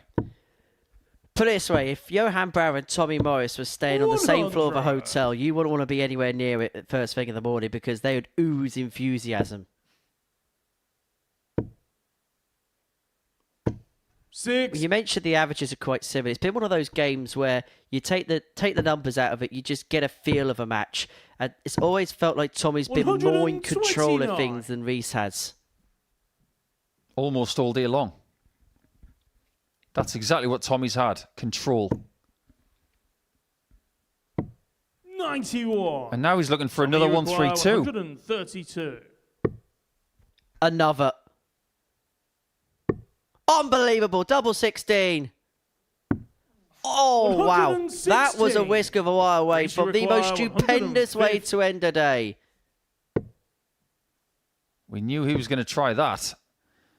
But if Tommy had hit that 132, that would have been maybe the purest one you've ever seen. 135. Tommy, you require To complete the card.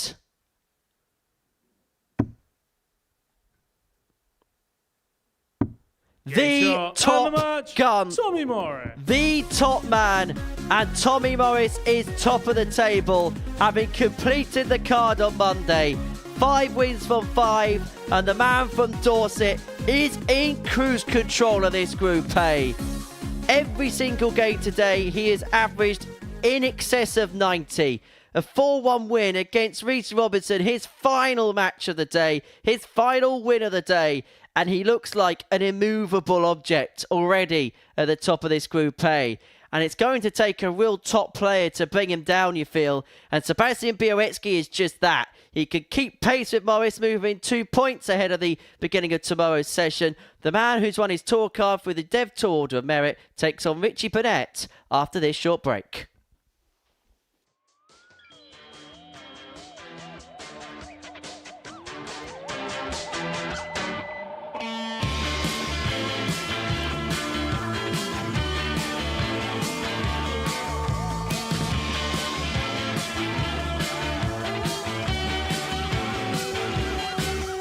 It's Phil, the Power Taylor.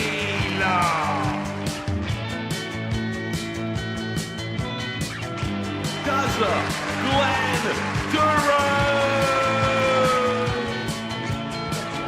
Game, shot, and a match.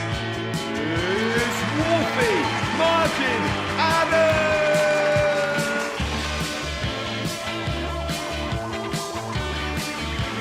Adrian.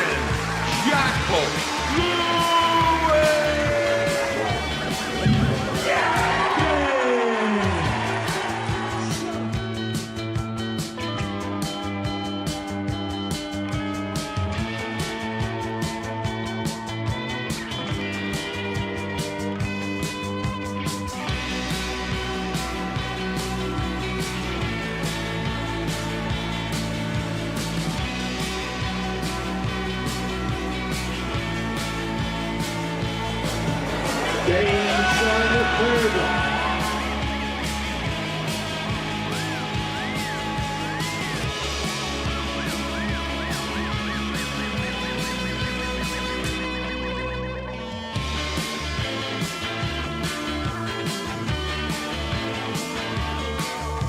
of Bling, the Dazzler, Bobby George!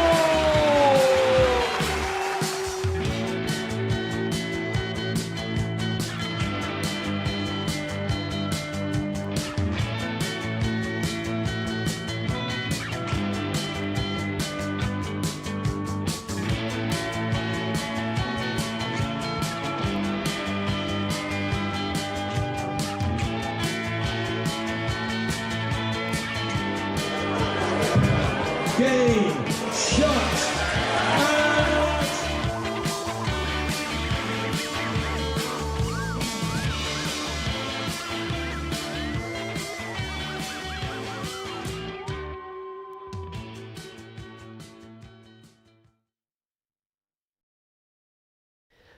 For the final time, let's toe the hockey on this Monday at the Modus Super Series. Our final match sees Richie Burnett and Sebastian Bialecki go toe-to-toe. A battle of Wales and Poland, although we shouldn't really say that too loud amongst the Wales because I think they're still reeling by that European Championship playoff penalty shootout defeat. It's Bialecki and Burnett to round off the day's action, and for Seb the opportunity to move on to 8 points in the group, still a 4th win from 5 on this Monday, and to become the only player who realistically keeps tabs with Tommy Morris at the top of the Group A table. And there's been a lot to be pleased about as far as Seb is concerned, and if the truth be told, he's probably been overlooked because of the brilliance of Tommy Morris on this Monday morning.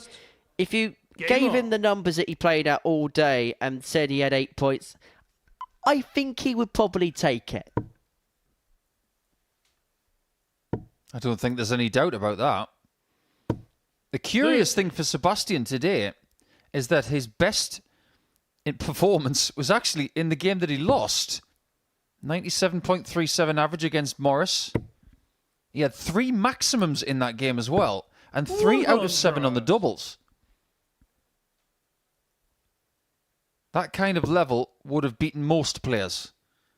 But it just so happened that he bumped into the best player of the day at the worst possible time.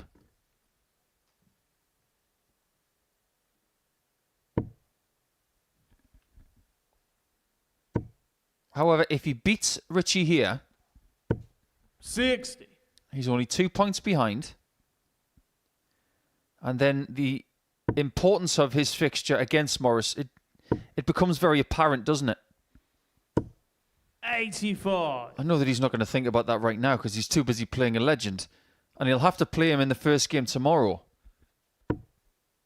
But if they keep winning and they're within 2 points of each other, that fixture in Game 8 is the biggest game of the group. Every week there's one fixture that just pops off the page.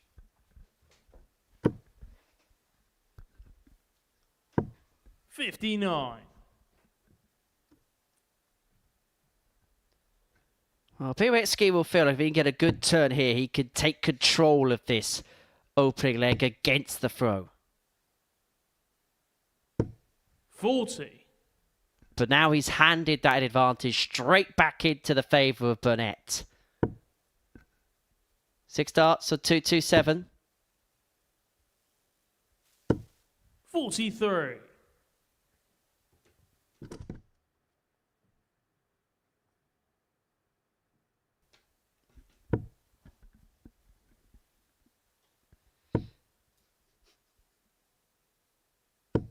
$60. Burnett. 6 darts from 184 to take this opening. It felt like this opening leg's being played at a bit of a pedestrian pace, almost as if the energy is sapped out of both players. And look at Sebastian in the background. He knows that 42. After watching Burnett the last few years, that he might have to wait a few extra seconds for his turn. And he was just using those extra few seconds there just to stay loose. 105. Richie requires He's chipped away well there. 142. This day could have been so different for Richie had he won a few more moments. As it turns out, 65. he's going to be very Sebastian, close you to the bottom of the require table. 76. No matter what. And for all the brilliance of Bialecki, these have been the moments he's been able to pick apart so well. One dart in hand, 56. usually taking advantage, Richie but unable to do requires so this 77. time. But Burnett himself, after 7 visits, may only get 1 dart at a double. He's going to get 2. So it must have been a pedestrian opening leg. Sorry, Richie. Don't know what he heard there. 67. Whatever put him off, he's not happy. Sebastian, you require 20. He really isn't happy. He shakes his head as he comes back down the Yogi. Bialecki back for double 10. Well, the one thing we can definitely say is that it was not Sebastian. He gives off about as much volume Second as a leg, welcome it's mat. Sebastian to throw first. Well, he's Game just on. literally pointed at a light bulb. And they're having an argument with that.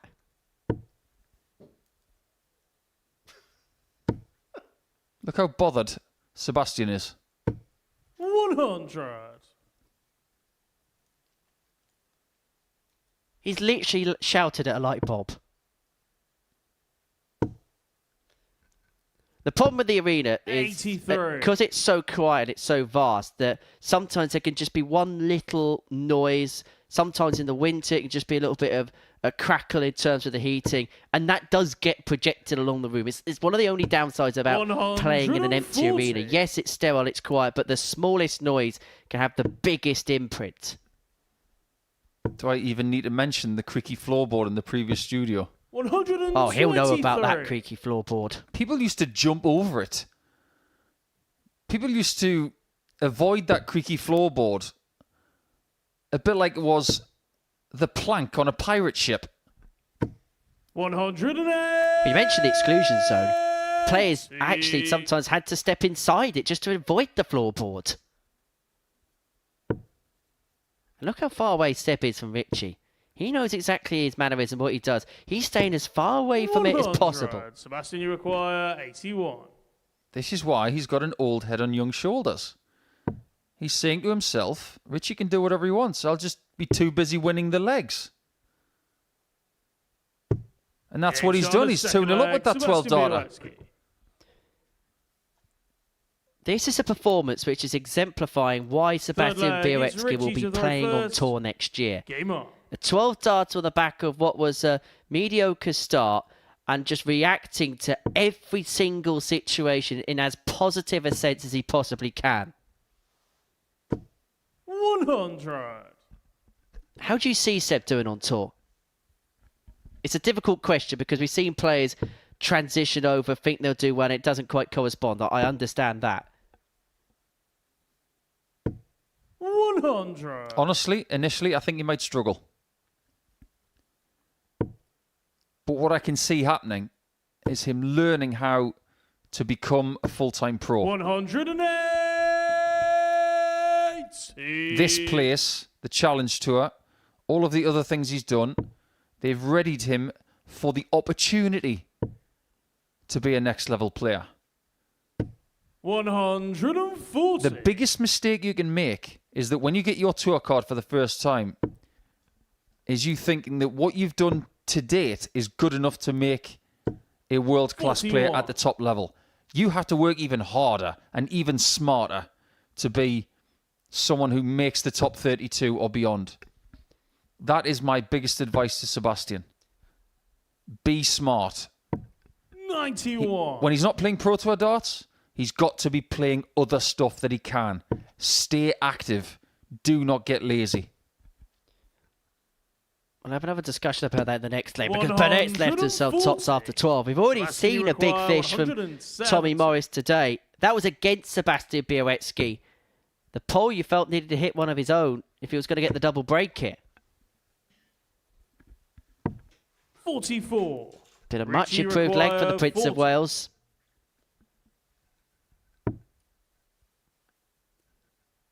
And he is Game's back on in the this third game leg. at Richie 2-1. Burnett. 14 darter. Bialecki's got the break. He has to cash it in here. But it's interesting, you speak Fourth about flag, players it's making Sebastian imprints to the on the reverse. Pro Tour, as Richie Game Burnett on. looks to make imprints on one of the smoke screens on the stage.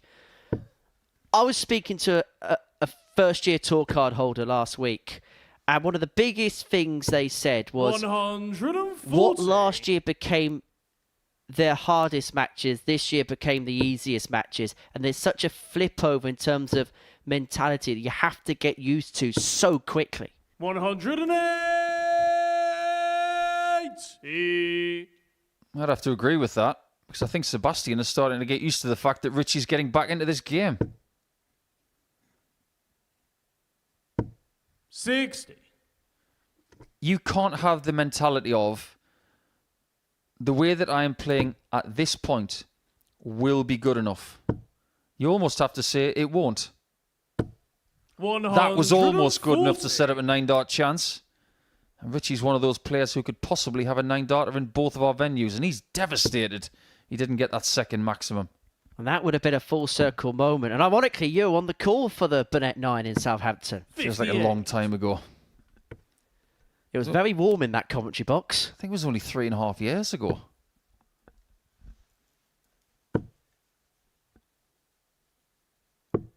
$65. I think if Sebastian's going to thrive as a pro for the next 20 years, mistakes have got to be minimised, and his poor visit now has to be a ton. 58. Richie require 116. Well, Burnett has done really well to get himself back into this match. As a 14-darter the previous leg, he's left himself at a manageable finish after 9. It's a finish that's not going to go, but he has got time on his side. Bialecki, following what looked like a really proficient start, has just stuttered somewhat. And Burnett 84. has inclined his game as Bialecki has just flatlined. So 14-darter with the previous. Burnett has left himself a double after 12 in this. He really is beginning to rally as Richie. 139. Richie require 32. But this cannot be missed.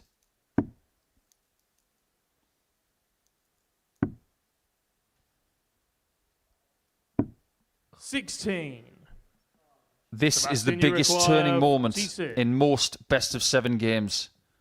What looked like 2-2 could now become 3-1. The biggest start of this match. The biggest hit of this match. Bialecki moves 3-1 up as Burnett looks set to try and make it 2-2. Fifth flag. It's Richie. Look how to the bothered he reverse. is as well, Bialecki. It is extraordinary to me just how placid he can stay under pressure circumstances. It amazes me to my core. 140. He would have made an incredible spy. I reckon that you could give him an electric shock and he wouldn't 95. move. He's that kind of person. He might be just the typical kind of young man from Lodz. 83. They're bred to be emotionless and brilliant at the same time. But my, is that such a great quality to have in this 59. sport. There have been great Polish sports stars over the years. People like Robert Lewandowski. I wouldn't classify him as someone like Sebastian. He's someone who likes to show what he's feeling. But sometimes he has shown that being cool under pressure can turn you into a great of your country. And that is something that Sebastian has. That cool under pressure 45. quality. You've got to be careful giving out labels and stuff. But has Sebastian Bialecki got the potential with the longevity he could have in his career to become the greatest Polish player of all time? 24. He's got the time to do it. As to whether he'll overtake the double-digit PDC titles of Ratajski and obviously the World Masters, only time will tell. 98. Richie require 154. It's a great talent, that's for sure. But if he's going to win this game, it may have to be in another leg's time. Burnett 58. in cruise control of this one. Conceivably, this could have been a shot at 96 to go 3-2 up. But it's to keep himself in the game at 3-2 down.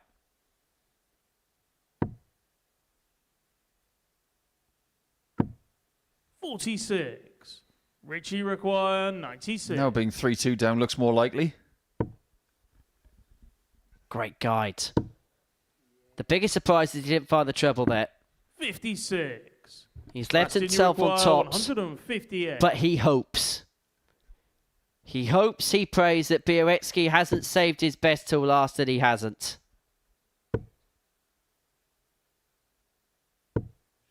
$45. Richie require 40. That's prime. They both are. How was that not gone in? Seriously. That one defied physics. Sebastian, you require 113. He gives an intrinsic look, but he may well be shaking the hand of Sebastian Bialecki in a few moments' time. 113 points away the pole. It's as if someone has walked up to Richie Burnett right now and said, 2 + 2 is 8. But that's 113. That's the match. And that's 8 points for Sebastian Bialecki. The pole is going to be the closest challenger to Tommy Morris in pole position tomorrow. 4 wins and 5, an ultra consistent day. Everything that you expect of this brilliant player and more. Ironically, his best performance was in defeat to Tommy Morris a little bit earlier on. But he finishes with a flourish, a 113 checkout, his second ton plus out of the day. He ends the day on 8 points, but he is going to begin day 2, second in the table, because Tommy Morris, the gun is top gun after day 1. He won all 5 matches on Monday, and we're going to have a chat with him on the other side of this short break. Welcome back to the party in Portsmouth here at the Modus Live Lounge. And he was right. Van Velzen's had opportunity, but Steve West, that takes his opportunity. Does he get one this time? The jury's out. Is the double in? Listen to that! And Jimmy Van Ski is still alive! He's made it! And Marvin Van Velzen!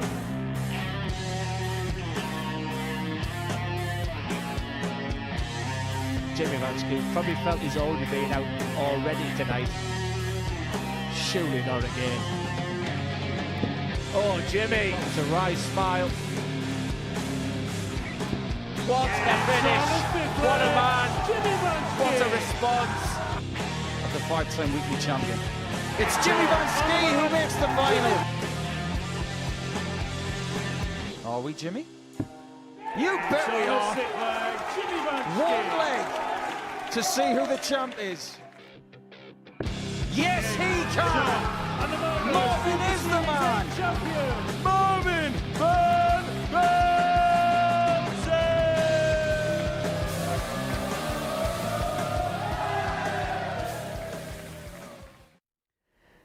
Welcome back to the Modus Super Series, where Monday's action has come to a close. This is what we've seen, a perfect day for Tommy Morris. He's run through the card, 5 wins from 5 for him. Sebastian Bialecki is the man who's keeping closest chase to him, having won 4 of his matches on Monday afternoon. This is how the table looks then going into Tuesday's proceedings. As you can see, Tommy Morris on 10. Sebastian Bialecki won 4 of his 5, and Adam Mould, the other pacemaker, the rest of the field only picked up 1 win each over the course of the day. Well, it was a day that was dominated by Tommy Morris. It was a Morris Monday, and he was darting with delight for sure. And he's joined us in the studio to talk about what has been a perfect Monday. You averaged 95 for the entirety of the day. That must have felt like peak levels of performance at times.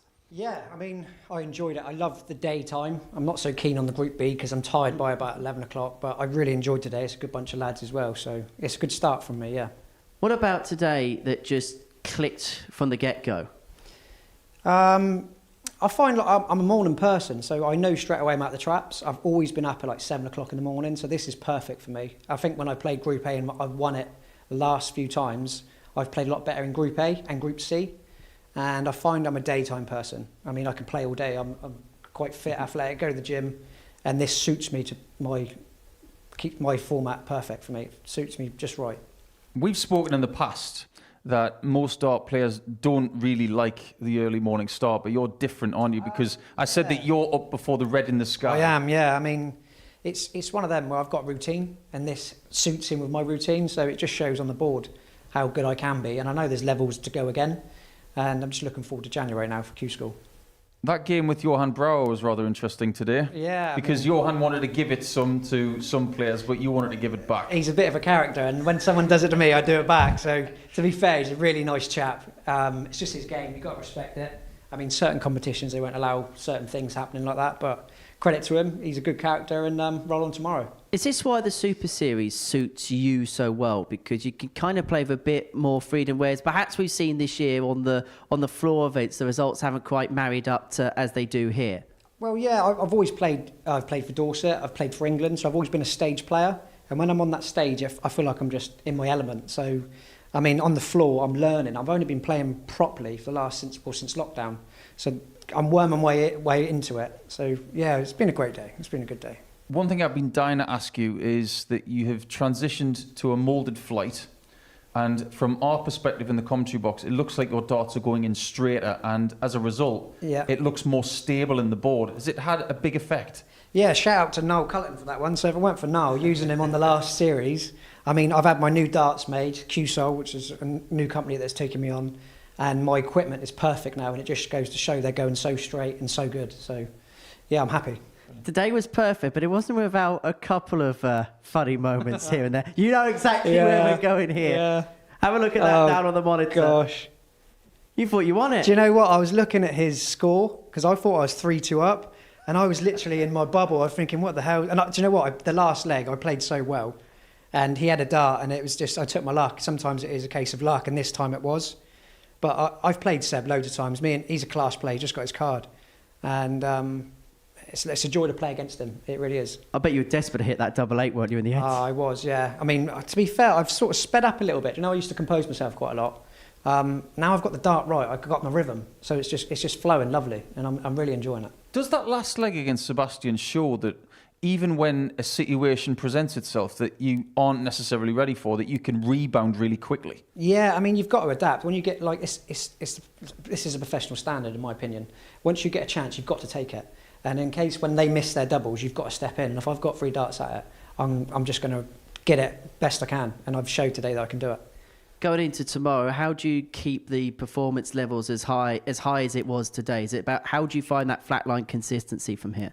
Just keep drinking fruit shoots. I think that's the best. That's the way forward, mate. Just enjoying my sugar rush, and I'm just really enjoying it, my darts. So. I was going to say, we mentioned this morning, we bumped into the door this morning, and you had all these sugary sweets. You had the Starburst and Security Seal I'm full of energy. Yeah, I'm full of energy, and that just shows I'm just a kid at heart. I just really am, and I'm really in a good place when it comes to this game now. So, yeah, it's been a great day. About kicking on then, taking that next step, which you've seen in your performances today. You've qualified for a lot of Saturday nights, but do you feel like you've been here often enough now, had enough success to kind of take that next step? Yeah, I mean, it's about time I won one, really. I mean, I've played against players that win it, and I'm thinking, oh, really, how have you won it? And then it's about time it's my go. So I'm in a good position to qualify for Saturday, and I am very happy with today. We'll have another final word with you in a second. I just want to have a chat with Paul, particularly about Sebastian Bialecki, which on any other given Monday probably would be top of the table, probably would have been the dominant player, and kind of playing to the levels that we've expected from him all year long, the consistency that's got him his tour card through the Dev Tour. Yeah, I think it's been a pretty decent day for Sebastian. I love his mentality. He's just so calm. But the one thing that tells you everything you need to know is that he put in his best performance today against Tommy, and it wasn't good enough. But he did get close. So I can't wait for Game 8 tomorrow for them to have another battle. They are really, really good against each other, and they could provide us with 3 fabulous 7-leg matches this week. Should be good fun. And I can imagine that for you, this is just all part of the journey, isn't it, here at the Super Series? Every game's a challenge. You just got to take it as it comes. it's a joy to be here. I love being here. I feel at home. I'm only an hour down the road, so yeah, I love it. I remember the first time you came here, you got a late call up to play on the Friday, then you played the next week. You turned up in a sports polo shirt. Now you've got sponsors. I have. I've done all right now. I've done all right, yeah. Management companies. What kind of ride has it been like the last 18 months? It's been, to be fair, it's been really good for me. I'm learning, especially against the big boys. And like when I had my late call up here, I was playing Whitlock every Tuesday, and he's class player. He's one of my idols. So beating him every week in, week out, shows how good I can be. And then stepping in against Willie Ball and hitting 100 average in my first game, I was meant to be here. So it's just a roller coaster, but I'm just rolling with it. It's going great. It's been great watching you today. Many Thanks, congratulations. Henry. See you Thanks, tomorrow. Nico, thank you for your Cheers. company as ever. We'll see you tomorrow morning, 9:30 on the Super Series YouTube channel to see how the second day's worth of action in Group A goes. But as far as Monday is concerned, it was Tommy who was top gun, and he's top of the table. Bye from us.